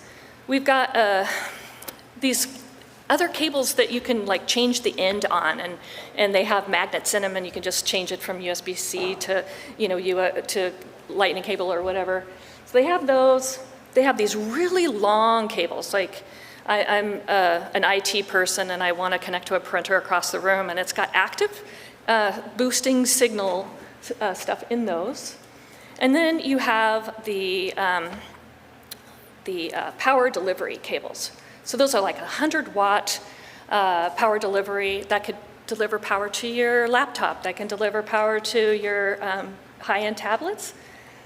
So they have active circuitry in there. It's 1 milliamp of current that goes to support that. And certainly you don't want to, sometimes people say, oh, well, just put high voltage on your cables to find out. Well, you don't want to break these nice, expensive cables for power delivery. Okay, so I made a hardware design, and wanted to make it open source. Anybody can use it. Limit the amount of soldering, and I want to catch all of the known hardware implants, support all of the USB cables, and because I'm hardware, I like to fight hardware with hardware, so I didn't look at the software solution. So given that, I have created a design to uncover the malicious cables that has 4 separate blocks. So you got a power block up at the top that just runs off a 9-volt battery. It transfers that to 5 volts with a 7805 Then you have your USB. It has a whole bunch of connectors because you don't know what connectors you're going to need. So I used all like USB-A and USB-C that you can plug in all of these. And then you have a current sensor, which I got from SparkFun. It's got a share and share alike license, open source. And then it goes into driver and drives these red LEDs that light up when it's malicious. So if you were to go through the design where, okay, I have the 100-watt power cable, you know, I would plug it into here. The power delivery will show 1 milliamp, and then I get a voltage out, which is that signal out, and then that would not light any LEDs because it's not malicious. And similarly with the OMG, then it would light many LEDs because it's got 60 milliamps, so the signal would be much bigger.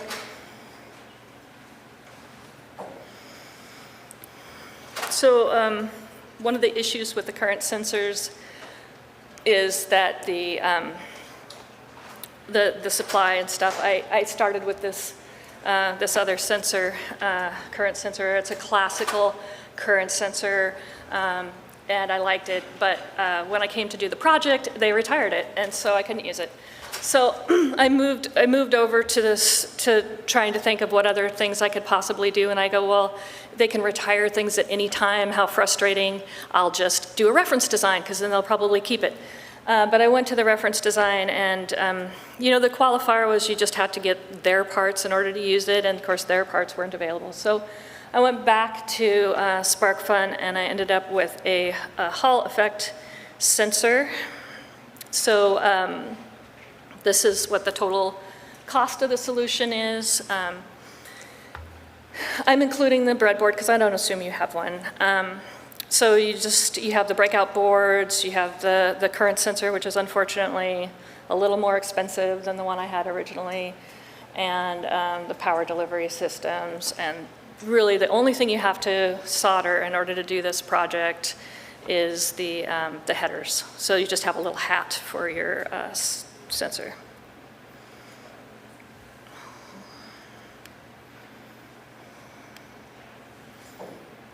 So I don't know if this is going to work.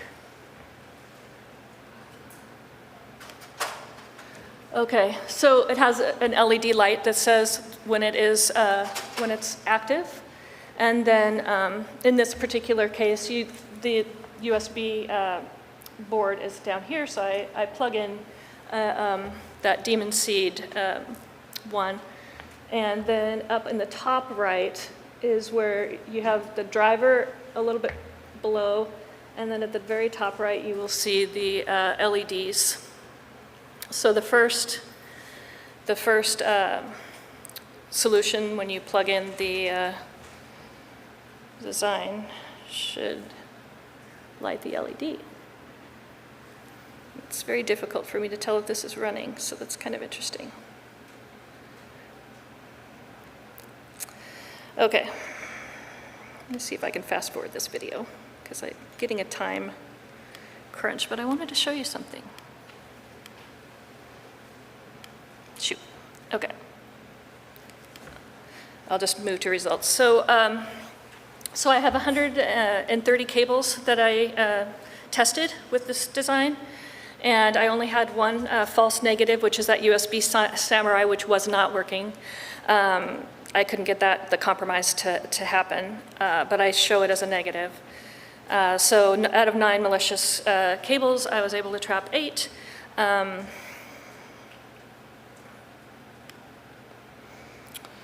So a couple of considerations is that those long active cables that I talked about, where you go across the room, that's like 26 milliamps, and I don't catch those. It's only designed for room temperature, and because I moved to a Hall effect sensor, now orientation is a problem, and also the magnetic field of those magnetic ones, you have to be 5 inches away, which is fine because the board can move further away, but I just wanted to mention. And so I think that's about it. I wanted to expand the temperature range support because it has resistors in there, and it changes the design on wide temperatures, but it always works in an office environment, so that's fine. But basically, I wanted to let you know that USB cables are not always safe. It's great to be at BSides Portland, and this is my first presentation here.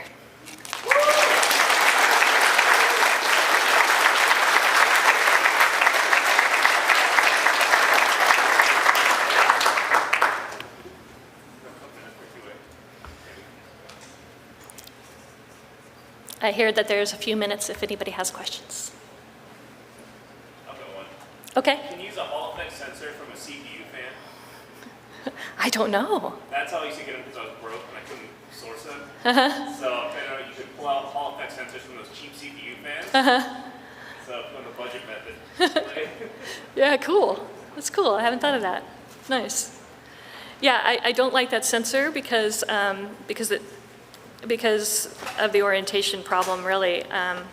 But it is very accurate, so I like that.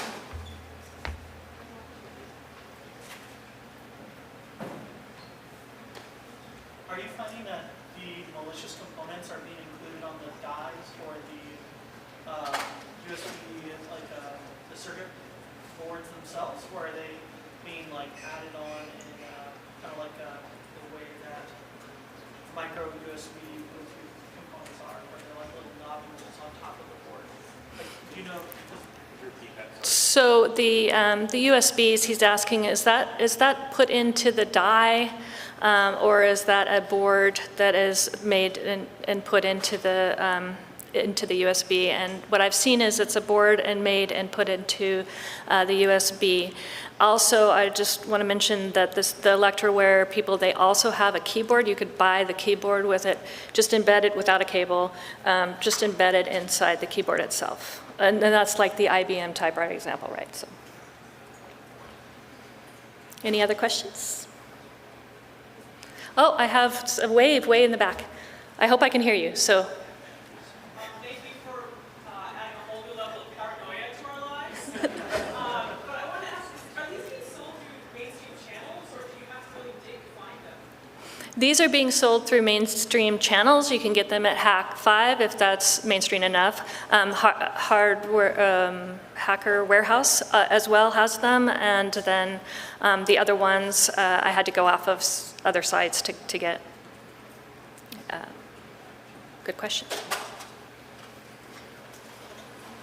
All right. Oh, one more. Have you given any thought to malicious USB charging stations, say like at an airport or something like that? Yeah, so he asked, what about USB charging stations?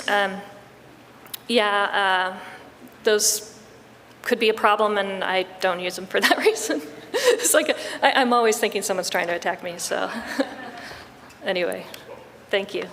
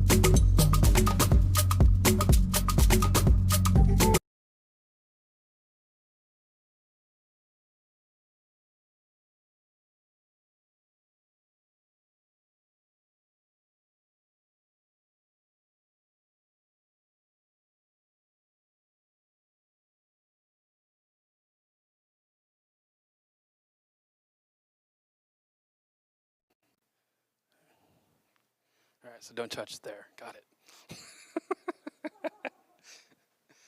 All right. Okay. Yeah, my name's Ken Weston. I live here in Portland, Oregon. I want to thank BSides for having me. It's quite an honor to actually be asked to keynote here.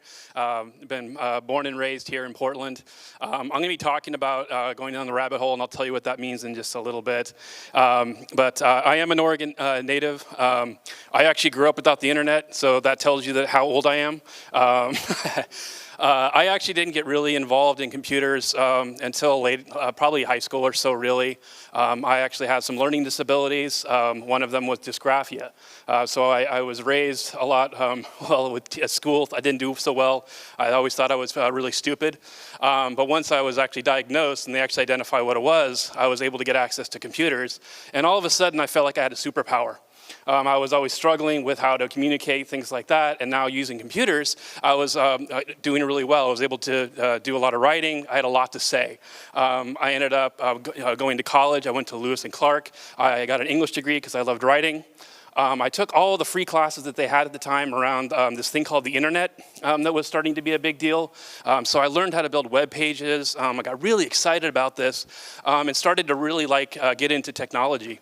And my first job out of college was actually at a sake brewery, where I actually ended up not just working in the tasting room, but I actually built an online store to sell rice wine, things like that.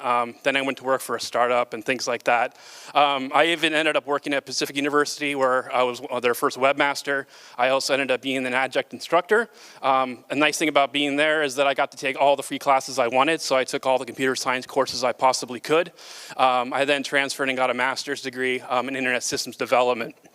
And then I went to work in a lot of startups and things. I was doing a lot of web development, started getting more into web administrator, started doing web application development, things like that.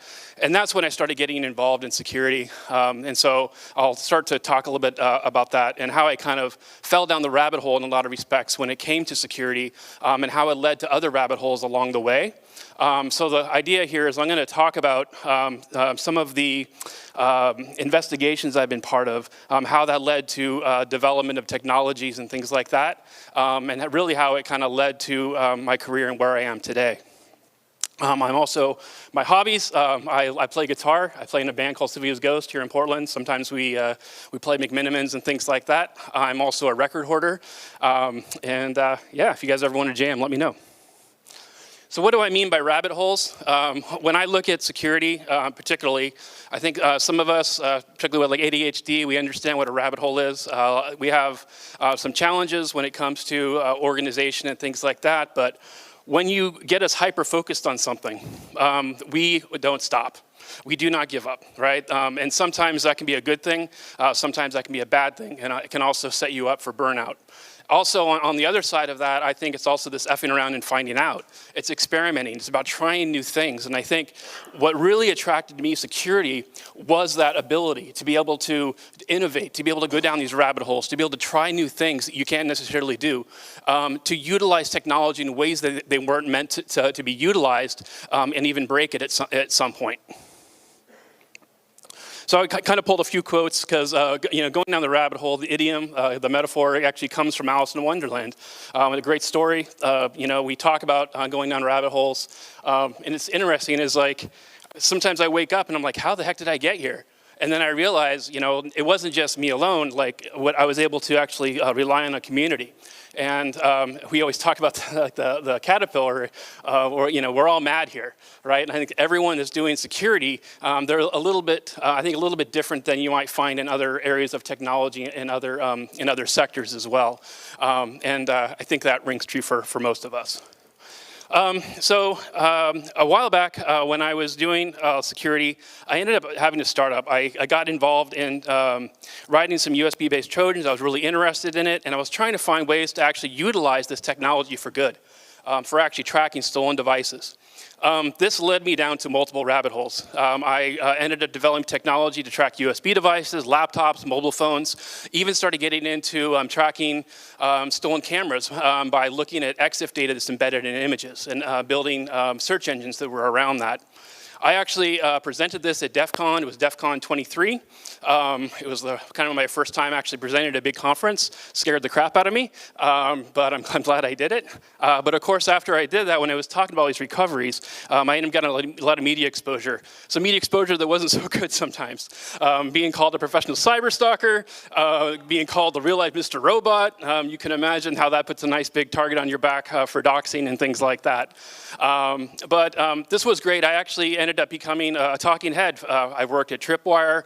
I had the opportunity to talk to the media a lot. I think even like Travis here, he refers to me as a media whore. I think he's just jealous because he's always stealing my slides. But you know, it was actually a really good thing. I was able to get out there. The startup that I had, it failed, and it was probably one of the lowest points of my life. I had a really hard time. But once I kind of came out of it and I was going out in the sector, I realized just how much I learned in that process. So I'm going to walk you guys through some of the investigations I worked on and talk about how, how I think about running investigations and also how some of those investigations led to new innovations. So when you think about doing investigations, it's never just like one alert. Like if you're doing incident response, you can't just rely on one alert. You have to be able to pivot. Maybe you're using Splunk or other data sources. It's always going to be gathering a lot of different sources. If you ever look at any of the sort of murder shows or any detective shows, you'll always see these walls where they're drawing lines between the pieces of evidence. They're called crazy walls, appropriately named. And that's really how a lot of these investigations start. You may start with one piece of information, but you're going to pivot. And then it's really not necessarily technical exercise, it's really an exercise in creativity to be able to identify and make more sense of that particular alert. Does anyone know who this guy is?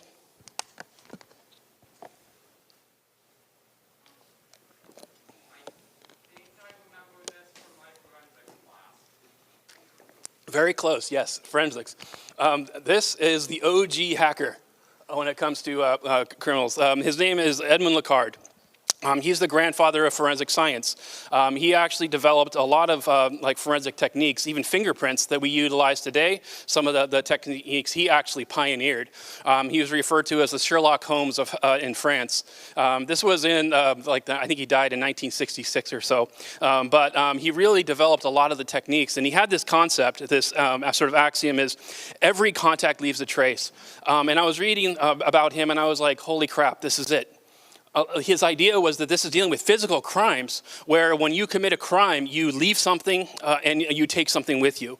And I was thinking about this when it comes to investigations. I'd say every digital contact also leaves a trace. It's just a matter of, do we have the mechanisms to detect it? Do we have the ways to actually archive, search for that data? And so you'll kind of see that as we go through some of these investigations. So I was working for a company before I was doing web development. I was sort of a one-man web army.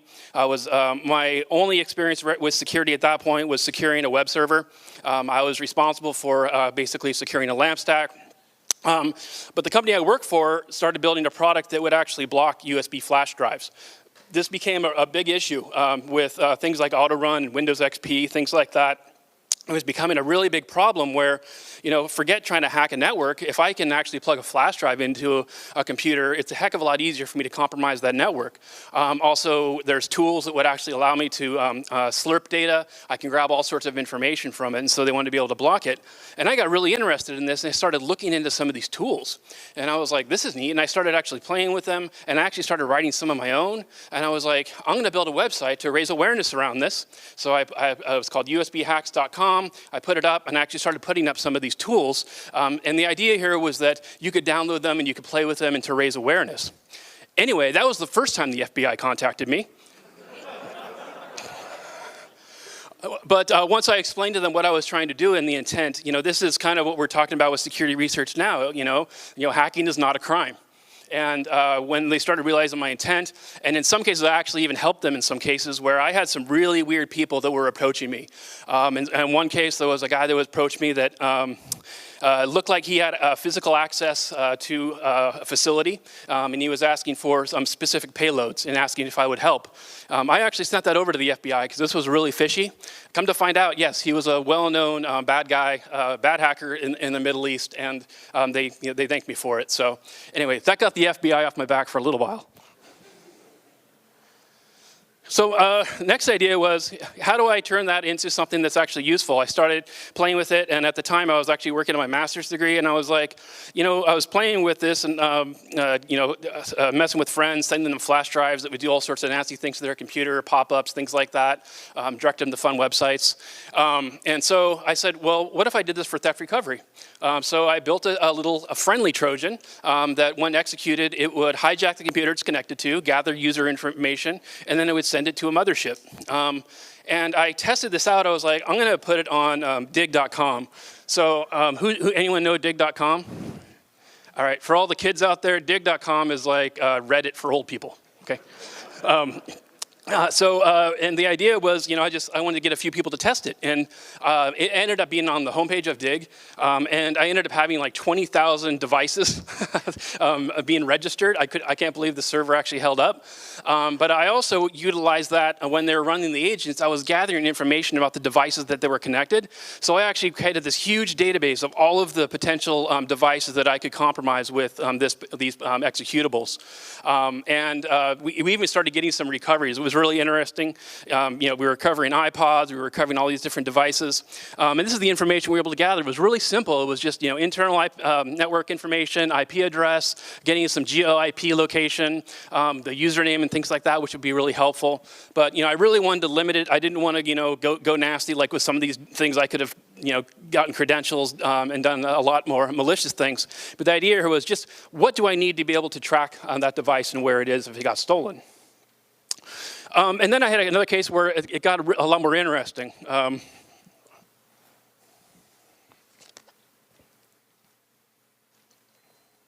Where we had a professor who had his dissertation that was taken off of a flash drive from his desk. And this is a time where I was like, okay, I'll see if I can help. I started looking at the data, and we were getting connections from an ISP. That's not really helpful. It gives me the IP address, but unless I get a subpoena from law enforcement to go in and actually get the address and all that, it's not gonna be useful. And that could take anywhere from weeks to months if you can get it at all. But then we started getting connections from a computer lab at the University of North Texas. What's interesting is we were able to actually identify a specific computer lab just from the internal network information. And then talking to campus security, we realized that they'd actually put in cameras and some key cards because they recently had a bunch of laptop thefts. So we were able to correlate the timestamps that we had on the USB connection, the internet connections from the USB Trojan to the key swipes as well as the camera, and we were able to identify who was in the room at the time, and they were able to get a recovery. So this is kind of those crazy wall types of things where you start looking at not just that data source, you start to look at other data sources that are available for your investigation. And they ended up getting it back. I'm not sure if the kid actually stole it or they took it, but the important thing is that he got his dissertation information back. And also another reason why you need backups. And then I was getting a lot of press with some of this stuff, and I was approached by FLIR, and they make very high-end thermal imaging cameras. Now, these cameras cost anywhere from $3,000 to $300,000. And I ended up signing a deal. This was one of my bigger deals, and this is actually around the time I quit my job and started focusing on this full time. I was able to not only build the Trojans, because we had a challenge with this because if it wrote to an SD card. If you take the SD card out, great, you put a new one in, then we don't have the agent. So this is where we actually installed something in the firmware that would check to see if the agent was enabled. If it wasn't, then it would rewrite it, and we were able to get access to it. What's interesting with this too is that it wasn't just used for theft recovery. They had issues with export controls. Some of these devices are not allowed to be in certain countries, and they had situations where they were being sold to some of these countries. They were showing up in Iran, for example. And so they couldn't tell me all the details, but they did utilize this to identify a distributor that might have been selling places they shouldn't. And you'll notice that there's this little cat here. I actually disguised the Trojan on the card as my cat. They gave me some of the thermal imaging cameras. I got to play with them, and that's my cat Nobby. So then further down the rabbit hole, I was like, okay, this is all fun and all, but well, let's go after stuff that actually has a lot more value at the time, laptops. Well, at the time, laptops all had, most of them were coming out with web cameras, and it wasn't necessarily being utilized. I think there was one Mac developer that was utilizing that for some things, but you know, that's helpful, but you don't have all the information that you need. At the time, there was the iPhone that came out, and I was interested because the first iPhone didn't have a GPS chip. It was able to get location, and it was using a Wi-Fi for location. And I dug deeper into it, and I contacted the company that had that technology called Skyhook Wireless, and I was able to actually put that into the product. So this is the first time we actually had a laptop, a theft recovery product, that when you activate tracking, it will gather the photo of the person that's using your computer. It would also gather other information about the network, and then we'll also get the location of that device, and it was accurate within 5 to 10 meters. And at the time, I didn't want to have to secure a server, and I was also really concerned about privacy because I wanted to make sure that if we're going to gather people's photos and things like that, that we have that secured. I was worried about what if we get hacked, and all of a sudden now someone's photos are compromised. So instead of me taking on that liability, I integrate with Flickr. So you would integrate with your Flickr account, and then that was only thing I tracked is if you had tracking activated off or on. We then, over time, we modified that, and we did have a central server to control all this when I actually got some funding, and I was able to hire real developers to help build that architecture out. We actually got our first recovery. It was in Brooklyn, New York. This was really interesting. It was a guy, he had an iMac, and he had a bunch of camera equipment that were stolen from his house. And I got a call from a New York detective, and he was really frustrated. He was kind of mad about these types of things because there was another company that was doing theft recovery, and it's a lot of paperwork you had to file because it's IP address. You have to get go to the carrier, the ISP. You have to write all this information, validate it, and it'd take anywhere from 2 weeks to several months. And he was frustrated. He was like, this is a waste of my time. And I'm like, no, I'm getting location. We have Wi-Fi location. Look, just take a photo, this photo, and then go look around that area and ask people around. And then, of course, he told me not to tell him how to do his job or whatever, but he finally did it. And sure enough, they found the laptop. It was in the back of a tattoo parlor. This is the back of an office. And if you see, there's a bunch of other really cool stuff like mixers and audio equipment. They went in and they found all sorts of stolen property. And this is where I started realizing that this is how I can actually get law enforcement to care. They don't care about the individual laptops, but if I can unveil larger organized crime rings, if I can find other fencing operations and I can find these larger things that are being done, then that's when they become the hero, and we started doing a lot more of that.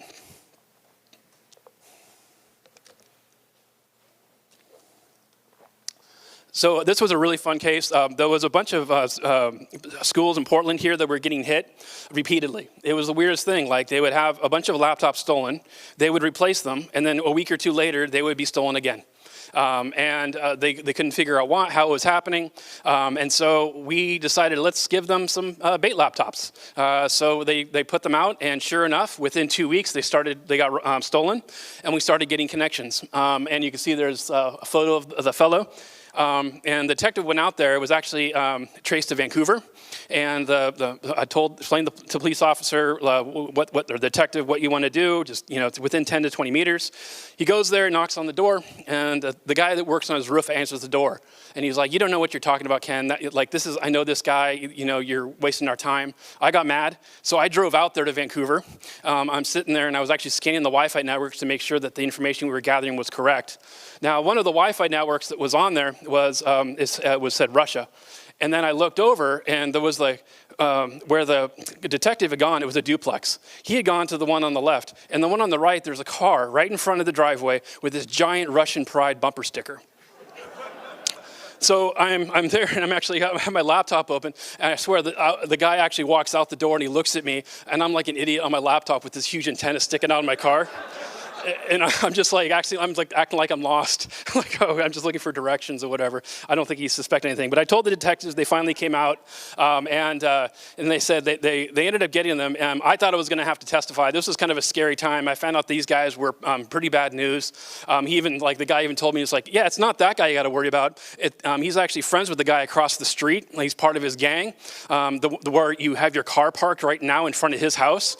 He's really bad news. But they ended up busting. There was 6 or 7 people that were involved. I didn't have to be involved to testify. They listed me as an anonymous whatever source, and they got them all to turn on each other, thinking that they'd all ratted each other out. So I was relieved. We had another interesting case where this is where I started getting really a lot more into the OSINT side of things on the investigations. We had a laptop that was stolen, and I didn't get any connections for like 2 weeks. I was like, oh crap, they probably reformatted the drive or sold it for parts or something like that. But then we started getting connections in Missouri. I'm like, what the hell? And we were getting tons of photos. There was this guy named Victor. It was really nice of him because he actually changed the username on the computer to his full name. So I had first name, last name. It was great. So when I looked him up, I found all kinds of stuff. He was a big car nut. So Scions, he really liked those cars. He's on these forums, and so he posted photos of his cars. So he also had his license plate number on his MySpace. And then on eBay, he was a big eBay seller, and he was selling used car parts, so you can kind of get an idea of the business. Working with the police, this was the first case. We actually provided this to the district attorney, and they said, holy crap, you have so much evidence here. Like, even if they don't have the laptop, we can still bust them for possession of stolen property. He ended up selling the laptop and a stolen bike to his friend Omar. I found out that he actually received the bike and the laptop from his father, who was actually part of this group. What they do is there was another Russian organized crime group. They work in Missouri and then Portland. They basically share stolen property, because if you get something stolen here in Portland, where's the first place you're going to look? Craigslist locally. So what they did was they steal a bunch of property, load it up into a white truck, drive it to Missouri, exchange goods, and then that's how they're able to fence some of this stuff. So this was a really interesting case. We started getting a better understanding of how some of these groups are actually operating. It also worked internationally. We had a friend, Sky Alberto, who's in Brazil. He was a veterinary student. He was in a car with a friend. They were held at gunpoint, told to get out of the car. His friend was punched and knocked down to the ground, and they took off with the car with his laptop in the back seat.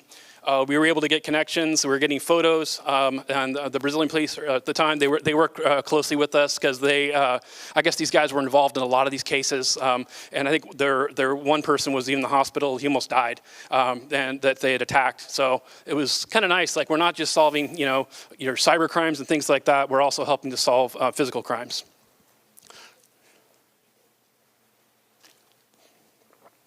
So again, further down the rabbit hole, I was like, what else more can we do? At the time, smartphones were becoming much more prominent. And what I found is that people don't really care too much about the value of the device itself. What they really cared about was the data. But I was really nervous. Again, I didn't want to back up people's photos or contact information, things like that. So we actually built a way that you would actually put an encryption key on your phone, only you knew it. And then when you activate tracking or whatever, you could download this file, and then you would decrypt it with that key. So I never had the decryption key. There's no way I could view anyone's photos.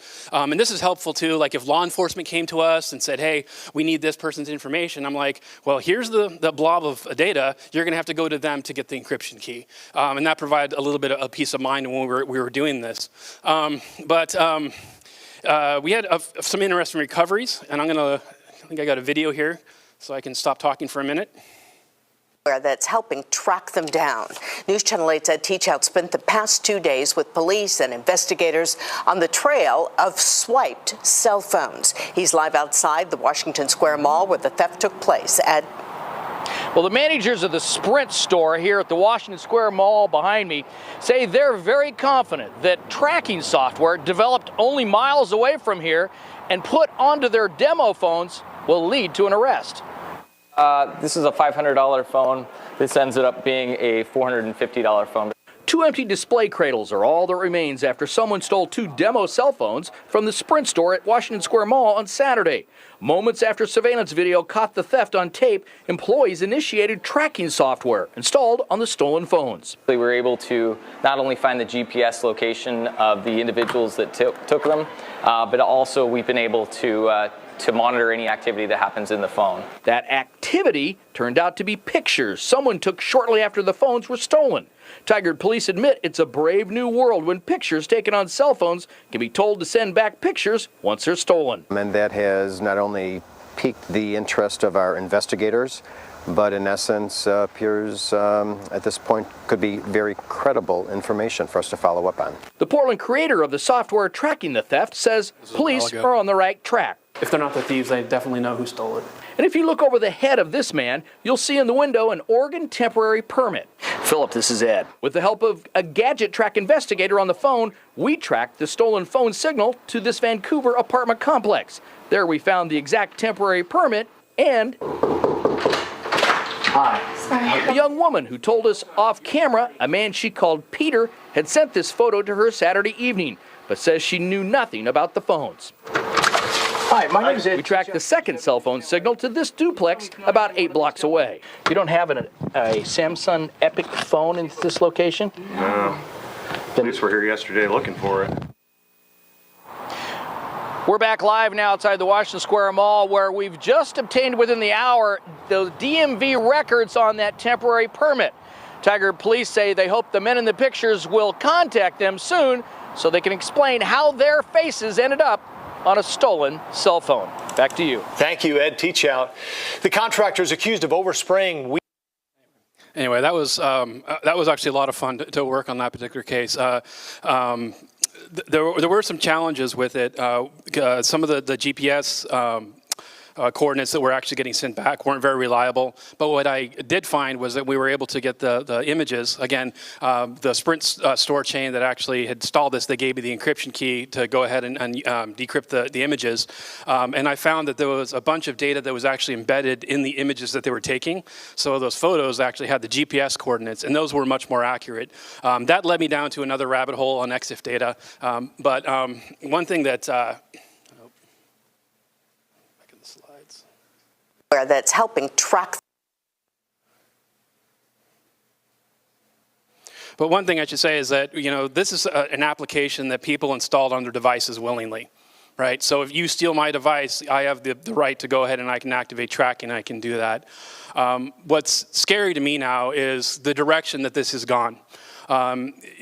It's to a point now where we have commercial spyware vendors that are providing technology that are leveraging zero-day vulnerabilities against their citizens. And this is, I think, is something that should raise concern. That's helping. One example is the NSO group. Have you all heard of Pegasus? Okay, so this really worries me. These companies, they'll say that, hey, these are, we only do it for terrorists, people that are criminals. Well, who's a criminal? How do you define a criminal? Some of these are being utilized in countries where you have very authoritative regimes. They're deploying some of these technologies to people that they consider enemies, that are journalists, that are dissidents, and things like that.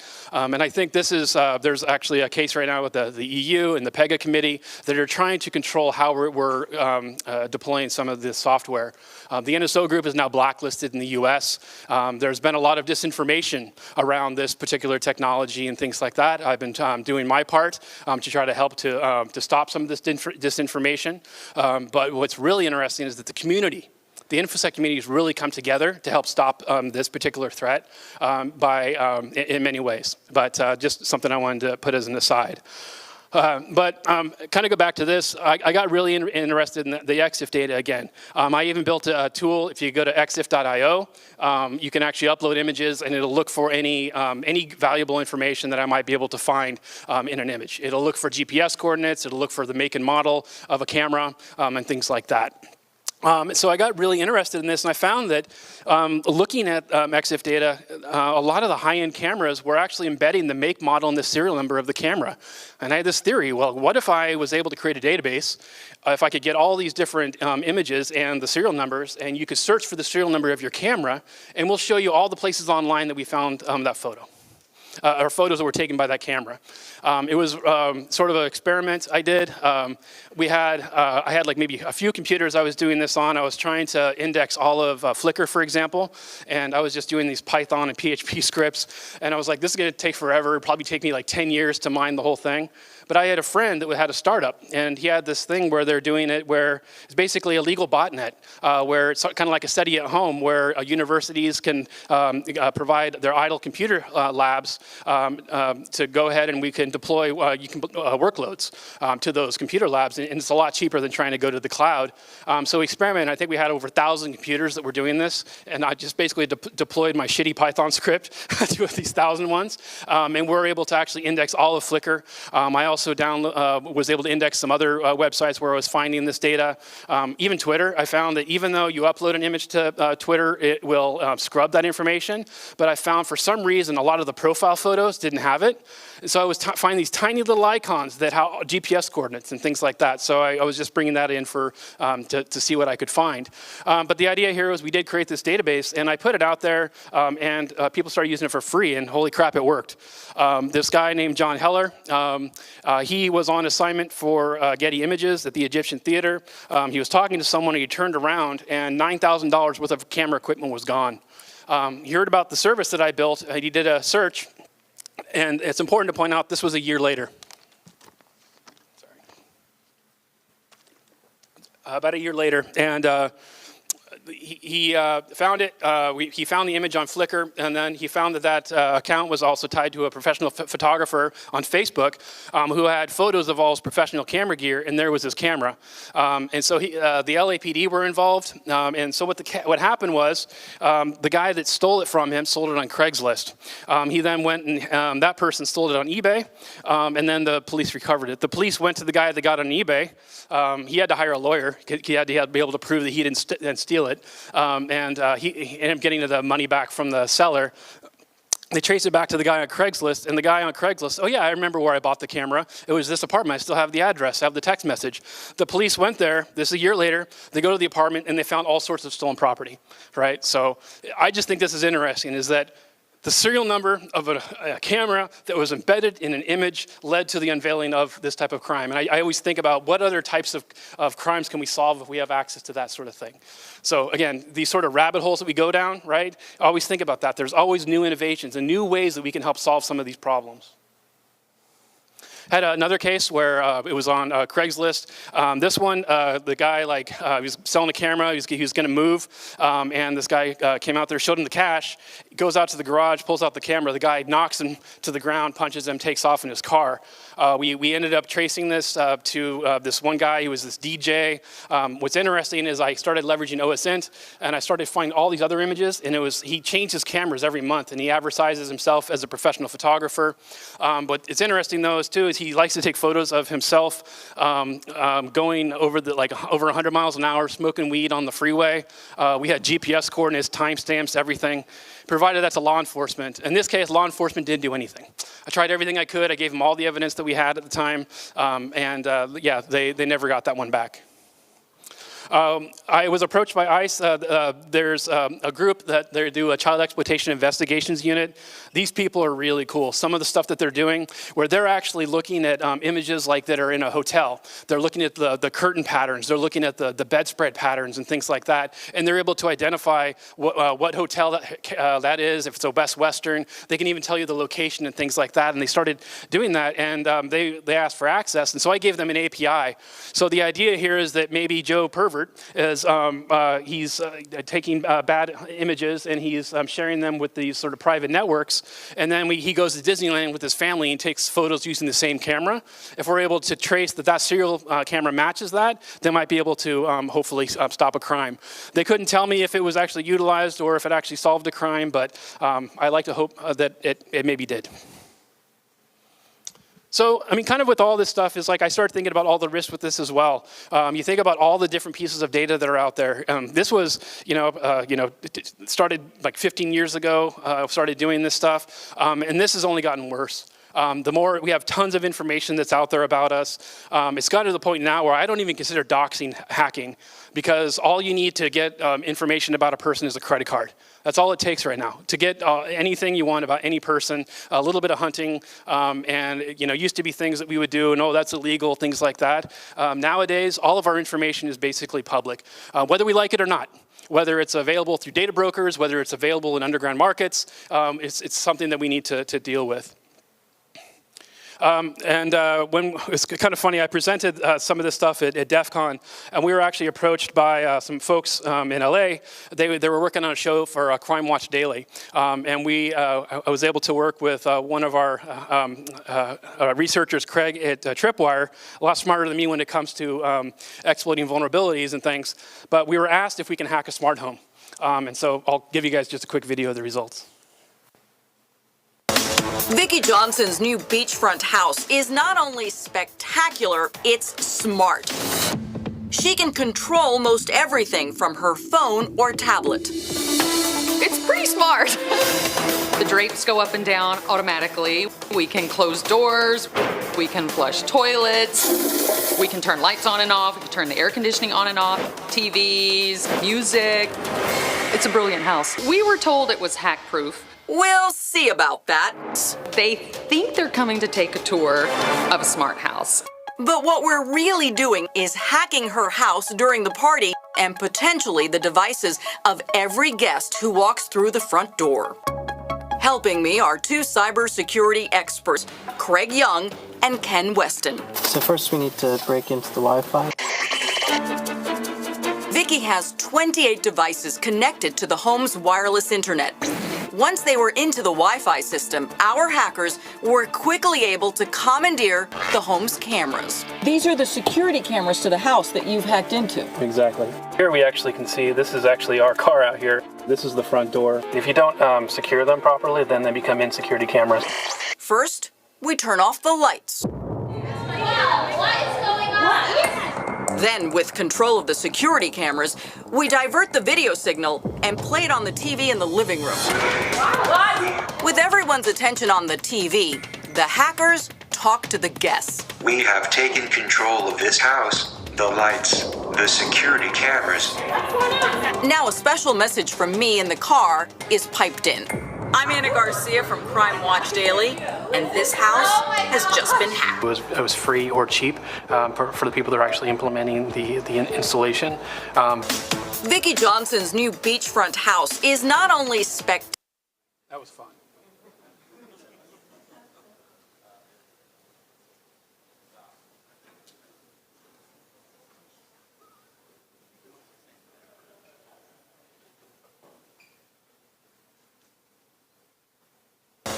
Vicky.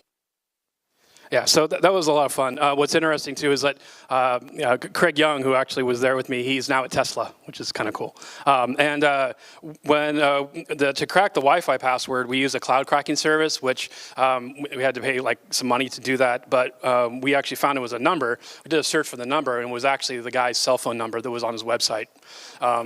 And a lot of people actually use their Wi-Fi network, like his parents were there, they connected to it. That's why we could have compromised more. When we were in there, I also had access to like a lot of their computer file shares that were wide open. We did have access to the toilet. That was fun. There was a cleaning mechanism, so you can actually make it so that it keeps flushing. It was good times.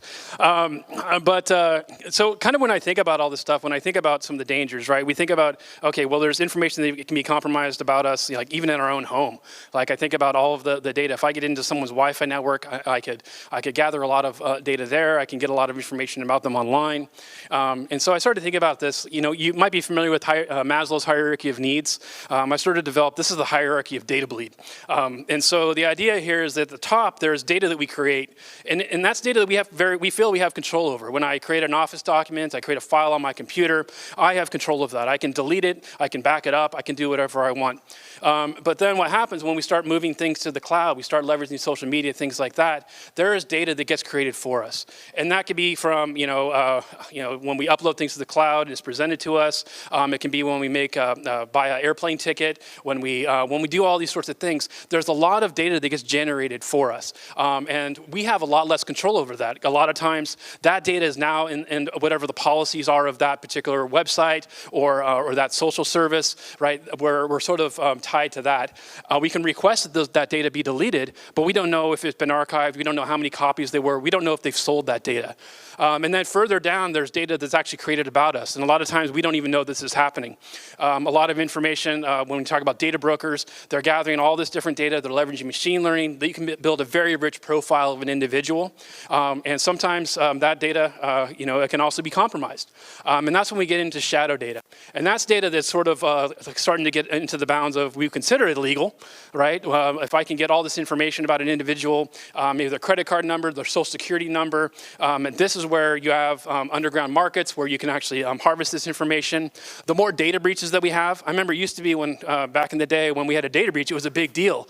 You get those letters that, oh, your credit card was compromised or your social security number, we're really sorry, here's a free year of identity theft protection. I think at this point we all have like 1,000 years of free identity theft protection, and we've become numb to it.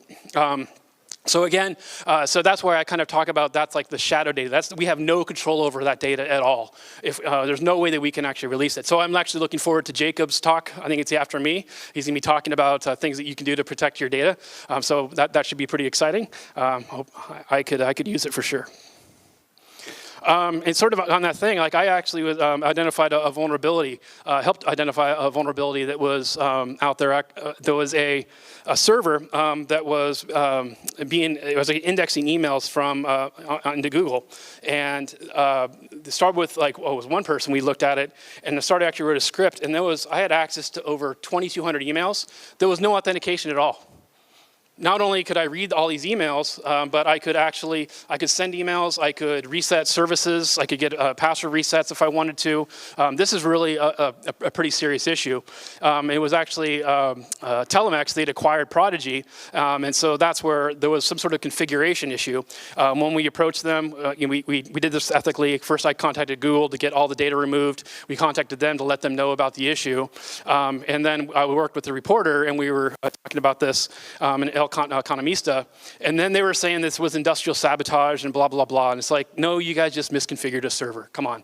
And so, but this is a situation where a vendor makes one simple mistake, and then your entire digital life can be compromised, right? So again, this is kind of what we're dealing with today. Shameless plug, I actually did some other research where, like when I was at Tripwire, I was investigating a lot of the stolen credit cards and the carding markets and dark nets and things like that, the dark web, and looking at how the markets work. And I started running these forums where I actually found there were hackers that were looking for insider information. So information around like earnings reports or something like that that can be traded. And I was like, that's really interesting because with the cryptocurrencies that were happening, I started seeing a lot more like white collar criminals that were in these forums that were looking for hackers. And I was like, if you have white collar criminals and hackers and they get together, like you can just send the cryptocurrencies, they don't have to know each other, like they can make a ton of money. And I started investigating some of the actual cases, and I found one that was really interesting. There was a case where a group of people, they were accessing this server, the PR servers. They were getting earnings reports. I found a bunch of cases, and so I did some presentations around this, and down the rabbit hole. I started doing this, and then I found there was one where they made $30 million. Right, there was a group of people. They made $30 million off these illicit trades. Bunch of them ended up going to jail. The hackers were in Russia or Eastern Europe. They're still pretty much on the run. And then just recently, there was another case. There was 4 Russians that were found guilty. One of them was a former GRU operative. They made over $84 million in illicit trades. So if you want to learn more about this, there's going to be a Malicious Life podcast about this on the 17th. It's going to come out. I really like those podcasts, the way they're narrated. So I think they'll tell a better story than I can. Hopefully you guys can see that. And with that's for the end of my presentation, but I think one thing I just want to kind of leave you with on this is, think about, people always ask me, like, how do I get started in cybersecurity? And sometimes I look back and I'm like, I don't even know how I got started. It's like, how do I get in cybersecurity? And I'm like, I don't know, I'm trying to get out. But I think the important thing here is like, you sort of follow your passion. Like, especially right now, there's so many different areas of security that you can get involved in. Like cloud security, you can get into DFIR. There's all these different aspects. And there's no way at this point, I think, that you can cover everything. I would recommend getting a general overview of kind of what you like of security, and kind of dig deeper into something, but really follow your passion. If you're not passionate about something, if you're not passionate about what you're doing in InfoSec, you're not going to go very far, I don't think. If you hate what you're doing, you go to work every day and you just, oh gosh, this sucks, right? If you're not able to be excited and have passion about what you're doing and have pride in the work that you're doing, it's going to be really difficult. I've been lucky, very lucky, just kind of find my path and what I've been doing, and I really love what I do. I love the people that I work with in particular. I think InfoSec folks are some of the most creative and smartest people you'll probably see in any other industry. I might be a little biased because all my friends are here, but with that, should I open up for questions? I'll ask questions here, but if you're shy or anything like that, I'm going to be around here all day, so feel free to come up to me. I don't bite usually, so if you have questions or if there's anything I can do to help you, let me know. We'll open up for questions, or do we have time? Or Okay, great. Or answers, if you guys have any answers too. Please come up to the mic if you have a question. Yeah. The lady with the smart house, did she end up getting their refund?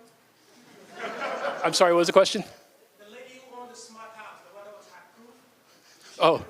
Oh, no. We ended up, before we left there, we secured all their stuff. We changed all the passwords and all that. So, yeah, the thing was everything was set to the default passwords. So we had a Wi-Fi pineapple, and we were getting information about the devices, and we just go and looked up the default passwords. Like one of them was like 1, 2, 3, 4, 5, 6 to get into the security cameras. So, yeah, but she didn't get a refund, unfortunately. She did say that she should have got a big dog.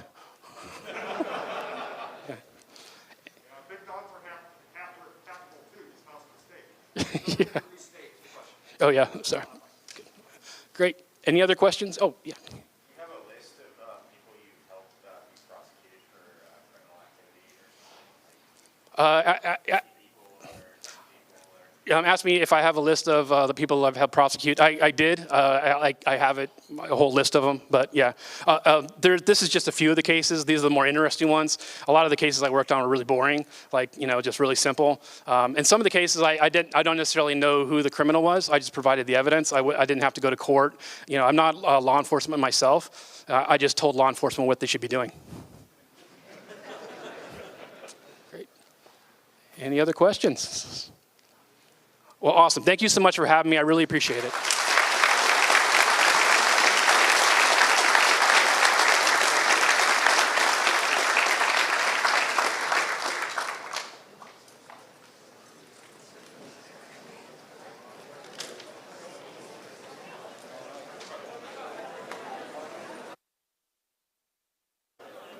All right, the coffee has been replenished. Go have at it. Apparently you guys drank more than they expected.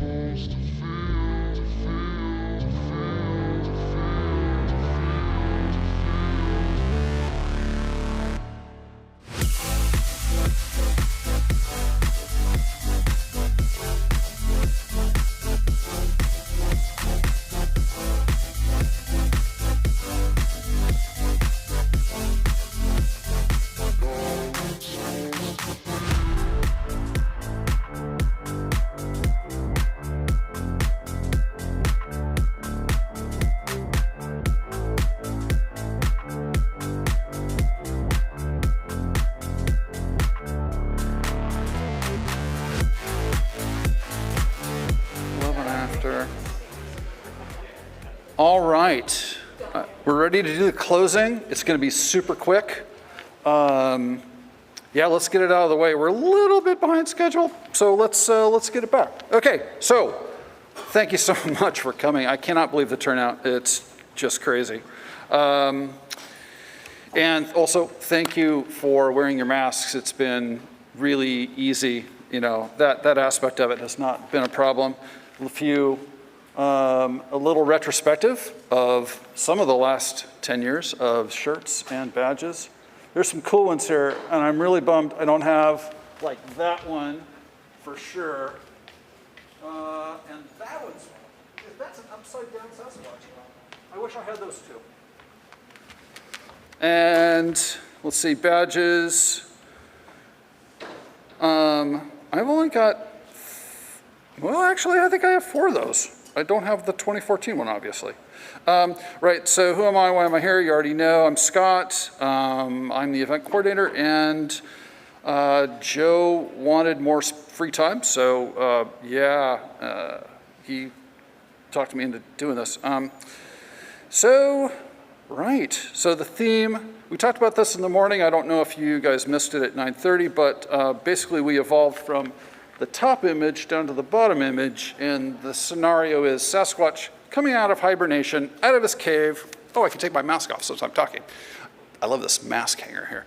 And he's like being blinded by the cyberpunk sun. So that was kind of our concept there. We had some other ones, but they didn't really go anywhere. And yes, the insecurity pun is intended. So for these designs, we have to thank John and Melinda Hannes. And they gave us a lot of stuff to work with and did a lot of iterations for us on this to get to this. And of course, the BSides mission is to promote and cultivate local information security talent. And so we had a local guy keynote this year. I really was appreciative for him agreeing to do that. So also, thank you to our attendees. So here are the latest stats. So 420 people showed up today. That's amazing. If you could, thank you. Yep. If you could retweet that and tag Elon Musk and Joe Biden, that would be awesome. Thank you. So some of the stuff I learned today. There are 5 people from North Dakota here. They took the train here. Hackers on a train. Why did they come to this BSides? They came here to play the CTF. I mean, that's commitment. That's just wild. So hopefully, a long time on the train?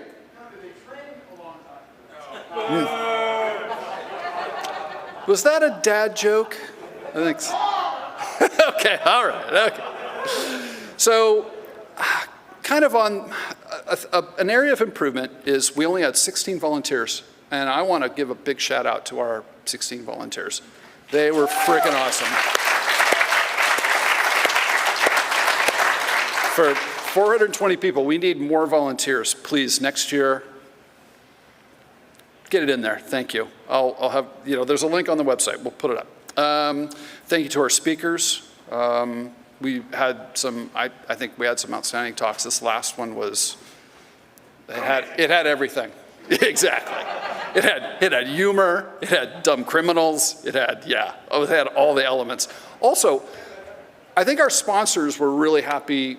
The feedback I got was our sponsors were very happy with the conference because they were engaged a lot by the attendees. They appreciate that. That's why they give us money to come here. So thank you so much for visiting them. And if volunteers, please, webpage, drop down, volunteers, fill in the form. Specialized skills. If you have anything that you're really into doing or that you want to learn, like GitHub or whatever, let us know what you're into, and we can try and find something that meets that. Big thanks to Brian as well for the live streaming. He came in at the last minute and saved the day so that we could live stream this to YouTube. So thanks to all of our event committee leads. We had people doing multiple things. So some folks like Mickey and Maggie and who else? John did a lot of work. Also want to thank OpenSignal for coming in and doing the audio, much appreciated, and PSU for really helping us a lot as well, being a really good partner for a venue. Also, reminder, I said this in the morning, do not bend the badge. It has a limit, and beyond that limit, the badge self-destructs. And so part of that local mission is to have a group of local InfoSec professionals as our CFP review board to select talks that fill that mission. Also, thank you to Joe. We all want to believe, and Joe wants to go to more cons. So apparently, we've got to step it up and let him do that. Thank you so much, Joe. You're the oracle and the people whisperer, and appreciate all of your help and wonderful advice. Also have to thank my girlfriend because she put up with me for the last 6 months when I was doing this. And so logistics, right? We've already talked about the badge. The doors down on the ground floor will be open to the public until 5 p.m. If you want to go out and come back in after 5, what time is it? 5:18. You will need a door buddy or somebody on the inside to let you back in. The food and drink is supposed to be out until 7:30 p.m., but if the food runs out, per OLCC rules, they have to pull the alcohol. So just be aware. What else? For volunteers and everybody else, and anybody who wants to help, we're going to load out all our gear starting at 7:30 p.m. or 19:30 for you military folks. Contests and events, CTF, is still going on. We're going to notionally stop that at 18:30 so that Michael has time to prepare the prize slides, and he will award the prizes for the CTF after the quiz show completes and does their prizes. Big prizes, talked about this earlier. Quiz show, prizes for that as well, 18 to 1900 hours or as soon as we can get that started. What else? Transparency, budget. The donations from attendees, over $14,000. Wow, you guys make this happen. Thank you. give yourselves a hand. So I think, we'll probably exceed 25K but not by too much for our spend. I think the big thing that, that's increasing is catering. No worries. It's all good. Right, let's see what else. So sponsors contributed 19,000 of our budget for this year. So also let's give them a hand for that, because that's nice. But I think we have to recognize that you attendees kicked in over half of what we're going to spend. So thank you so much. Next year, hardware badges. Yes, please. We love these badges, but I'd like to see a hardware version of this in a smaller size that's more convenient to wear. We're going to need more room. We're going to need 2 talk tracks. And next year, right. Do we do it in October? We're going to do a survey. Do we keep the same venue? I think I think the things that we want to ask you are, what did you think about PSU? What's your general feeling? How was the event for you here? Positive? Negative? I see all positive. I think the lunch options around here are really great, much better than the convention center for sure. Let's see, what else? I think that's it. Yeah, I think that's it. So, cool. Great. We'll set up quiz show. Oh. So we got to thank Scott, because I've been doing this for 5 years and I was done and I needed some help. And Scott just showed up and did it this year. I basically committed to nothing and obligated myself to nothing, and it still happened, and it happened great, and everything went well. And that's all because Scott has been taking the charge of basically everything. So tell everybody outside to come in and start clapping as well. Tell people outside to come clap for Scott. Thank you, Joe. Tell people in the hallway, if there's anybody in the hallway, tell them to come in. Thank you very much. Come on. Thank you, Scott.